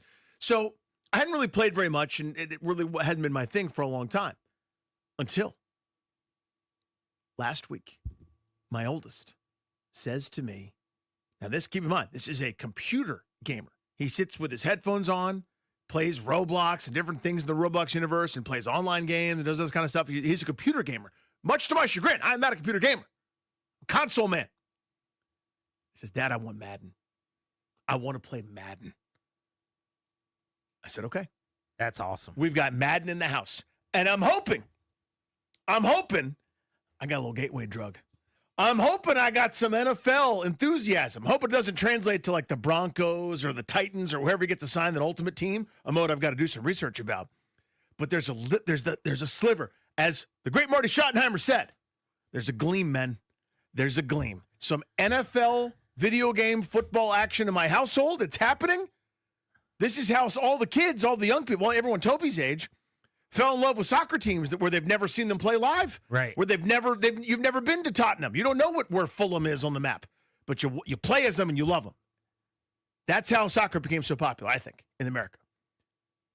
I'm hoping this is the gateway drug. I'm hoping we got a little something here. So this is a massive development. There is a gleam. There's a gleam. Man, there is a gleam. A couple things on this. First, there is no linear, direct A to B correlation, because my nephew was huge into Madden for a little while, to the point where like we were on a vacation and I was playing him and he was pretty good at it, but it never really translated to him caring enough to like sit there and watch NFL games on a Sunday. Yep. I think the chances are better if you're a Madden guy. Exactly. Because he knew some of the teams and the players, and I think that adds interest. But I'm going to say something. I don't know if I'm right about this. Oh, here we go. This is one of those things where we can revisit it in 10 years. Mm-hmm. And I'll know then if I'm right or if I'm not. Does that make sense? It does. Because I'm behind you and my older brothers in like parenting and how you guys do things. But this is just two pals talking. My take is that you, and I would say my brother was this way too, you are way too passive with helping your children enjoy the teams that they should in this town and the sports that they should in this town. Mm-hmm. Your philosophy, from what I gather on the outside, is like, oh, this time he's liking soccer right now, so like we'll watch that tonight. Or like my kid watches Caps games with me because that's what we do. In this house, we put on our Caps gear at 7:00 and we watch the Caps. And then he's like, he doesn't know what he doesn't know yet, but he knows Dylan Strome scored a goal, or he wakes up in the morning, we watch the highlights or whatever. Football's kind of similar. Today, I've got his little helmets, and we're lining up all the week 1 matchups. And we're going over who's going to win, who's going to lose. So, like, in my mind, you're like, if we're going to do Star Wars, we're going to do Star Wars. And if we're going to do this, we're going to do that. Now, someone might say, you can't do this, you can't. It's not like I'm grubbing his nose in the I'm helmet. not accusing you of, like, torturing the child until they can name all the capitals. But I am more active in. My brother's point was always like, I'm like, hey, is Cam into the Commanders yet? And he's like, nah, man, he doesn't really like sitting down and watching it. And like, your kids have never been to Northwest Stadium. No. Unacceptable. So like, that's kind of where, like, it's too passive for me. Right. But like, there's a want. Like, you're like, this is awesome. He's liking Madden. And I'm like, 10 years ago, you should have had him on the sticks, man. Well, on Madden before he could crawl or walk. 10 is excessive. I know but what you you get mean. my point. Yeah, he's never cared So before. what don't I know? Like, you see what I'm saying? Like, Yeah, of what course. am I I will answer. overstepping? That's not an overstep. It's a reasonable conversation among pals. When there's no interest, it turns into a punishment. So anything I do, I go, like my teams, watch the Nationals. He doesn't care. Yeah. It would turn into this adversarial, awful, horrible experience for everybody. So if I'm like, sit down and watch a football game with me, he hears, let me start pulling out your spleen with this pair of tongs. You know what I mean? Like it is a punishment. Jonas? With a pair of Jonas? Yeah. Is that reference lost on you? Or do you feel good about it? Tsonga? No, Jonah Tong. Jonah Tong? Best pitching prospect right now in baseball. Okay. Mets. Silly. Anyway, it doesn't matter. So he's got the Jonas out. Right. And he's pulling out his spleen. Yeah, it would be anything before now where he has no interest. Neither of them have interest of my older children. They don't. It's not to the point they don't care. It's like an active disinterest. So here's my question. Well, neither of them play baseball. You know who loves baseball? Dad. Yes. It's Dad's thing. They have rejected it summarily. I beg and plead, play catch with me.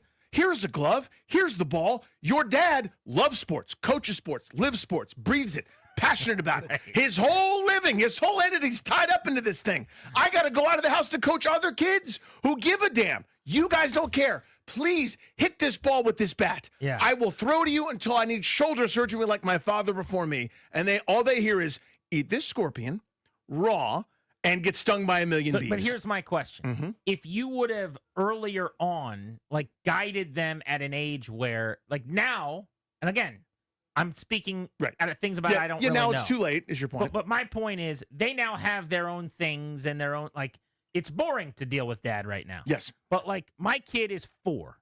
And, like, right now he goes, like, today, he goes, what was the thing he wanted to do? He's like, Dad, can we watch Vampire K-pop, something stupid. K-pop Demon Hunters. Right. It is an And I epidemic in my said, home, we're too. going to play basketball in the basement, right? We're going to throw the ball in the front yard.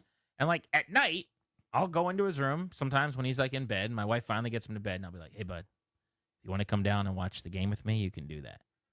And it's like how he knows he can get out of bed. So he'll come down, and he's like, who are we rooting for? So, like, if you did that at 4, would it be different? No.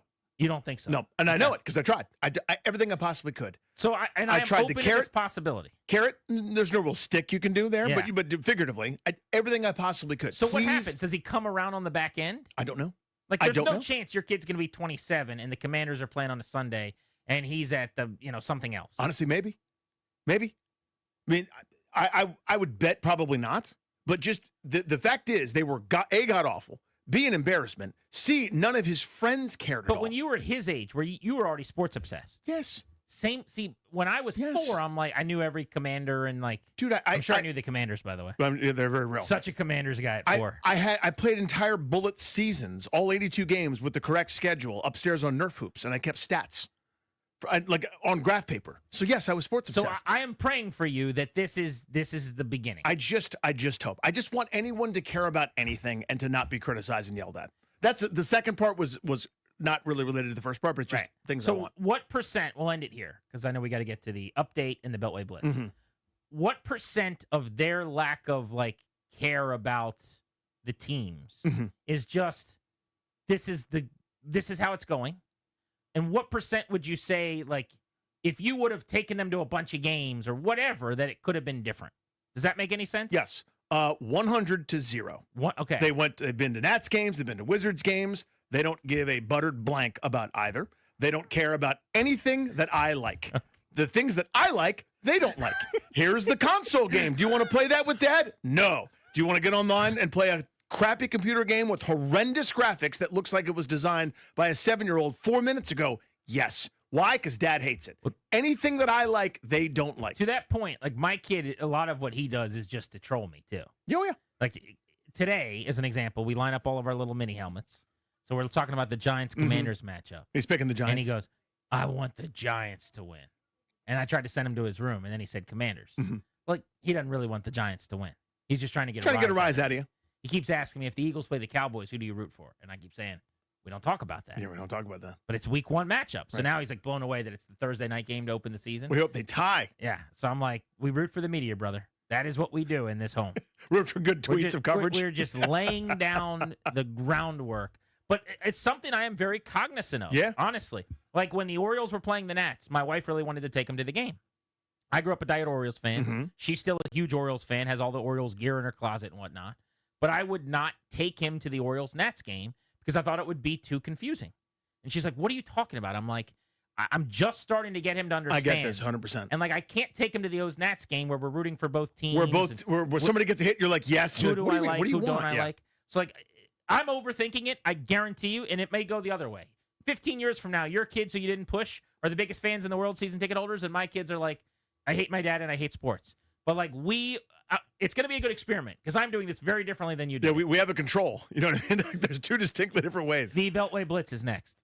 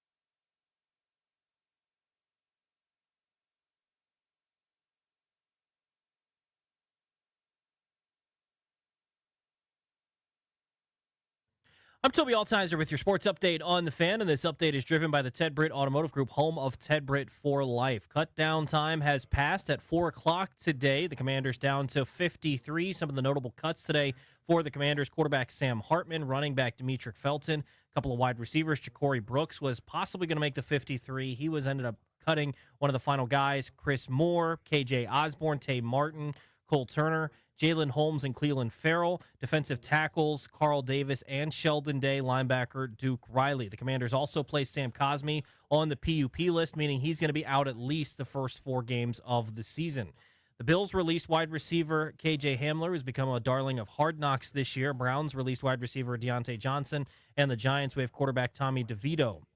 The Saints named Spencer Rattler as their starting quarterback, and Titans running back Tyjae Spears was placed on injured reserve. He's going to be out at least the first 4 games with a high ankle sprain. In baseball, the Nats fell to the Yankees in Game 1 of the series in the Bronx last night, 10-5. Game 2 tonight at 7:05. You can hear the game right here on The Fan. Mackenzie Gore takes the hill for the Nationals. The 2024 AL Rookie of the Year, Luis Heel, takes the hill for the Yankees. For over 65 years, Ted Britt is at the bar for the best car buying experience in the D.C. area, hands down. Ted Britt Ford Fairfax, Ted Britt Ford Lincoln Chantilly, and Ted Britt Chevrolet Sterling, all home to Ted Britt for Life lifetime vehicle coverage, and all just a click away at tedbritt.com. From the Crop Metcalf 5-Star Sports Desk, I'm Toby Altizer on The Fan.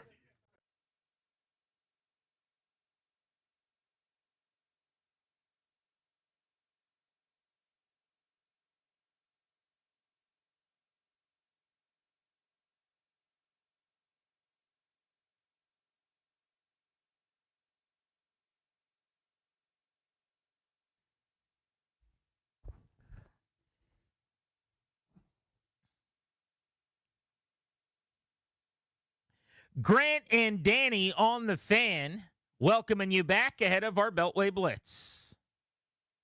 We are brought to you by the law firm of Condor and Morat. Estate planning, elder law, real estate transactions, probate administration. Their attorneys are always there to protect you and your family's assets. Schedule a free consultation with their team today by visiting kmlawyers.com, and be sure to let them know that we sent you. That's kmlawyers.com. Beltway Blitz on the NFL and the Commanders, and we just got some news on the Commanders moments ago. In fact, let's go over to Toby. We don't need to do a big breaking news or anything, but Toby was just telling me this. So, Tobes, tell the people what you just heard about my guy, Ale Cajo. He's on the initial 53. We got the list of cuts. He wasn't on it, so he's a part of the initial 53. Undrafted free agent, UCLA, Alabama. If you have a great preseason, you can make the roster. Love stories like that. Ja'Cory Brooks, by the way, the wide receiver we've been curious about, the UDFA out of Louisville, was actually among those released. So we'll get you the final roster coming up in the Blitz in moments. But let's start things off in the Diamond. Our buddy Dave Jagler at Yankee Stadium, where the Nats and the Yanks are tangling again tonight. 7:05 first pitch for the Nationals. Jags a little bit too little and way too late last night. 5 runs, all in the 9th. Nats lose 10-5. What did you make of the ball game? Well, I mean, to me, the big takeaway was for Brad Lord, big stage. He had really passed every test, his first rough outing since going back into the rotation, and really the roughest outing of the year. He had given up no more than 4 runs in any outing, either as a starter or reliever, and gave up 5 in 1 inning in that final frame. So, he was due for maybe a rough one. That's what happened. So the Nationals did their best. Try to come back late. They've been very good at putting up crooked numbers when games are lopsided. Unfortunately, you wish there was a little more earlier in the game. They had some base running issues that took them out of some chances. But I would think that Lord would bounce back his next start when he's back on the bump on the next homestand, because he's been very good just about every time out. Was not the case last night. Yankees got to him, but that's a lineup that can hit home runs, and they were able to do that last night.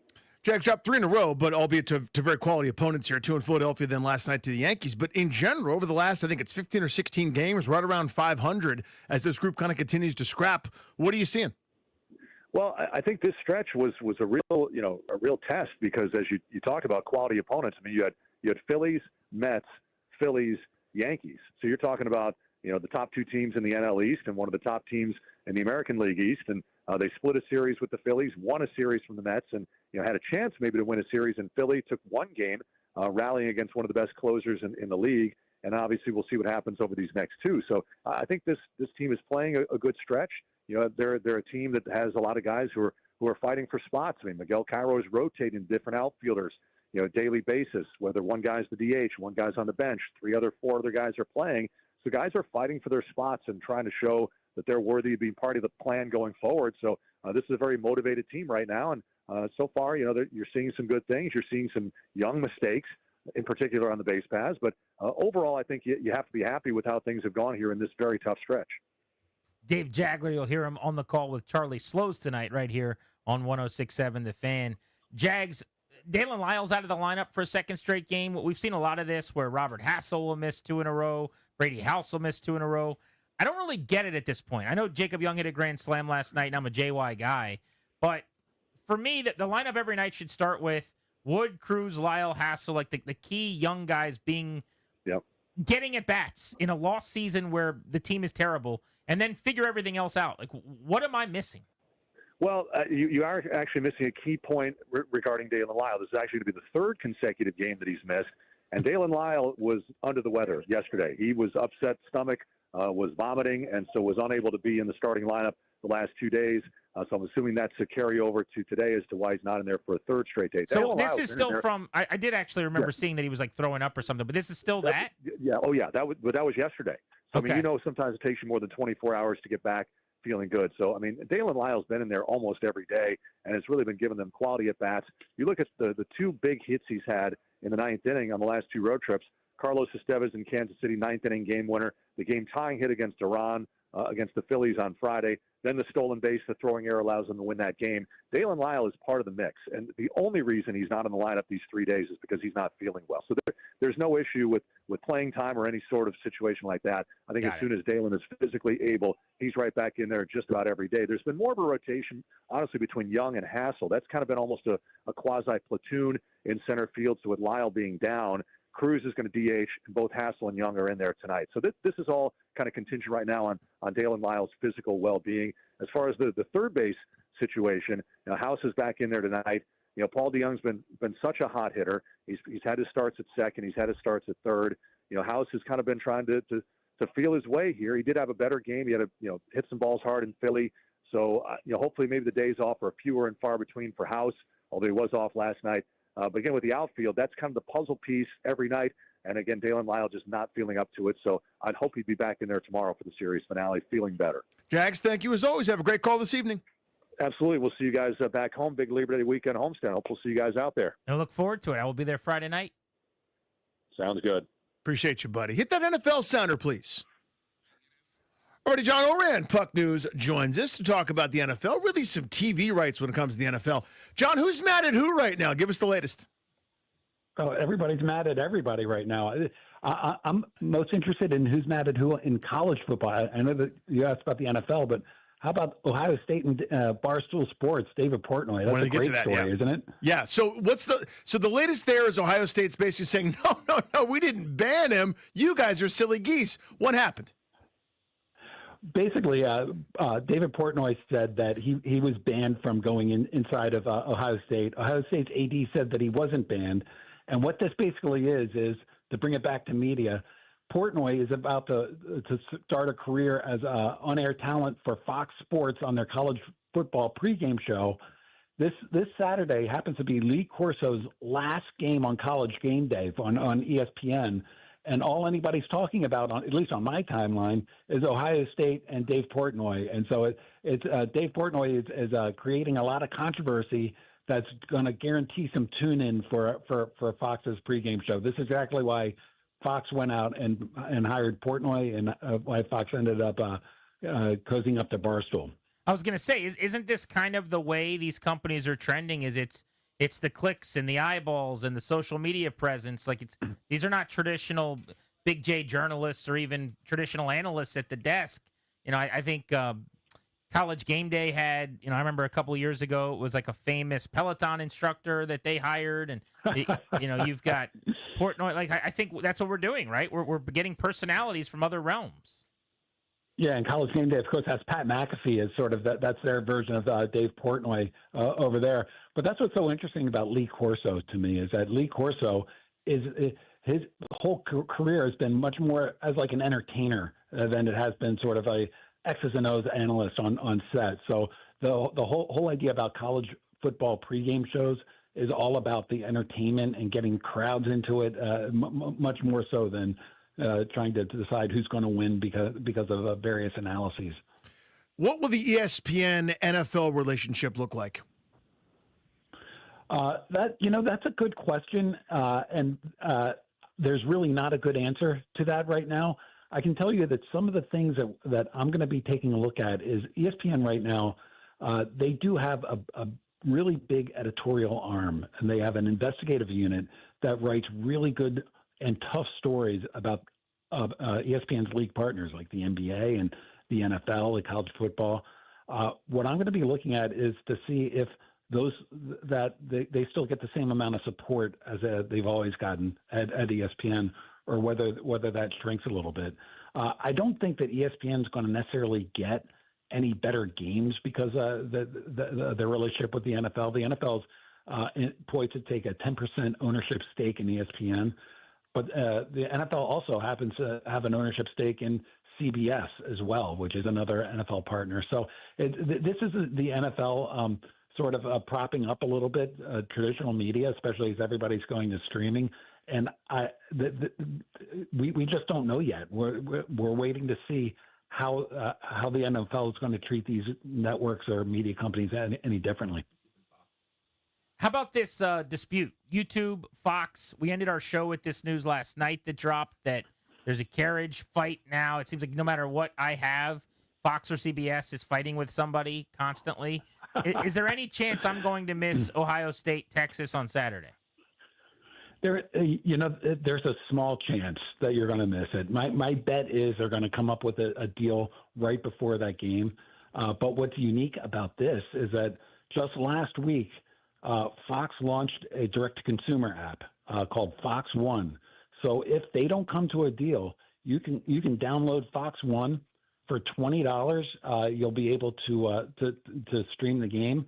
And I think YouTube has said that if Fox drops its channels, they'll rebate you $10. So there are other options for you without actually getting rid of YouTube TV. But I've been covering these types of fights for literally 3 decades. They're going to come to an agreement. At some point, they are going to come to an agreement. Real quick, not necessarily football related. Baseball broadcasting rights. Locally, it's still kind of up in the air. It seems like now there's maybe one contender. Well, I'd love for you to get into that. But just in general, where does baseball broadcasting rights go? Are you talking about nationally or for the Nationals? Yeah, local here for the Nationals, but then nationally as well. Locally for the Nationals, I keep hearing Masson is the people I know that work for Masson sound pretty confident that they'll be able to renew a deal with the Nats, which I find to be interesting because I would think that Ted Leonsis and Monumental would be the most likely ones to get those rights, but that's still sort of up in the air to see what happens with that. Nationally, Fox and TBS still have the top 2 packages, and they're going to have them for the next 3 years, going through 2028. ESPN pulled out of its package, and you're going to see Sunday Night Baseball move to NBC next season. You're going to see the wild card playoff round. That's going to move to Peacock and NBC next season. And what's most interesting is the Home Run Derby that ESPN always carried. That's heading over to Netflix. So you'll be able to watch the Home Run Derby on Netflix next year.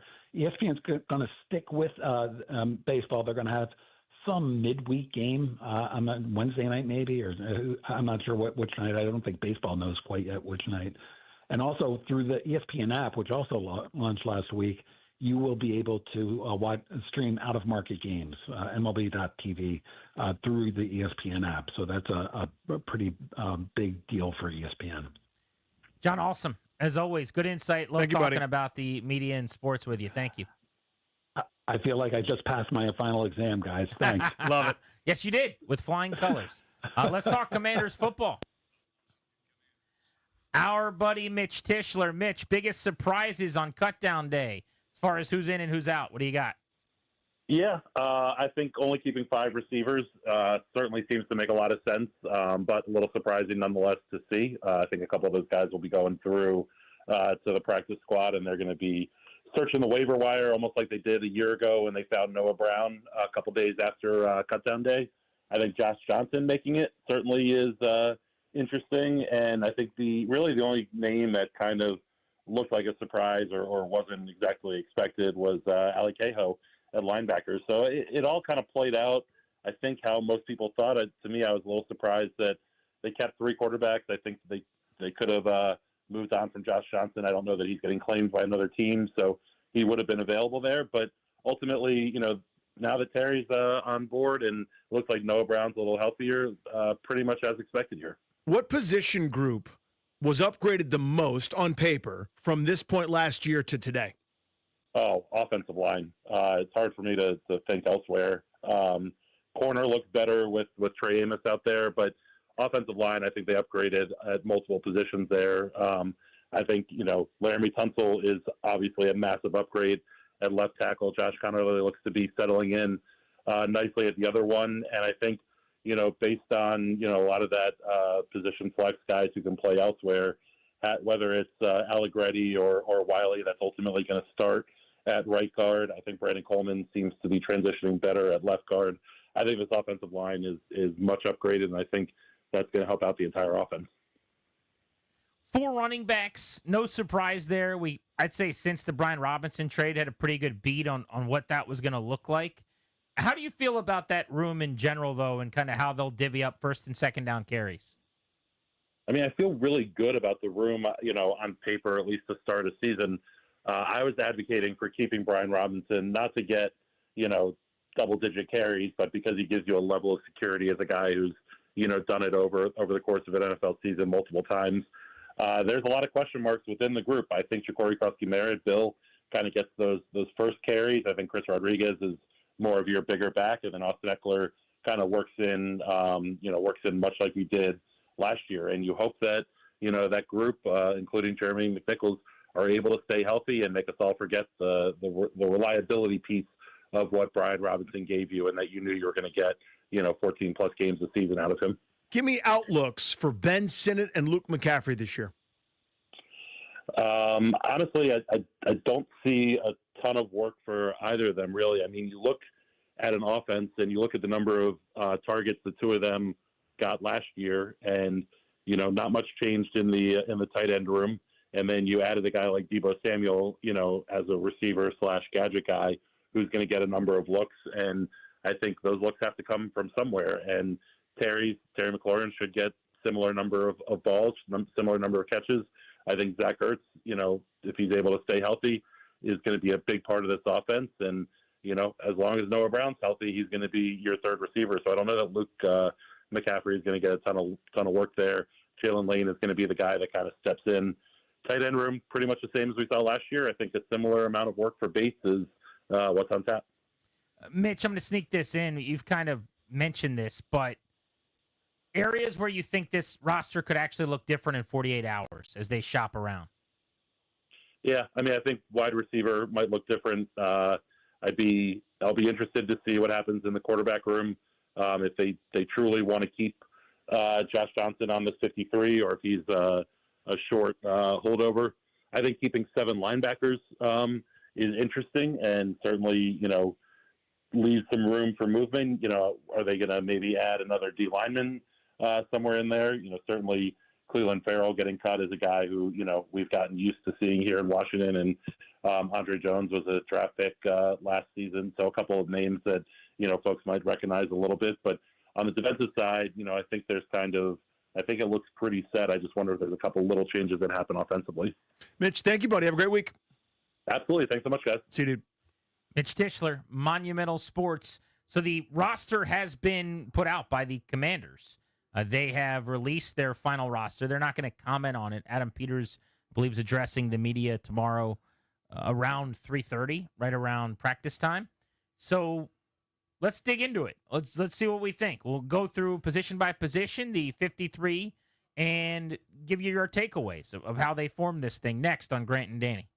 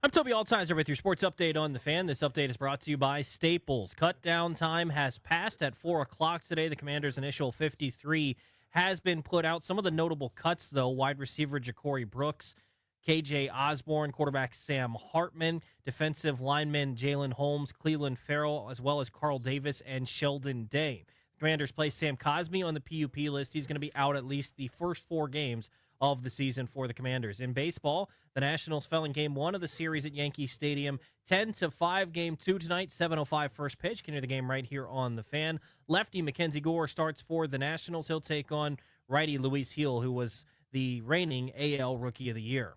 Your local Staples has hot deals and super low prices throughout the store on everything for your business. And right now at Staples, save up to $125 off your print order. Exclusions apply. Visit staples.com/print for details. Ends 9/13 and save even more with the Easy Rewards program at Staples. From the Crop Metcalf 5-Star Sports Desk, I'm Toby Altizer on the Fan.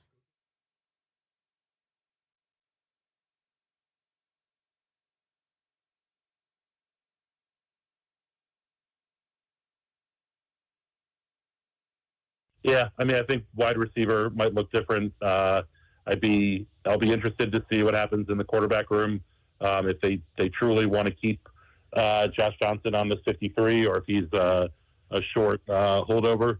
I think keeping 7 linebackers is interesting, and certainly leaves some room for movement. Are they going to maybe add another D lineman somewhere in there? Certainly. Cleveland Farrell getting cut is a guy who, we've gotten used to seeing here in Washington, and Andre Jones was a draft pick last season. So a couple of names that, folks might recognize a little bit. But that was Mitch Tischler of Monumental Sports. We're Grant and Danny. This is the Fan. So let's go through the initial 53-player roster. This is going to look different probably by this time tomorrow, certainly over the next few days. They can now start shopping because everybody else is releasing dozens of players officially into the open market. And now Washington gets to pick and choose what they want to do with their last few roster spots. But for the moment, 3 quarterbacks. I always had Josh Johnson in. I know very little attention was paid to the fact it seemed like that Marcus Mariota was dealing with an Achilles. Mm-hmm. I wonder how different that would have been. But it seemed like everyone just wanted to cut Josh Johnson and either go get someone from outside the building or roll with 2. I'm team 2 quarterbacks if 2 quarterbacks are healthy. But when Mariota's done nothing all preseason on the field and very little on the practice field, and the word Achilles is just being thrown out there and he's not being asked to do anything, sorry, you have to have another guy. That's where I'm at. Yeah, I mean, that to me, it's not necessarily about Daniels. This was a Mariota question, right? Where eventually he'll be fine. I don't know when that is because, again, we haven't seen any sample that says he's good to go. And Josh Johnson, now, to me, in week 1, unless something changes, unless Mariota's health improves and he's able to get some reps, he's the guy that's a play away probably in week 1. Running back, no surprise here. 4. Eckler, Krosky Merritt, Chris Rodriguez, Jeremy McNichols. Chalk. No surprise. As soon as Robinson got traded, I think we all knew this is what it was going to look like. You could have maybe said, okay, McNichols, just to save a roster spot somewhere else to the practice squad to start this thing, and we'll elevate him at the start of the year. But they like McNichols a lot. There's really no reason to get cute there. I thought maybe a Hail Mary might be Kaz Allen for special teams, not necessarily to get work in with that group of 4 there. That was a long shot to me, but yeah, that's pretty much chalk, as you said. You heard Mitch mention this. One of the big surprises, wide receivers. So more often than not in the league, you keep 7, not 5. In fact, keeping 6 is kind of the normal number. 5 receivers doesn't really work in this offense. And here's what I mean by that. They ran more no huddle than anybody in the league last year. In fact, they ran more no huddle last year than any team since the Eagles when Chip Kelly was coaching them several seasons ago as the fastest recent offense in league history. Their tempo was number 1 in the National Football League last season. What does that mean? That means that your receivers running routes are going to get fatigued and tired, and they're going to curl off and get to the sideline, and other guys are going to have to run on. Logan was actually talking about this on the Take Command show we did last night, where his point was he didn't think there was a time last year where they didn't use like at least 6 receivers to get some kind of snaps. This just screams to me they didn't feel like anybody else needed to be on this thing. Like if we really are just talking about earning it, honestly, Luke McCaffrey's on because he was a third-round pick last year, pretty much. There's really 4 guys that truly earned it. McLaurin, Deebo Samuel, Noah Brown, Jalen Lane. And Noah and Terry didn't earn it by way of what they did in the last several weeks. Brown was hurt. McLaurin was holding out for a contract and then holding in just because of their track record. Sure, previous deposits. But yeah. McCaffrey's going to be in, so that's 5. I've got a couple people, Instagram at Grant H. Paulson, DMing me and stuff, that are upset that Ja'Cory Brooks didn't make the team. He's going to be on the practice squad. I mean, no one's going to claim him. He's an undrafted free agent. If he would have had the entire camp like he had the first couple of days, or 3 preseason games like he had against the Patriots, maybe he would have been the 6th.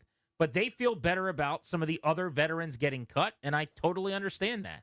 I would bet on a 6th guy being added who will be ahead of McCaffrey, and we'll see, maybe ahead of Lane, depending on who it is, on the depth chart when this thing's all said and done. Yeah, there's going to be another Noah Brown, I think, at that position, right? Whether it's, someone that gets cut or a small deal gets made, et cetera. I think they've made room for that player. Again, that is not a great list of depth right there. I think there are 3 guys, really, that trust is the wrong word. Let me try to rephrase it. McLaurin, Samuel, and the upside of Jalen Lane is enticing.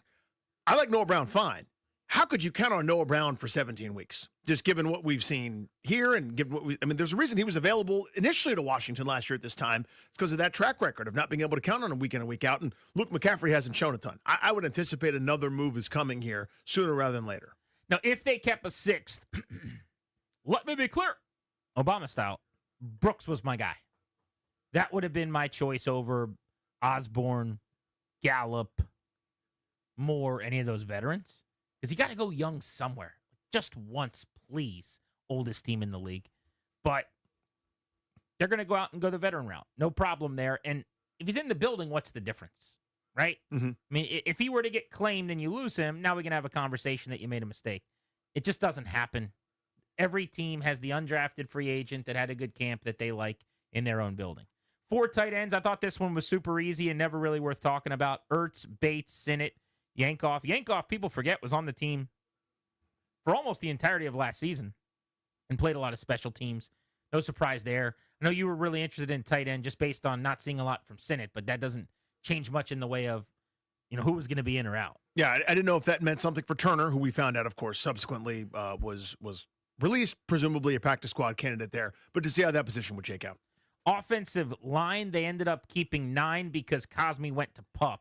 So at tackle, they're 5 deep, which is interesting. Now, Trent Scott can play guard as well, and so can Wiley. So that's why you keep 5 tackles, right? Because those 2 guys are going to have multi-position flex. But Tunsil, you're starting left tackle with Connolly, presumably you're starting right tackle. Does Josh Connolly start and play every down against the Giants, or does he rotate with Andrew Wiley? We got to figure that out because that's going to determine whether Allegretti's a starter in week 1 or not at right guard. Because I would think if Connolly's at right tackle without a rotation, then Wiley would start over Allegretti at right guard. But regardless, Tunsil, Connerly, Wiley, Trent Scott, George Fent, who they brought in here, all of those guys make the team as tackles, with Scott and Wiley being guard eligible. On the interior, Tyler Biadasz at center, Brandon Coleman, the starting left guard. Allegretti may start at right guard in week 1. And then survivor, Chris Paul. Year after year, it feels like he starts camp and you go, probably not this year. And then he has a good preseason, and he's back on the roster. Chris Paul still around as the last lineman in for Washington with Cosme to PUP, which means he will not play in the first 4 games. So do you see Fant as maybe kind of that swing tackle role? Definitely. Yeah, like kind of the I'm blanking on the guy's name.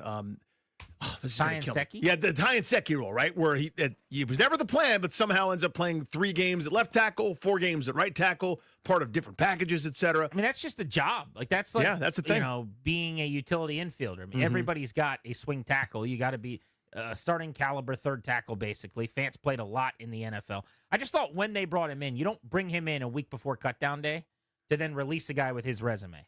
So I kind of had him in Sharpie anyway, and you were kind of working around him. To the defensive side of the ball, they go with 90 linemen. You and I were wondering, would they keep 10? And they didn't. Defensive ends, well, let me clarify. If you count Von Miller on the D-line, for bookkeeping purposes, for the NFL, because of the number he's wearing, he actually has to be listed as a linebacker. Isn't that weird? Yes. Because he's not allowed to, for whatever reason, to be a defensive end with his number. So, like on all the stuff the team puts out, he's listed as a linebacker. But regardless, He's a D end. We all know that. So it's Armstrong, Dietrich Wise, Von Miller, Jacob Martin, and Javante Jean-Baptiste. 5 defensive ends. Then 4 defensive tackles with Deron Payne, Javon Kinlaw, Johnny Newton, and Eddie Goldman. Most interesting thing here was that Goldman made it. I had him out. I thought he just kind of struggled in the preseason and didn't provide the size or frankly, the push against, interior linemen in the running game that I was hoping for. Didn't anchor as well as I would have liked. But maybe that's coming, and maybe he's just kind of working his way into the fold here. So I thought there'd be 10. I thought they were going to go with 10. It's just kind of given the system, scheme, design, et cetera, the idea of having bigger guys up front. Well, the bigger guys tend to tire a little more quickly a lot of times than their smaller counterparts, right? And you have situational type players like I don't want Von Miller out there on first down. I don't think they do either. Now, 2-minute drill's a different story, but the idea that you would have a lot of Frankie Louvu downhill, Von Miller downhill, et cetera, that's fine. But Miller's not there on first and second, taking on, pulling guards and getting double teamed by fullbacks and tight ends and tackles, et cetera. So there's only 4 interior defensive tackles. I thought they'd have 5, again, to kind of keep that rotation going. So that was interesting to me. I thought Goldman would make it despite, as you said, a lackluster preseason. So I thought maybe you'd have somebody else there who maybe could play both, et cetera. Well, here's where the extra body goes is linebacker. Mm-hmm. When you keep 6 linebackers, there's your 10th defensive lineman. Right. So you're debating between maybe a Carl Davis or a Jalen Holmes or somebody like that, or Ale Cajo, who I'm thrilled made the roster. But Wagner and Louvu, your starting linebackers. McGee, next man up. Rookies, Kane Medrano and undrafted Cajo, both from UCLA. Ale started his college career at Alabama. And then Nick Bellore, who's a special teams ace. It's really 5 linebackers with Bellore, just almost exclusively teams. He's not going to play on the defensive side of the ball. Corners, no surprises. The only question was, were they actually going to trade Igbenogany after the Rossini report today? They didn't. Lattimore, Amos, Sanra-Still, Jonathan Jones, and Noah Igbenogany. And then safety felt like one of the easiest positions to predict the entire camp. They're pretty deep there, actually. Quan Martin and Will Harris start. Jeremy Reeves and Percy Butler off the bench. Tyler Owens, bunch of special teams, maybe very minimally defense. And then your specialists, Way, Gay, and Ott. You got Tress, Matt Gay, and Tyler Ott. So there's your 53-man roster for Washington. Again, the questions or the quote-unquote issues, and I don't know how deep you want to go on that, it's the back of the roster stuff.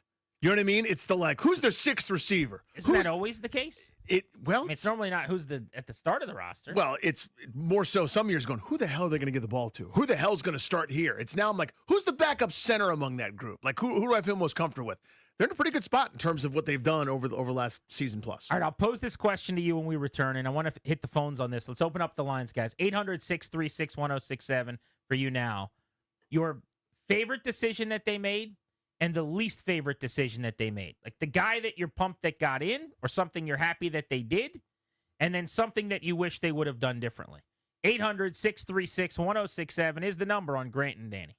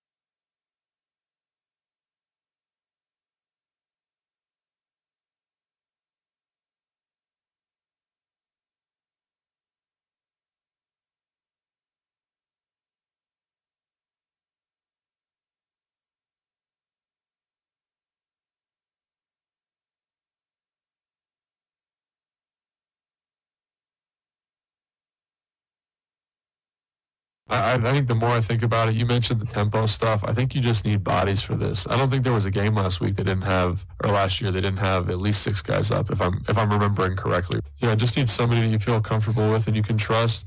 And I think about how they signed Noah Brown last year on the cut day, and what a tremendous addition he was. So again, I think that speaks to Adam Peters' talent and how his staff is working to kind of always find the best version of this roster. Think back to last year, how fastidious and detailed they were about cultivating a practice squad that had people that could play football for you. And so I think that's what they're going to do, is find someone to fill that role. And I think hopefully KJ Osborne's on the practice squad and he's here and he's part of the organization. But that feels like a position where there might be a little bit of movement heading from Tuesday to Wednesday. That's Logan Paulson from the Take Command podcast that I do with him as we predicted the roster yesterday. Welcome back, Grant and Danny, live on The Fan. The 53-man roster is set. We're asking you right now, what decision did you really like, and what that the team didn't you like? You can call us at 800-636-1067, and we'll get you on the air to banter with us about this first version. This is the first draft, people.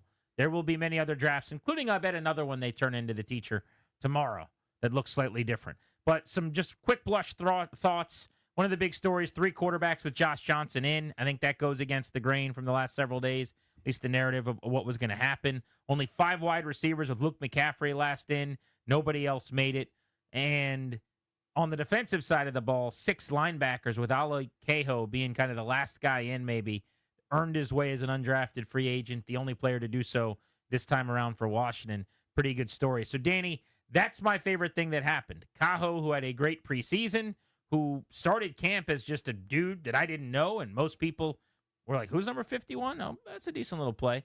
By the end of the preseason, he was their most noticeable defender in the second half of all their games, and they put him on the roster. My favorite thing that happened, and I like yours, by the way, my favorite thing is they left room for that receiver to be named later, right? And so whether you kept Ja'Cory Brooks or not, you still can make moves in that regard. But to me, that's the incomplete. I'm turning this into my professor, but letting him know, hey, I've got another thing to add to that, or I have another quote or something like that. That to me is kind of leaving the option open. The thing I didn't like is the center spot.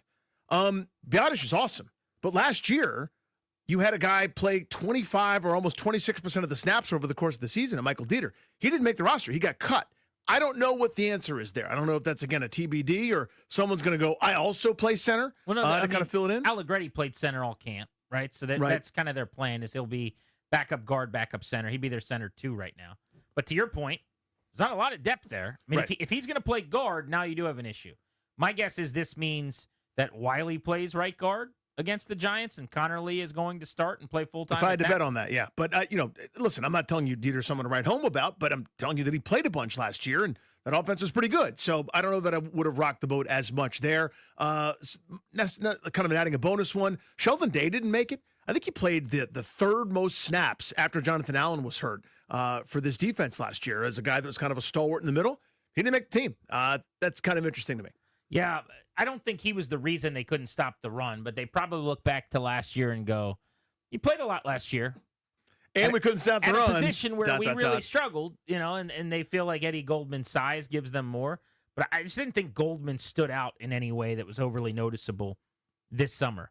He's a local guy. It's a cool story. He's retired a couple of times or been out of football for a season, however you want to phrase it, a couple times over, and he's still kicking. So I like that. I like seeing that he is squarely in the mix at the start of the year as a story. I wouldn't have predicted that, or it's probably not the route I would have gone in. Something that I did not like, I guess for me, there's nothing that bothers me. There's nothing I hate, to be honest with you. Maybe, just maybe, in one of these spots, I would have liked to have gone a little younger. Where you kept an extra veteran. Could have been the D-line. Could have been in the secondary. You could have kept one of the kids if they were able to trade, like Igbenogany or something, even though I think their corner depth is really good, and I like Noah I in his role. But maybe that's not even a cut-down day thing, frankly. But the depth for this team in a lot of spots feels older. And wide receiver could be the symbolism of this, where if you kept Brooks as the wide receiver 6, he's a lot younger than maybe whoever you're going to bring in here. How much does that guy really matter? You're the 6th receiver. Now, depending on who they bring in, if it's Noah Brown from last August 28th, he became their number 2 receiver very fast. So we'll see who they bring in, but I just wish they weren't so old everywhere. Yeah. And it's not as if they're backups. And I know it's not a fair sample exactly, but it's not as if they were beating other teams' backups up pretty good in these preseason games. They're getting steamrolled. The guys that are going to play at times for this team, weren't necessarily turning heads and knocking people into the dirt. So it's one of those things where if you're not getting dominant play from your 2s and 3s, I'd kind of default to going young there if possible. I see your point. I got a tweet here. I'm at Grant H. Paulson on social. Danny's at Funny Danny. And somebody says, if we played tomorrow, I'd be scratching my head. It appears the 6 wide receiver goes on to talk about the receiver position. So important to remember, they don't play tomorrow. And I'm not even saying that flippantly, but I think that's how people think is, well, if there was a game tomorrow, this is not a good situation. Yeah, you're not locked into this. They are absolutely going to have another receiver joining this building, this room. And by the way, let's say they don't, then you know what they would do if they played tomorrow? In the morning, they would be activating, or calling up, I should say, Ja'Cory Brooks to their roster from the practice squad, and voila, now you've got your 6th receiver. So I know sometimes it feels strange to say it that way, but it's August 26th. They play on September 7th. This is fluid. We're looking at a snapshot of a much larger collection of images here. Every day at 5 this week, we are preparing you guys for fantasy football drafts. If you're not into fantasy football, that's cool too. It's just a way to talk about a lot of different players and their projections going into the season. But today we're focusing on running backs in the NFL with Jake Seeley. We'll do that next on Grant and Danny.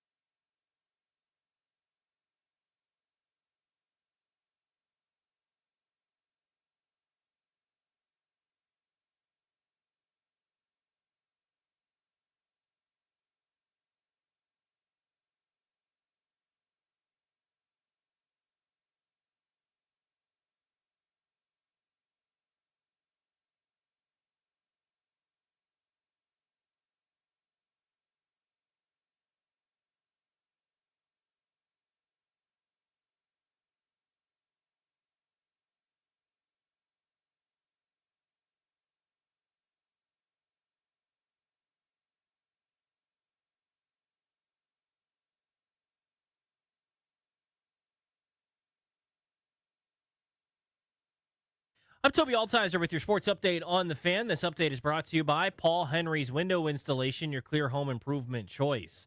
Cut down day has passed at 4 o'clock today. Some notable cuts for the Commanders today. Quarterback Sam Hartman, wide receivers Ja'Cory Brooks, Chris Moore, KJ Osborne, tight end Cole Turner, defensive lineman Jalen Holmes, Cleveland Farrell, Carl Davis, and Sheldon Day, among others. Also for the Commanders, they placed Sam Cosmi on the PUP list. He is out at least the first 4 games of the season.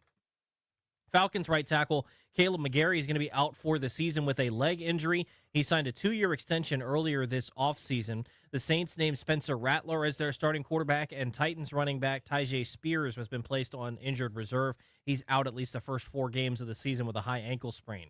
In baseball, the Nationals getting set to take on the Yankees for Game 2 of the series in the Bronx. 7:05 first pitch. Can hear the game right here on The Fan. Mackenzie Gore takes the hill for the Nats. He is 5-12 with a 4.11 ERA on the season.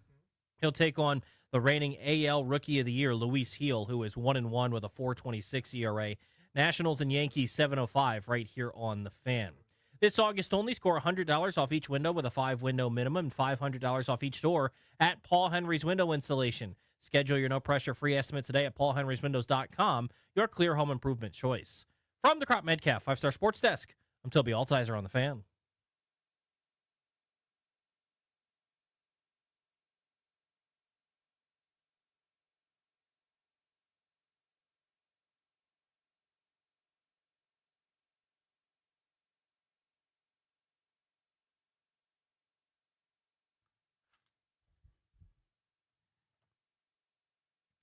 Exclusively sponsored by the law firm Kandori and Murad. Estate planning, elder law, real estate transactions, probate administration.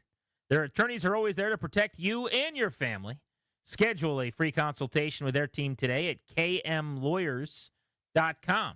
Be sure to let them know that we sent you.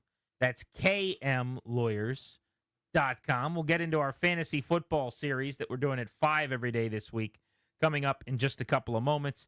Big fantasy football week on Grant and Danny, what with this daily segment. And then also, more importantly, our fantasy football draft tomorrow night at Pupatella in Springfield. If you're in the league, you probably already know that, or you haven't checked your DMs to find out. But get signed up and get there tomorrow for the draft. If you're not, just come hang out, eat pizza, and watch us draft football teams. Yeah, worse things have happened to people. Hang out with your pals and eat some Pupatella. It is time to get you ready for the fantasy football season.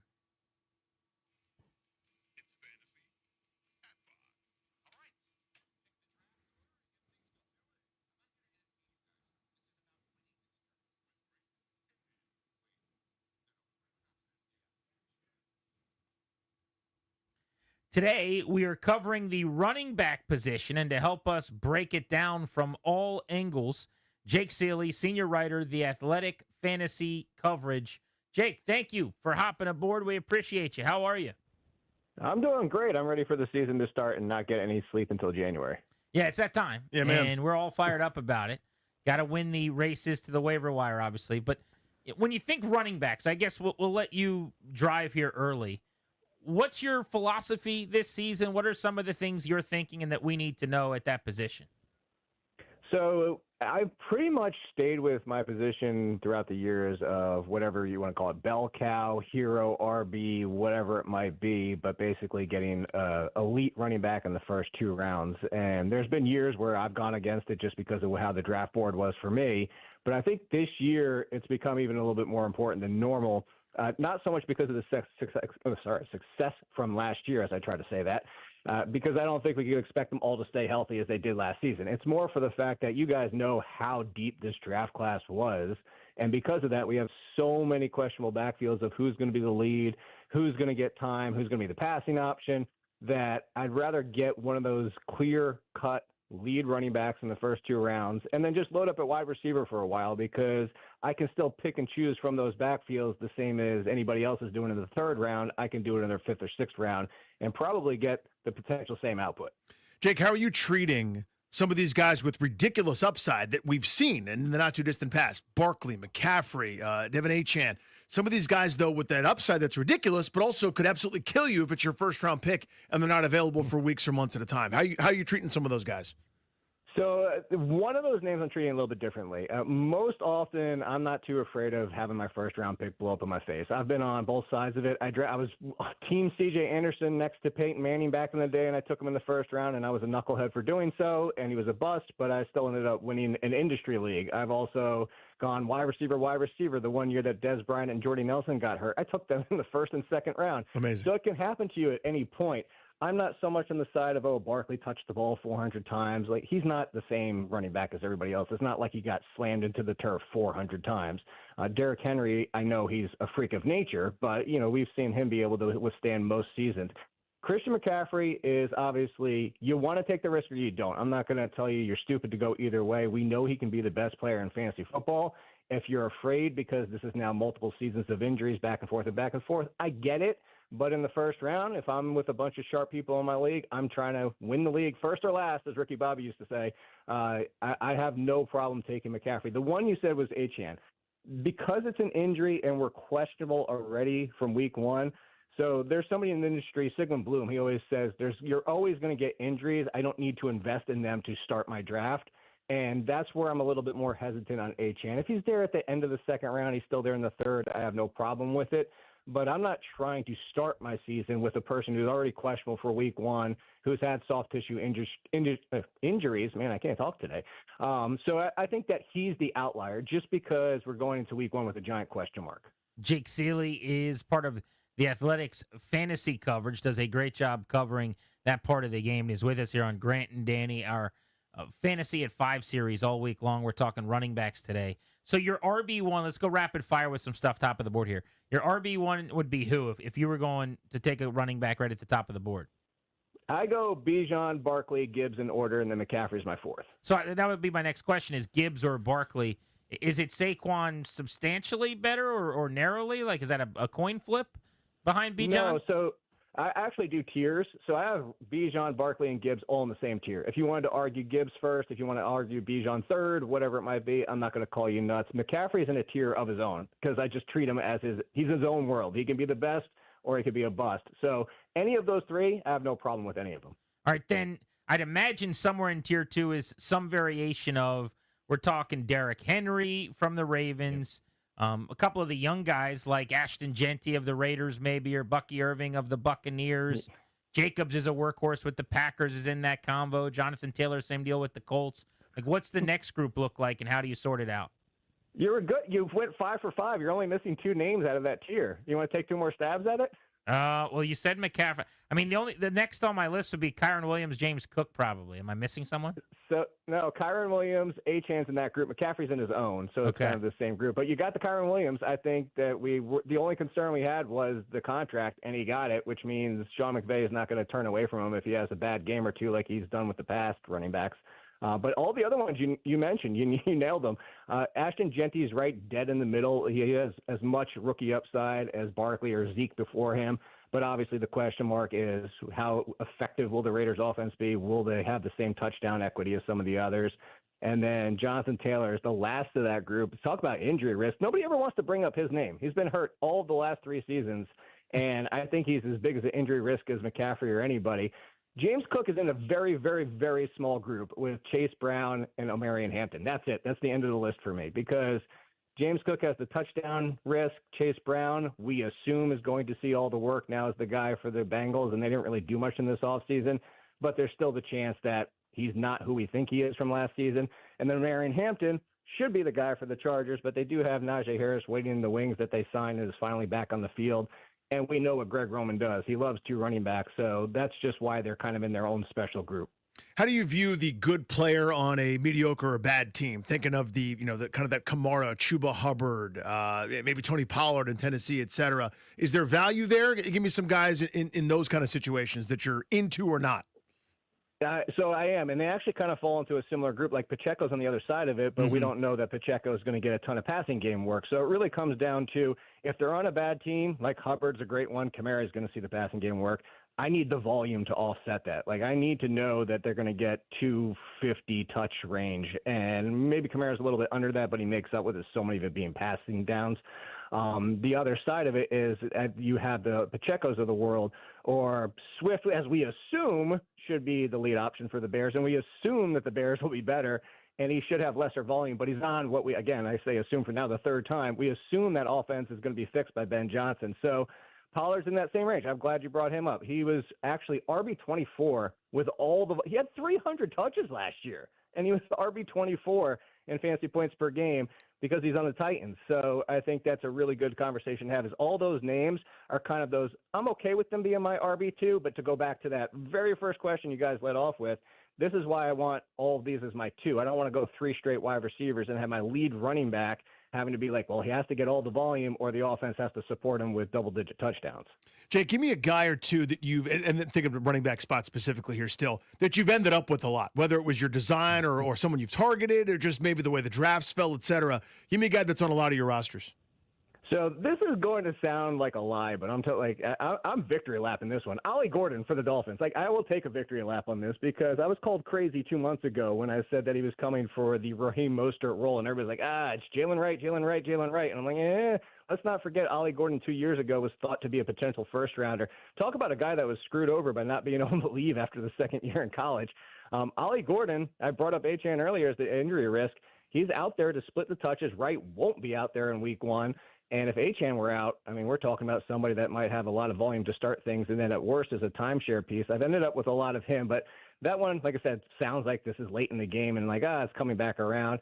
The one other one I thought was very intriguing was Braylon Allen. And it's not so much that I don't believe in Breece Hall, it's that it's Justin Fields. And if you look at Justin Fields' past success, he's been up and down. But when he's had success, the running back alongside him has been a bruiser, real tough runner at the goal line because they try to offset what Fields does in space with the bigger body. And I always thought that Braylon Allen was intriguing, that one, he could get some cheap touchdowns throughout the season and be like your RB3 or bench stash. And then if Breece Hall does get hurt, which he was hurt for almost half the season last year, he could have top 20 upside. Those are 2 that I actually have in a lot of my leagues. Jake, you're on in D.C. right now. Brian Robinson was traded. There's been a lot of talk about Ja'Cory Krosky-Merritt and Chris Rodriguez. How do you think this sorts itself out in terms of pecking order as the year goes on? Yeah, I'm actually only 3.5 hours down here in Virginia Beach from you guys, so kind of waving out the window a little bit. Yeah, to come out there a few times. I think that, so I want to caution Commanders fans not to go too crazy because, look, Krosky-Merritt is a fun talent. Is actually, he probably would have thought of more if not what happened to him in college with the whole Jersey situation. But he's also somebody who's explosive that I don't think, we talk about that volume from earlier, I don't think he's ever going to be a 20-touch guy in the NFL. I don't think that's who he is. And we've seen the talk about, we think Chris Rodriguez could be a great option at the goal line. We've heard that from coaches before. And then that third option maybe sprinkles in, but doesn't end up being a third option. But I will say this, the one that's safest is Austin Eckler, who was productive last year before he got hurt. I think he can be productive again, and I think his role is the safest. And I say that to say you have Jaden Daniels, who's going to take a ton of the rushing. You have Austin Eckler's not going to go away. So now it comes down to Krosky-Merritt really needs to be Brian Robinson from last year, and I mean that in a volume standpoint. So I would treat him as an RB3, around the 30 to 35 range, with upside for more. Don't get me wrong, I love the talent.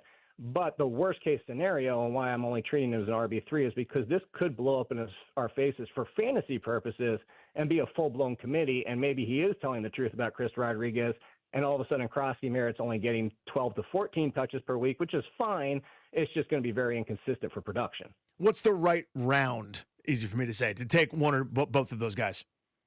So Krosky-Merritt, it depends on who you're drafting with, because if you're drafting in the wrong draft, you're going to have to take him in the 6th round, and please don't do that. You've eliminated any upside if you take him there. I'm willing to take him late 7th, 8th round. I think that's where a lot of the RB3s start going. You have some wide receivers. You probably have 2 running backs. And if Krosky-Merritt even gets off to a slow start, you're okay because he's on your bench for that upside. Chris Rodriguez, I'd take a flyer on in the 12th round or something like that, just in case. Hey, if Krosky-Merritt were to get hurt in week 1, Rodriguez would be splitting the backfield with Austin Eckler. But I will say, I'm going to go back to it. Austin Eckler is my favorite value because you can get him in the 9th or 10th round, and I actually think in a half and full point PPR, he will provide RB3 value this year. Jake Seeley, The Athletic, fantasy coverage. Thank you. We really appreciate it. No, it was a good time. I always appreciate talking fantasy. Yeah, that was fun. Thanks, buddy. Good insight from him. That's the running back position. Tomorrow we're going to tackle the receiver spot. So we'll have at least gotten through 3 position groups before we go do our Grant and Danny Listener League draft tomorrow. But hopefully this is helping you guys. I actually have 2 drafts tomorrow night. You asked me yesterday, I guess it was. Have you had any yet? Yeah. My first 2, and I keep whittling the leagues down as best I can. So I'm now in 3 leagues that I care about, I would say. 2 of them draft tomorrow. I have 1 more over the weekend, maybe in early next week with all my high school Is it buddies. the same and stuff. time as the G&D League? Because I've had to do that the Cakes draft at the same time, like 7 straight years. Yeah, you always do that where you're on the laptop. It's right after, I think. Oh, right on. Our drafts, do we know what time our draft starts? Probably 7:30 or something. So this draft's going to start at 9:30. Okay. So I'll probably be like Just hang out more at in Pupatella. the parking lot at Pupatella when they kicked me out of the building at 10 in my car finishing my draft on Love like that. mobile or something. But running back, receiver, that's generally the philosophy for me. Stack the roster, grab a quarterback late, and see where it gets I you. can't quit RB Hero. I still do it, right? Where I mean, last year in one of my big money leagues, I was telling Ryan this, where I'm in this league with a bunch of Wall Street sharps who think about things differently than everybody else. So in other words, when I like see a stock on the ticker, it's already too late. They thought about it 7 months ago with like algorithms and all sorts of stuff and fancy things. They're doing the same predictive deal, but for fantasy football. So it's always really interesting to be in a league with those guys because they do it differently than everyone else. It's a long way of saying by the time it got to us at 8 and 9 and kind of as the rounds were going, there were no running backs left. We kept going, well, the value of this receiver is too great. We have to do it. We have to do it. And then we were just left with nothing at Pittance. So we went, RB0 method. But I just generally just feel safer. I need 1 bell cow, and then I can kind of do whatever else I want with either my first or second round pick, kind of depending on how the draft goes. But this is a good year for that, I think. I think there's enough guys up at the top where you can feel comfortable and safe with a running back. The Grant and Danny poll of the day is live and has been voted on by many of our listeners. You can go join them and vote right now. It's the G&D poll of the day presented by Metropolitan Moving and Storage. Local, long-distance, residential, or commercial. 3 decades of best-in-class service and experience. Here's the question, Danny. The Commanders have made their first 53-man roster available. Of all the players cut, who surprised you the most? Cleveland Farrell, defensive end. Wide receiver Ja'Cory Brooks. D-tackle Sheldon Day or D-tackle Carl Davis. Right now, 41% are saying the Cleveland Farrell release surprised the most. 38% Ja'Cory Brooks, 20% Sheldon Day. You can go vote right now. Who's the guy that surprised you the most? They're not on the team. I voted for Sheldon Day on this one. I think once Von Miller came, you sort of looked at the landscape there for who was going to be a pass rusher / defensive end, where that was going to come from, and maybe didn't really include Farrell. So maybe I don't want to say anticipated that, but that one didn't stun me as much. Again, Day played a lot for them last year. I know Farrell played some too, but that defensive tackle spot, I thought they would keep an extra body there. So that was the one that stunned me the most. We've got actual words from Terry McLaurin about signing a contract with the Commanders. In fact, he just put pen to paper officially on the deal within the last half hour, and the team put out some photos and videos of him signing his new deal. Let's get into that next on Grant and Danny here on The Fan.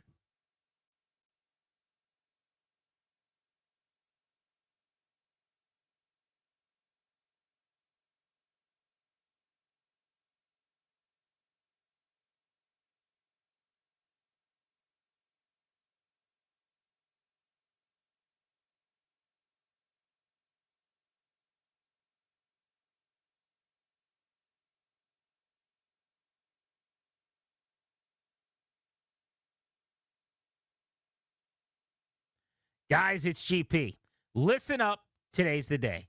It is finally here. Futures Day. And it's happening right now on FanDuel. I have already taken great advantage of this amazing day. 24 hours of boosts, bonuses, bragging rights on all your football season predictions. Today only, all customers like you get an instant bonus on any football futures bets. If you want to do it straight up, over on a win total for your favorite team like the Commanders, go for it. If your game of preference is 8 division winners parlayed together in crazy odds, do that. If you want to copy my picks, giving you some of them over the last couple of weeks, go for it. Whatever your game is, you choose how you want to play, and you do it today at FanDuel. Make sure to check back in on the app every 3 hours for special flash deals, football futures all day long. Must be 21, present in Virginia. Gambling problem? Call 1-800-GAMBLER.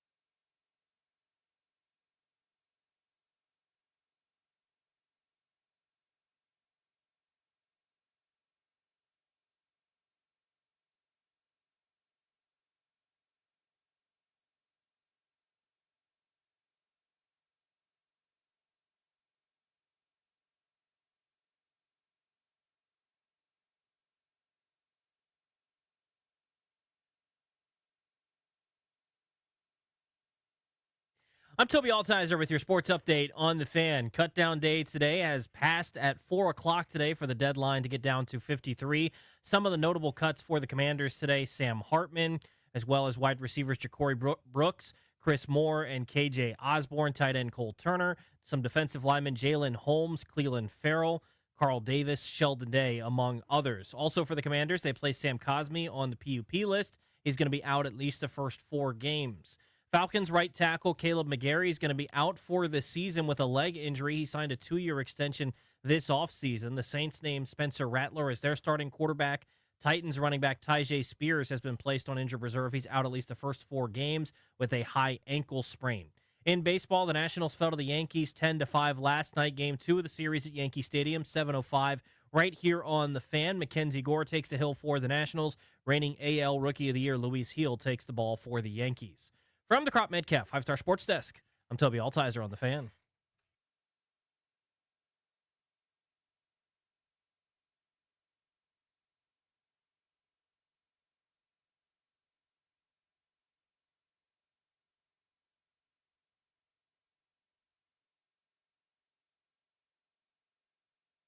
Thanks to Toby for getting us up to date.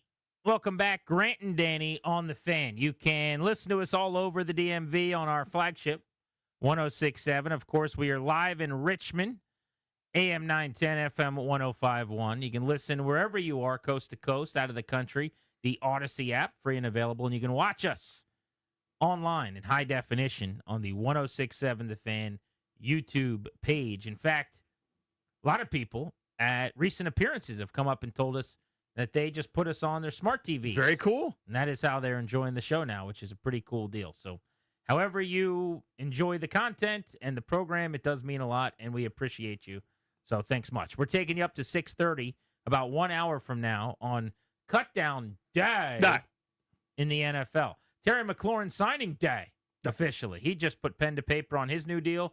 This was a video the team put out on social media from Scary Terry himself minutes ago. Commanders fans, what's up? It's Terry McLaurin. I'm back. I'm excited to be here with you guys, man. I call this place home. I can't wait to see you guys out there week 1. Let's work hard this year. We need y'all loud each and every week. Appreciate y'all. Let's get to it. I'm back. As if he had gone anywhere. Now, That's I guess right. technically he was not here, but I'm back. But he does was. kind of feel like he was a free agent or he played for the Colts or something. Like, my ankle's fine. Right. But there's no mention of the ankle in this video. So someone needs to check on that ankle, make sure everything's doing okay, that the rehab's going swimmingly so that we can get him back on the field. But what do you make of the initial Terry McLaurin olive branch to the fans after a lengthy saga? Yeah, stick aside. That's him, right? Like, that's Terry McLaurin being his bubbly, fun, engaging, smiling, winning type person that he is. Like, that's what he sounds like. When he's happy, when he's right, that's the reason fans fell in love with him. So that was good to hear. Like, you haven't heard him talk that way in a while. Whether it was whatever media availability he had, he's taking it day by day, or is it Eastern Motors where your job's your credit, saying how sad he is and disrespected he is and this, that, and the other.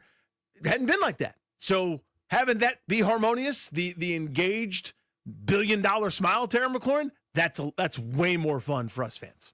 This is our first foray into demeanor now on the other side of this thing. And my prediction all along has been that as soon as this saga ended and as soon as this dispute was over, it would be like it never happened. Business is business. The sausage got made. That's the unfun part. You guys saw the quiet part out loud, basically. You wanted to see it. You're allowed to see it. We weren't turning your eyes away from it, but you chose to watch the sausage get made, and it's not very pretty, and you were upset, and that's fine, but guess what? Me and Adam Peters are best friends. I'm actually partially surprised they didn't do a video together. Now, I'd imagine there's going to be some type of joint press conference. I don't know the exact plan tomorrow. The fact that this is happening on Cutdown Day actually makes it complicated because Peters is going to have to do a 53-man roster press conference as well. So the Terry update and contract Q&A is going to be folded into that. But otherwise, I think what would have been smart is to just have those two guys sitting next to each other, laughing about everything. Because all you have to do is talk about how the big bad media, they had this wrong. We were buddies all along. And the fans will eat that up and talk about how terrible the media is. Sure. And, the media hates the team and hates the players and hates Adam Peters. And the media is the media. And that's all they would have had to do. And people would have eaten it up like catnip because the media is the worst. That would have been my philosophy. But because of Cutdown Day, I'm guessing maybe Terry will speak on his own, and then Adam and Dan Quinn will sit side by side and do some kind of joint presser. That's probably the way it's going to go, right? I mean, part of it's the calendar. I mean, had this happened a week ago, you'd have had that kumbaya moment where everybody was friends, and who didn't have this right was these guys on the outside, not here in this room. In this room, we knew this was all gold, and all the performative theaters, water under the bridge, and everybody loves everybody, and we can't wait to be back on the football field. But I think because it happened today, to your point, you kind of lose that opportunity because Peters and Newmark and Sosna and everybody that's getting paid to wear a shirt and tie and decide on who's playing for the team are busy right now. There's not a lot of free time to do selfie videos. What do you guys make of this being official? McLaurin in the building. You see the video come out. He's telling fans, get on out there September 7th. I'll be there. Need you loud against the Giants. Elijah in D.C. What do you think? Fellas, man, thanks for taking my call. I've been, itching to get on the line with y'all, man. I lost my phone in the Outer Banks last week, and I've been, going through it. So just to hear let me double-click on this. What happened? What you don't know where it is? Is it in the ocean? Man, I think it is, man. I went to find my iPhone, and I got, this bluish-green backdrop. Uh-oh. It was kind of wild. My family's Hurricane Aaron's going on. You're like, yo, he's down there, and I'm sure, hope he's fine. But, so Nag's Head wind up just getting the best breeze you can imagine. Absolutely no flooding. It was a blast. I'm glad I didn't stay. It was yellow. It turned to double flags, which means no swimming. Right. And, of course, you have your local, some guy, excuse me, not local because they're cool, but most guys that's from somewhere else, they're in the water when they're not supposed to be in the water. And it was kind of painful. So seeing those guys have to use those ATVs to say, if you don't get yourself out of this water, it's going to be a problem. But there's always the dummies. I did that. Just won't listen. My dad and I did that. Believe it. Yeah, we got down there. We waited too long. It's our vacation. Screw those flags. We went in there, got thrown on our butts. My swimsuit was over my head, sand everywhere in my biscuits. We had to get hauled out of there by the ATV guys. I want to go back to the phone. So what happened to the phone? So my phone, I just ordered a new one, and it came in I love you guys so much. I told my wife, I was like, I'm taking your phone to work today. I'll make it up. But so my phone came in the mail. It's arrived, but you got to have Wi-Fi. And I was just freaking out holding the thing in my hand because I hadn't had it for a week. So I just said, hey, I'll keep it home with you. You get on Wi-Fi, you get me up to speed, and I'll have my phone tomorrow.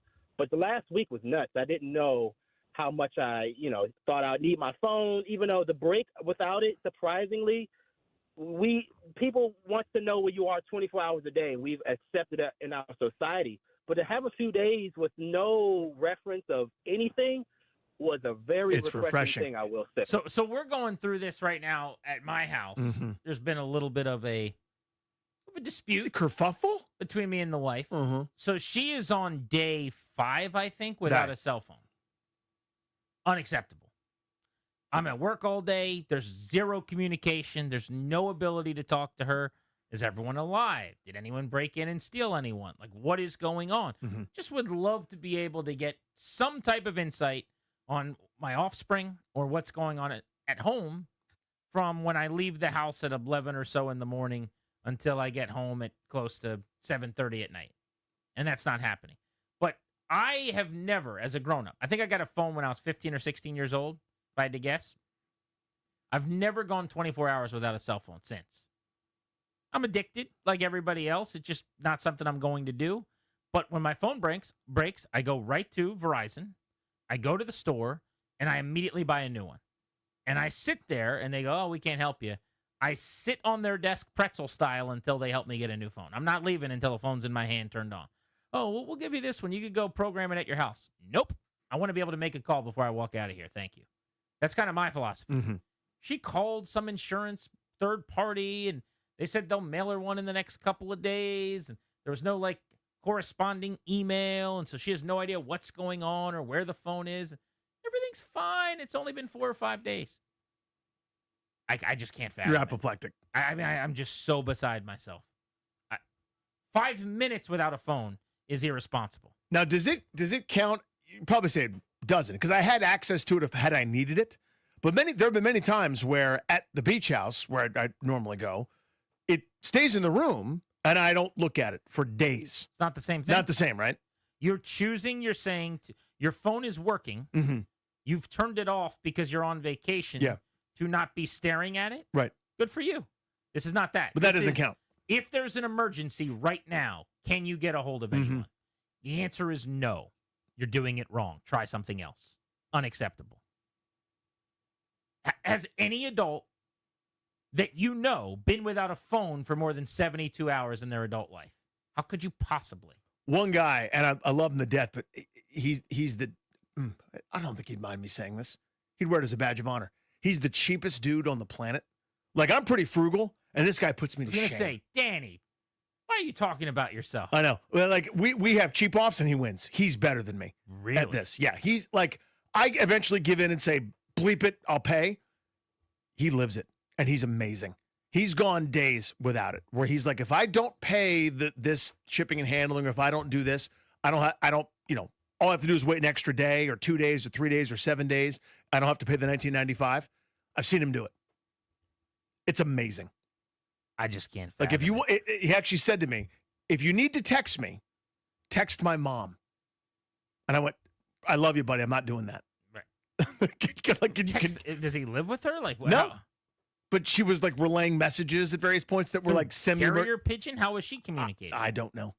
I don't know. What could she do that you couldn't? You have his email. You're asking great questions. But what's he going to check his email on?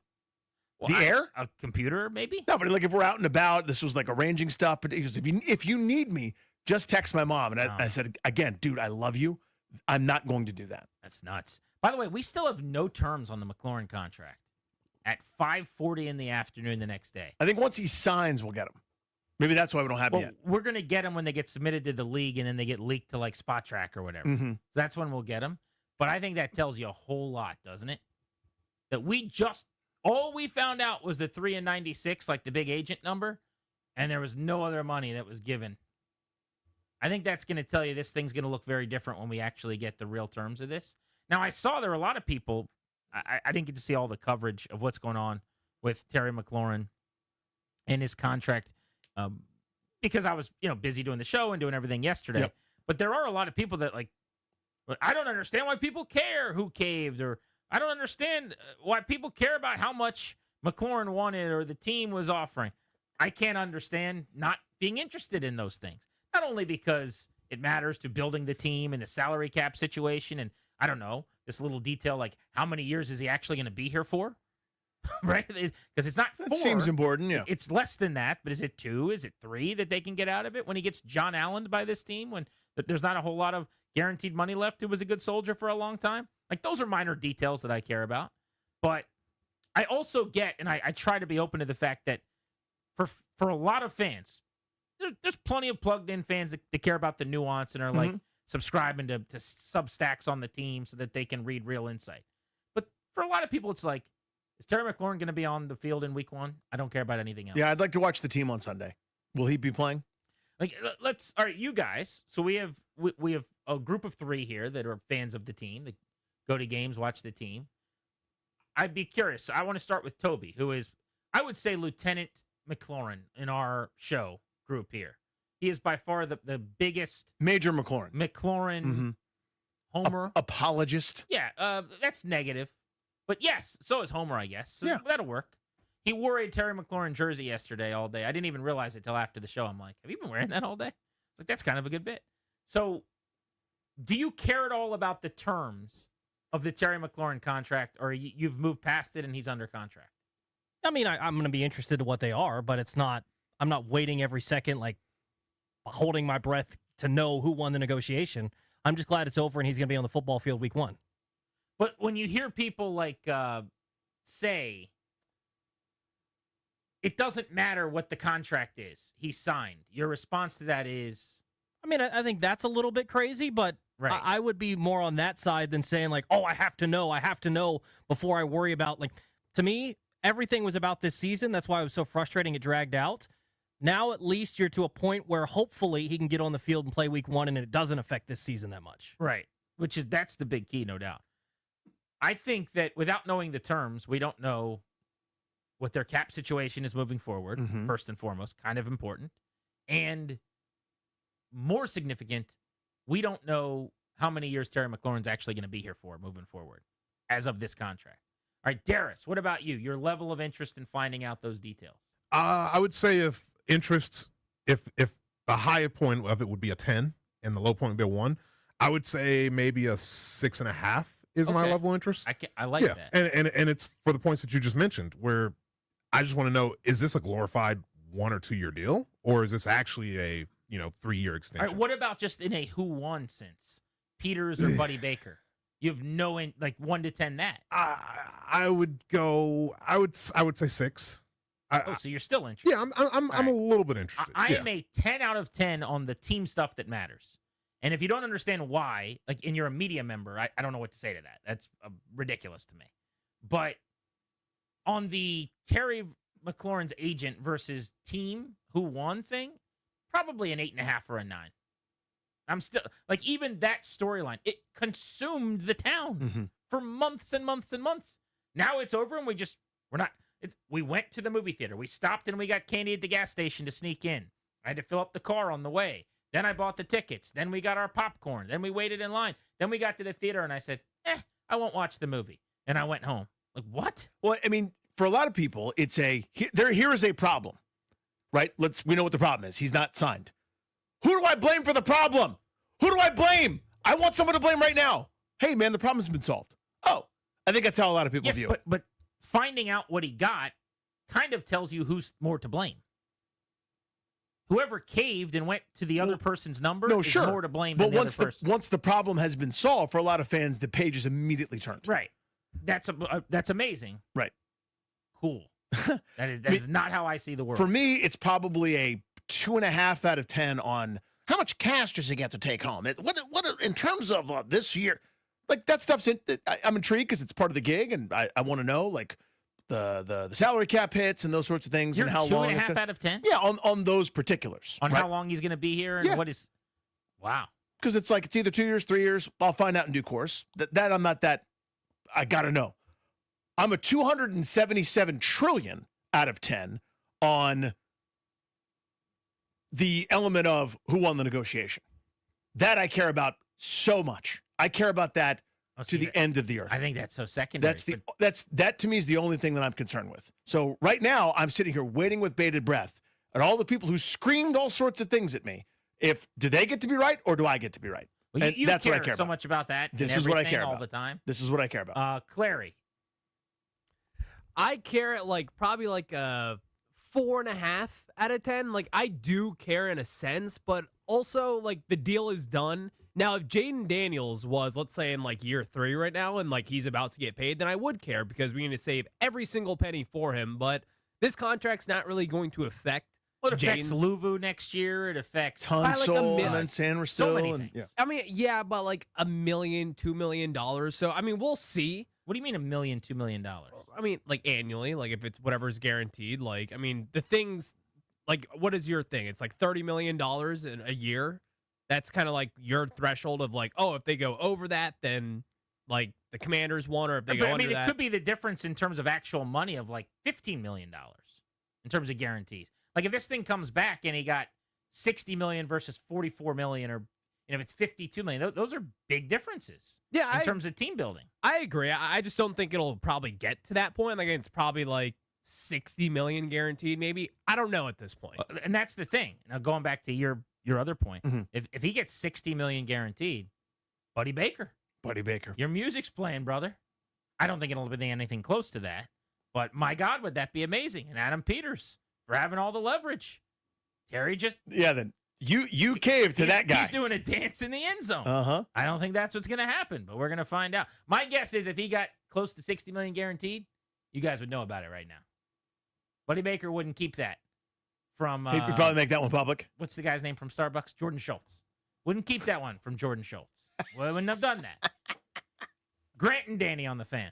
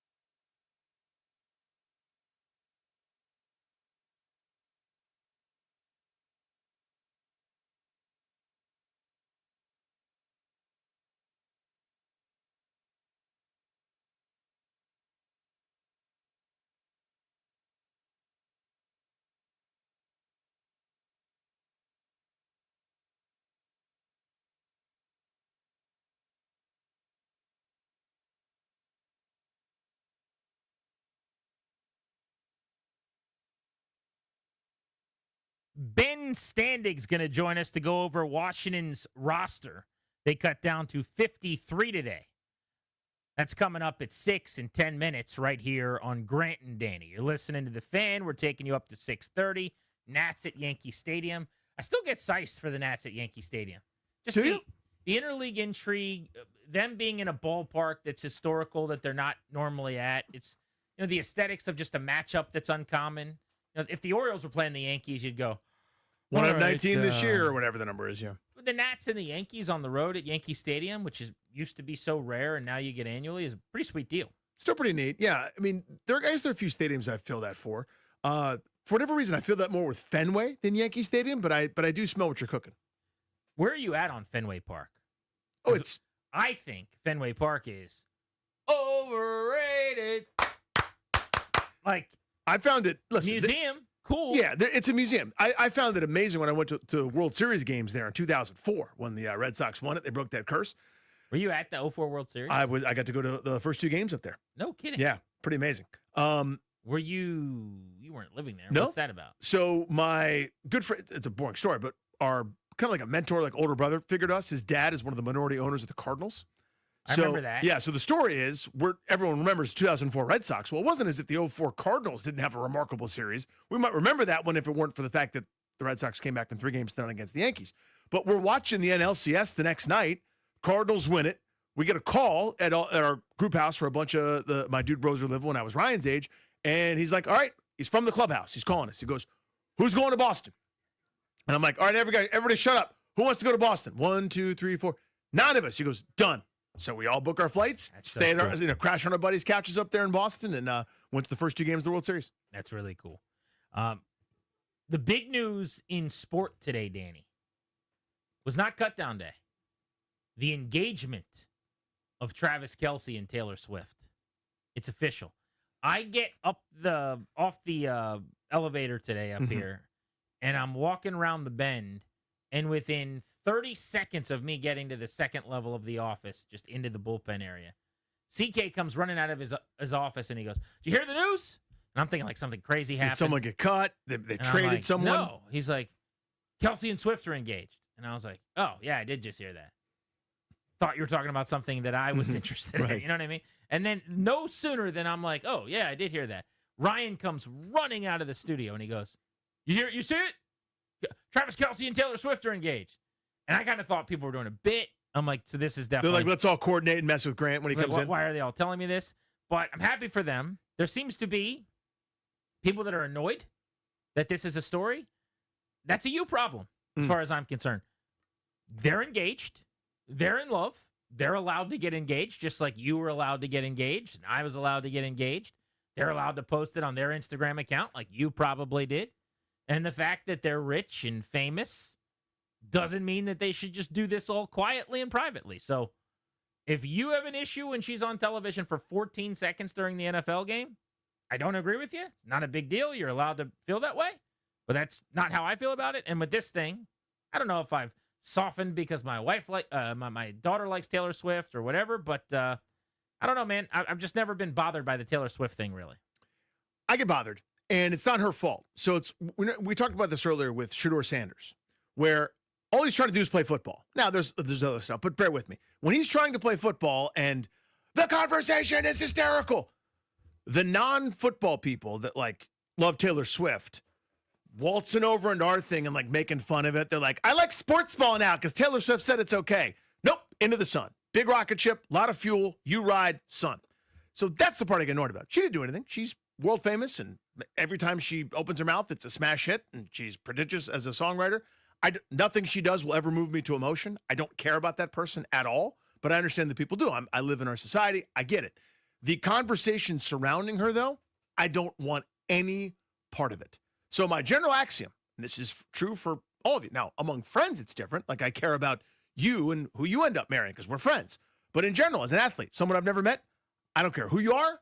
I don't care who you're attracted to. See ya.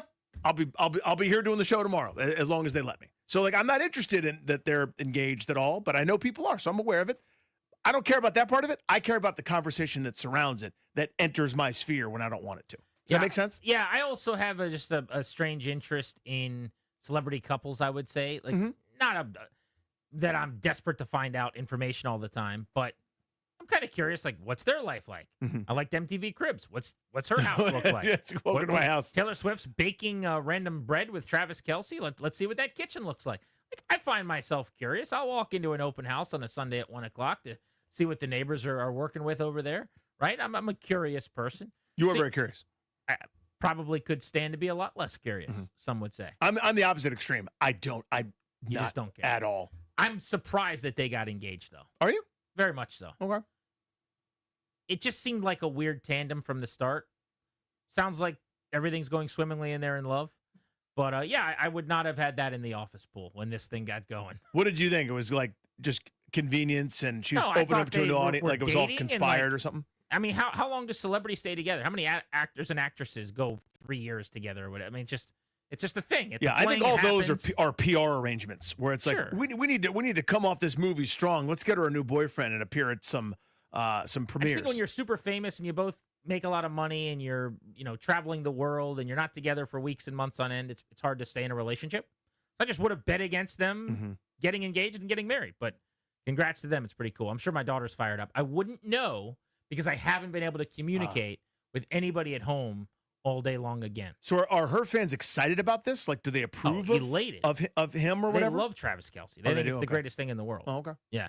They've been on this train from the beginning that like she was always meant to be with like the jock athlete and it's very like high school romance. I don't know. I'm speaking for the Swifties. I don't really know anything, but that's kind of the vibe that I get. Okay. I know that the people in my life that I know that love Taylor Swift are now like Team Kelce and they think Jason Kelsey's awesome and Travis Kelce's awesome and Mama's Kelsey's the Have best. you listened to Jason Kelsey's wife's podcast? Right. It's all of that. Kylie Yeah. is so funny and tells it like it is, though, and whatever else. But congratulations, Taylor Swift and Travis Kelce. All right. Ben Standings next on Grant and Danny.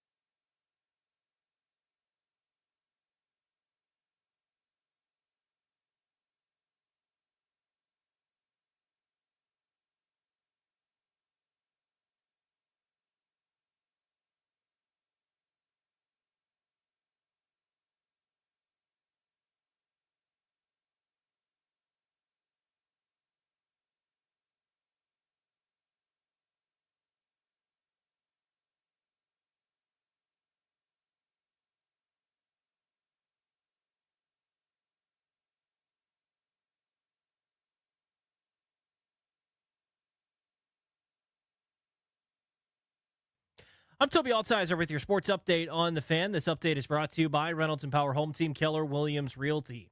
Cutdown day in the NFL has come and gone. At 4 o'clock today was the deadline to get down to 53. Some of the cuts today for the Commanders: quarterback Sam Hartman, wide receivers Ja'Cory Brooks, Chris Moore, KJ Osborne, tight end Cole Turner, defensive lineman Jalen Holmes, Cleveland Farrell, as well as Carl Davis and Sheldon Day, among others. The Commanders place Sam Cosmi on the PUP list. He's going to be out at least the first 4 games of the season. Falcons right tackle Caleb McGarry is going to be out for the season with a leg injury. He signed a 2-year extension this offseason. Bills' first-round pick, cornerback Maxwell Hairston, is on IR to start the year. He'll miss at least the first 4 games of the year. The Saints named Spencer Rattler as their starting quarterback, and Titans running back Tyjae Spears placed on injured reserve. He'll miss at least the first 4 games with a high ankle sprain.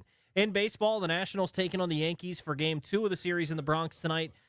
7:05 first pitch. Can hear the game right here on The Fan. Mackenzie Gore takes the hill for the Nationals. Luis Heel gets the ball for the Yankees. Nats looking to bounce back from the 10-5 loss last night. 7:05 first pitch right here on The Fan. Want to hear the fastest way to know what your home would sell for? Reach out to Empower Home Team. Simply text your address to 800-763-3000.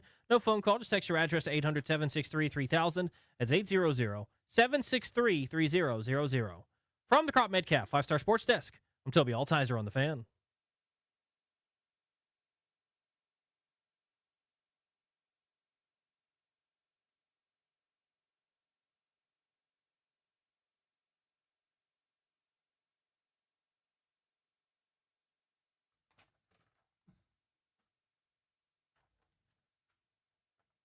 Stretch run of Grant and Danny. That's Toby Altizer's music, people. Another clean day of updates, another smooth day at the mic for Toby Altizer. Fitting with Pete Rock and CL Smooth as kind of the intro, talking about smooth Toby Altizer. I see what you did there, GP. Toby, the best update anchor of all time. Did I read it right, Toki? I don't want you to beat my ass when the show ends. Toki gave me the script to read, and he said he will dip my head in the toilet and give me a swirly. Swirly for that ass. Just right. Yeah, good job. That was exactly what I'd written for you. What if someone, can you who was it imagine yesterday that came in here and was like, you guys just missed the craziest thing. Toby just cursed. And we're like, no, he didn't. We all know. That was Jeff. Jeff came in. I don't remember what Toby said, but it definitely wasn't I a curse do. word. It's not a curse word, but it's the idea of one. So, like, if you abbreviate, like you use the first I letter. remember. Yeah, you said LFG. LFG. But those are just letters. Those are letters. You're allowed to say LFG, Topes. Well, of course you are. Right? Yeah, let's freaking go. Oh, I see. But he didn't mean that one. It's not what he meant in his heart. Let's freaking go. No. Is that what were you thinking when you said LFG? What was the F? Let's freaking go. Okay. Let's freaking go. Have you ever cursed? No comment. Okay. Oh. All right. I got some investigative journalism to do after the show.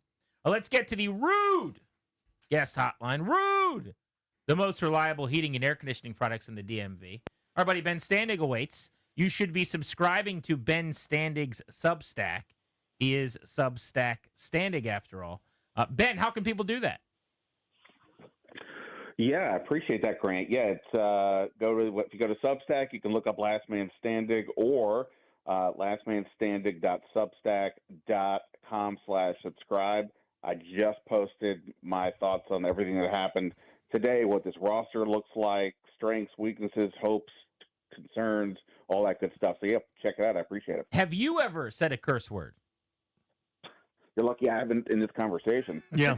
Ben's a cursor. You have been on for 27 seconds. So, yes, that's a good point. It could have happened at any moment. All right, there's a lot to get to, but let's start with McLaurin. Everybody's doing the thing now where it's like, yeah, I knew this was about to end. I mean, why did everyone apparently find out on Sunday that this was ending? Was the word out there? Was there smoke and the Pope was about to walk out? Like, what did I miss? I wasn't in on that meeting. I mean, I don't know who was saying these things. I think that if he was going to sign, sure, he could have waited till the very last second before, Saturday before facing the Giants. But in a realistic sense, it did kind of feel like now was the time. And, the fact that Cincinnati had Trey Hendrickson get something done as well. So I don't know. Any notion of like this was obviously going to get done on this moment, maybe do a few hours in advance for some people, depending on who you are and what you heard. But, this was Logical, yes. Definitive, no. Ben, is it too late for him to be his full self, like for Terry to be Terry in week number 1? Yeah, I was talking to a former player yesterday, and I'm like, all right, tell me what, if he goes to practice on Wednesday, it's 11 days before the season. We will assume he's in great cardio shape. Right. What about football? And I think the what I was told was basically week 1, maybe it's a scenario where they find certain, that they go with certain packages to have him in. This is a team that plays no huddle, up tempo, all that. So to have a guy come in who hasn't done a lot, obviously, or not done anything really, that could be challenging. But we'll see where he looks like over these next, few days, and they'll get a better feel for that play. Yes, how much? I don't know. It wouldn't surprise me if it's a little bit less than the norm. But obviously, as we've discussed for weeks now, it's not like they have a lot of depth at receiver. So the more that he can play, the better. But you don't want to. This is a marathon, not a sprint. You don't want to overly tax him, having since he's missed so much time. So that's going to be what they're going to have to weigh in this game. So let's foray into the roster cut down through the lens of McLaurin then. 5 wide receivers, I think, was pretty notable. It's something you and I had talked about on your pod. That was a possibility. It wasn't stunning, but it is interesting. They're probably going to add a 6th from outside the organization, I'd imagine. But with Terry getting up to speed, with Noah Brown coming back from injury, 5 just feels like it wouldn't work based on the tempo that they operate at. Well, on game day, they may have only had 5 up anyway, right? I mean, that's conceivable. The issue is that Luke McCaffrey is the 5th, and whatever upside he has, I'm not saying he doesn't have any, but in terms of playing right now, we have not seen enough to suggest that if he needed to step in, you'd feel great doing that. And Jalen Lane has looked really good. He's also a rookie. And, Noah Brown, he get just sort of like Terry. I mean, he has not practiced but a couple of days in camp. So with this knee issue, so where is he? So, yeah, they may need another body just to kind of get through the first game or two. So I'm not surprised at all they only kept 5. There just was nobody else worthy of a spot. Now, do I imagine that 2 or 3 of the guys who were cut today land on the practice squad? Probably. And then at that point, you can always elevate somebody for week 1 if you want, or, scour the waiver wire and see if there's somebody out there. Maybe, they got lucky last year with Noah Brown. Maybe there's another find like that. I have not studied the list of who got cut yet to see if that's the case. But, yeah, so I'm not surprised they only kept 5, but it is receiver depth remains a notable concern for me, and I think many others as well. Yeah, Ben, you limited my question. It was going to be about Noah Brown. I like what I've seen, but the injuries, what happened last year was super scary, and I'm not being flippant about it, but just in terms of the far less important, the football conversation, I don't know that I can trust that guy to be my, I put this kind of in quotes, knowing that Deebo Samuel will get plenty of looks, and he should, but my quote-unquote number 2 receiver for 17 weeks, I don't trust that. Where's he at? Well, he looked good in the warming up in the before the preseason game. He was running routes, looked like real speed, for a practice, for what he was doing at least. Like he didn't look like he was holding back, so that's a good sign. But look, even if Noah Brown plays in week 1, this is look, no GM's going to bat 1,000 or anything, right? But like, even if Terry McLaurin had never had an issue with his contract and had been there from day 1, the idea that Noah Brown was going to make it through a season playing all the games is just very dubious considering his unfortunate injury history. So you would need somebody to back him up. The only thing I can imagine is they thought Luke McCaffrey would be further ahead, because otherwise I just don't, I don't know what they were doing. The veterans that they brought in, Michael Gallup, KJ Osborne, Chris Moore, I mean, the way it played out is not remotely surprising. I don't think any of those guys disappointed. I think they are what they are. I'm not trying to be a jerk about it, but I mean, just, there's nothing that says that they were going to be able to step in if needed. And Jalen Lane, he may have to play on the outside, even though, they drafted him as a slot guy. It's just like similar to the Sanderstill deal last year, having to move the kid to a different position because of depth concerns elsewhere. So I do think they need to figure out something else here. And even, like I said, even if McLaurin and Brown are 100% ready for week 1, tell me what's going to happen in week 6 if something happens, or week 12 or whatever. That is the concern. Not to mention even just going, 4 wide at some point. Do you have enough guys to to feel comfortable at that at all times. And I would say right now they don't, but that's me. Ben, how about the quarterback room? They kept Josh Johnson, so they kept 3. Thoughts on that? And is that an area where you could see a tweak still? Johnson out, somebody else in if they can find the right guy. Yeah, I mean, I'm a nervous Nelly who would keep 3 quarterbacks at all times. Now, would I keep a 39-year-old as my third string? No, that wouldn't be the ideal plan. You would typically want somebody there who's like maybe a developmental player who you could potentially have to replace Mariota next year if he doesn't return. But okay, Josh Johnson's there. We know his story, resilient. He total professional. He can come in and like keep an offense at least on track. To me, though, to keep him, he wasn't particularly good in the last 2 preseason games. I thought he was better in camp. But keeping him, to me, suggests there's at least some concern about Mariota, his availability. He's been out most of training camp with Achilles tendonitis. He's saying he'll be back, and the staff is saying as well, okay, but that's Achilles tendonitis doesn't sound great.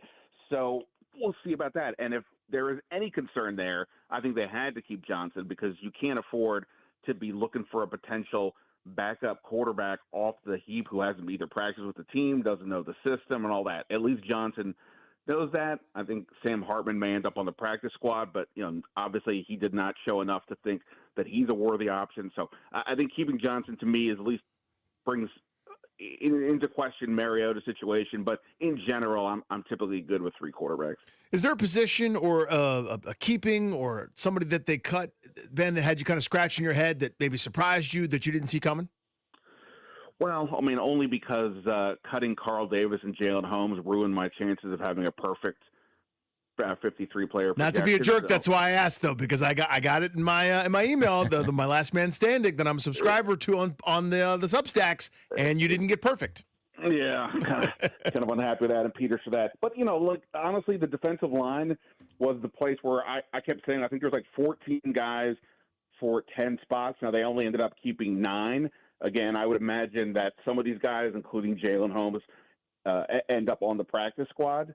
So, that's always a way to have some more depth. But, a lot of those guys at the back end were just, okay. But good, could be good backups, but nothing that you're going to be, worried about if they get claimed off of waivers or they sign with somebody else or what have you. So that was kind of it. There really just wasn't much else. I mean, Cleveland Farrell is probably the biggest name, but he really did seem pretty obvious that he wasn't going to make the team. KJ Osborne is just so odd that he was such a productive player for the Vikings, and then he goes to New England, bombs out so bad that they cut him. He comes to Washington when they had an opportunity to use him, and he just was a non-factor and kind of was again here. Maybe he comes back on the practice squad. He can help in the return game, but really other than that, there just really weren't any surprises. I mean, even the one quote-unquote surprise who made the team, Ali Cahill, the undrafted free agent linebacker from UCLA, I had him on my 53. He was really just like a tackling machine the last couple of weeks. Excellent form. Dan Quinn noted that.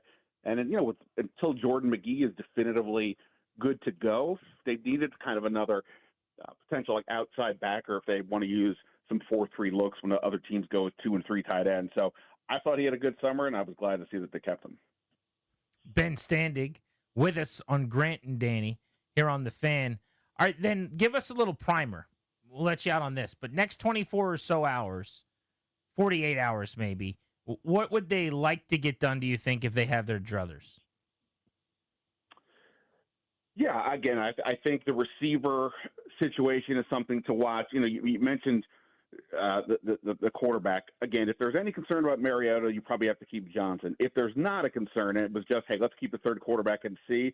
There were a couple of young guys out there, like Kyle McCord got cut by the Eagles, Hendon Hooker got cut. Is that something that they could be interested in? They certainly have the opportunity to develop a young guy and, possibly somebody to replace Mariota next year.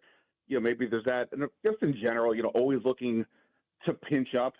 I know not everybody gets excited about the 52nd and 53rd players. I do, because when a team shows the understanding that they need to constantly pinch up, even from the bottom roster up, it's a good sign that they understand what it takes to build a team. It isn't just your stars. This isn't like fantasy football where you go stars and scrubs. Sometimes you have to have depth all the way through. So, I imagine if they could find some people that can help, they'll do it. But other than receiver, I don't know that there's like a screaming need at the moment beyond that.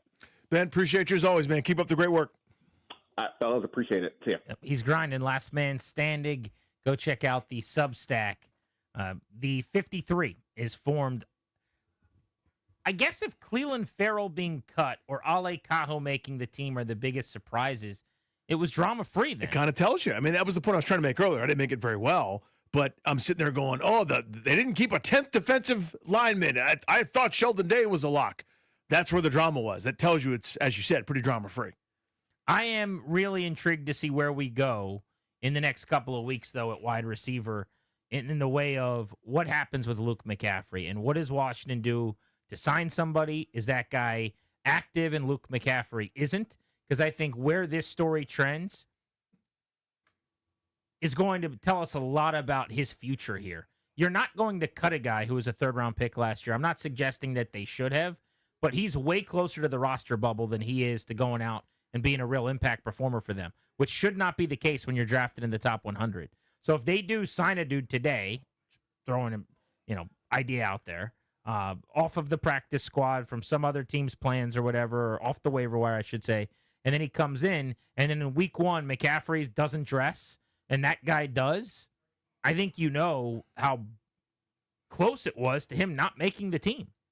Whereas if that player is deactivated in a month, and Luke McCaffrey is running routes and getting a target or two and a catch or two here and there, all right, then maybe it wasn't as perilous a situation as we thought, and maybe they felt better about his camp in preseason than we would have anticipated. Yeah, I think that's well put. So I'm scouring. We're obviously focused here in Washington, but I'm kind of looking around. I've been trying to see, are there big names? Like, who are the receivers that got cut that are interesting? Names that you've heard of. This is not a good example, so bear with me. It's the first one I could find, someone that you might have heard of. Philip Dorsett, who's been in the league a long time, hasn't done a ton, but he's played for a couple different teams. Slot guy was cut by the Raiders. So if you go out and sign Philip Dorsett, who's in that Jamison Crowder available slot receiver tier, and he's on the field before Luke McCaffrey, that kind of tells you the story that you're talking about, right? I mean, Laquan Treadwell at one point was a highly thought of wideout. He hadn't done diddly or squat in the league. I saw him released by the Colts. So, I don't think there's a ton of names. Wasn't he the 17th overall pick? He was a first rounder, if memory serves, out of Ole Miss. He was a gigantic bust. And I don't say that flippantly. Maybe it's mean. I don't mean it to be, but it certainly was. That's the definition, yeah. right? I mean, you draft a guy in the middle of the first round who is a journeyman that can't latch on. Like he has been all over the league. Yeah. Was Minnesota the team that originally drafted him? That sounds right to me. Spencer Rattler today named the starting quarterback of the New Orleans Saints. So now we know, Danny, all 32 starters for week one. The Saints were the last team to name their starter. Looks like Tyler Shuck, who they drafted in round 2, will have to wait. We saw Rattler come in and play a quality second half in New Orleans against Washington last December. Again, there's limited upside there, but he to me, talking about Rattler, is the perfect backup quarterback kind of guy. A little bit more backyard, a little bit more playmaker, can move around pretty decent. Not terribly high ceiling guy. Remember, he was one of the stars of that quarterback show for the high school kids on Netflix all those years ago, and had this weird suspension that they never talked about because he was a minor at that point. Still went on to be a highly touted college player, transferred a couple different times, finally made it stick. It just never translated into that NFL pedigree, maybe a little bit on the smaller side, but yeah, a little bit more playmaker than he is, kind of excellent quarterback at this point. I love Deuce Vaughn in college at Kansas State, the son of one of the scouts with the Dallas Cowboys. Viral video, amazing video when they drafted him and his dad found out from Jerry that's what they were doing.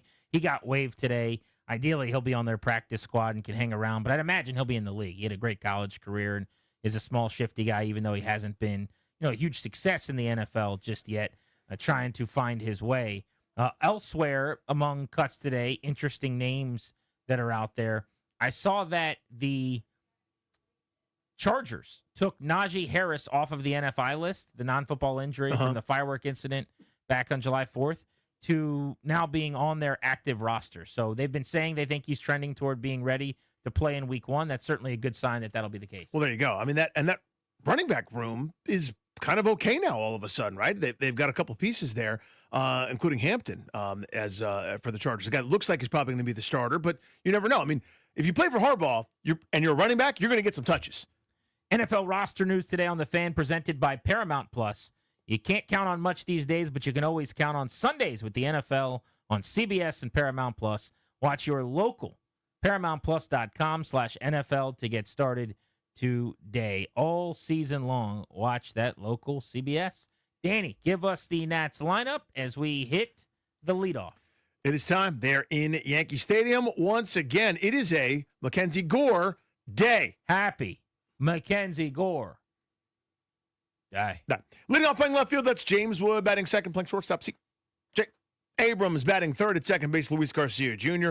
Batting cleanup, playing first base, Josh Bell. Hitting fifth, doing the catching, that's Riley Adams.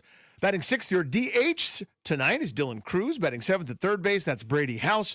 Batting eighth in right field, Robert Hassel III. And batting ninth in center field, that is Jacob Young. So James Wood's not leaving Yankee Stadium without a bolt. I know that's got how this is going to go.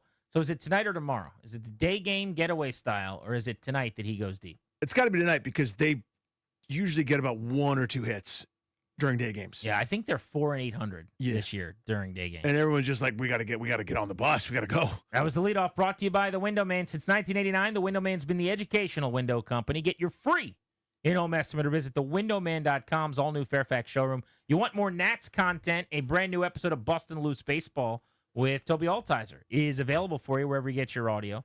Want more Commanders content? Listen to this podcast, grantanddanny.com, wherever you get your audio. Also, episode dropped with Logan Paulson for Take Command as well. You are a busy little bee, my want to friend. check that out.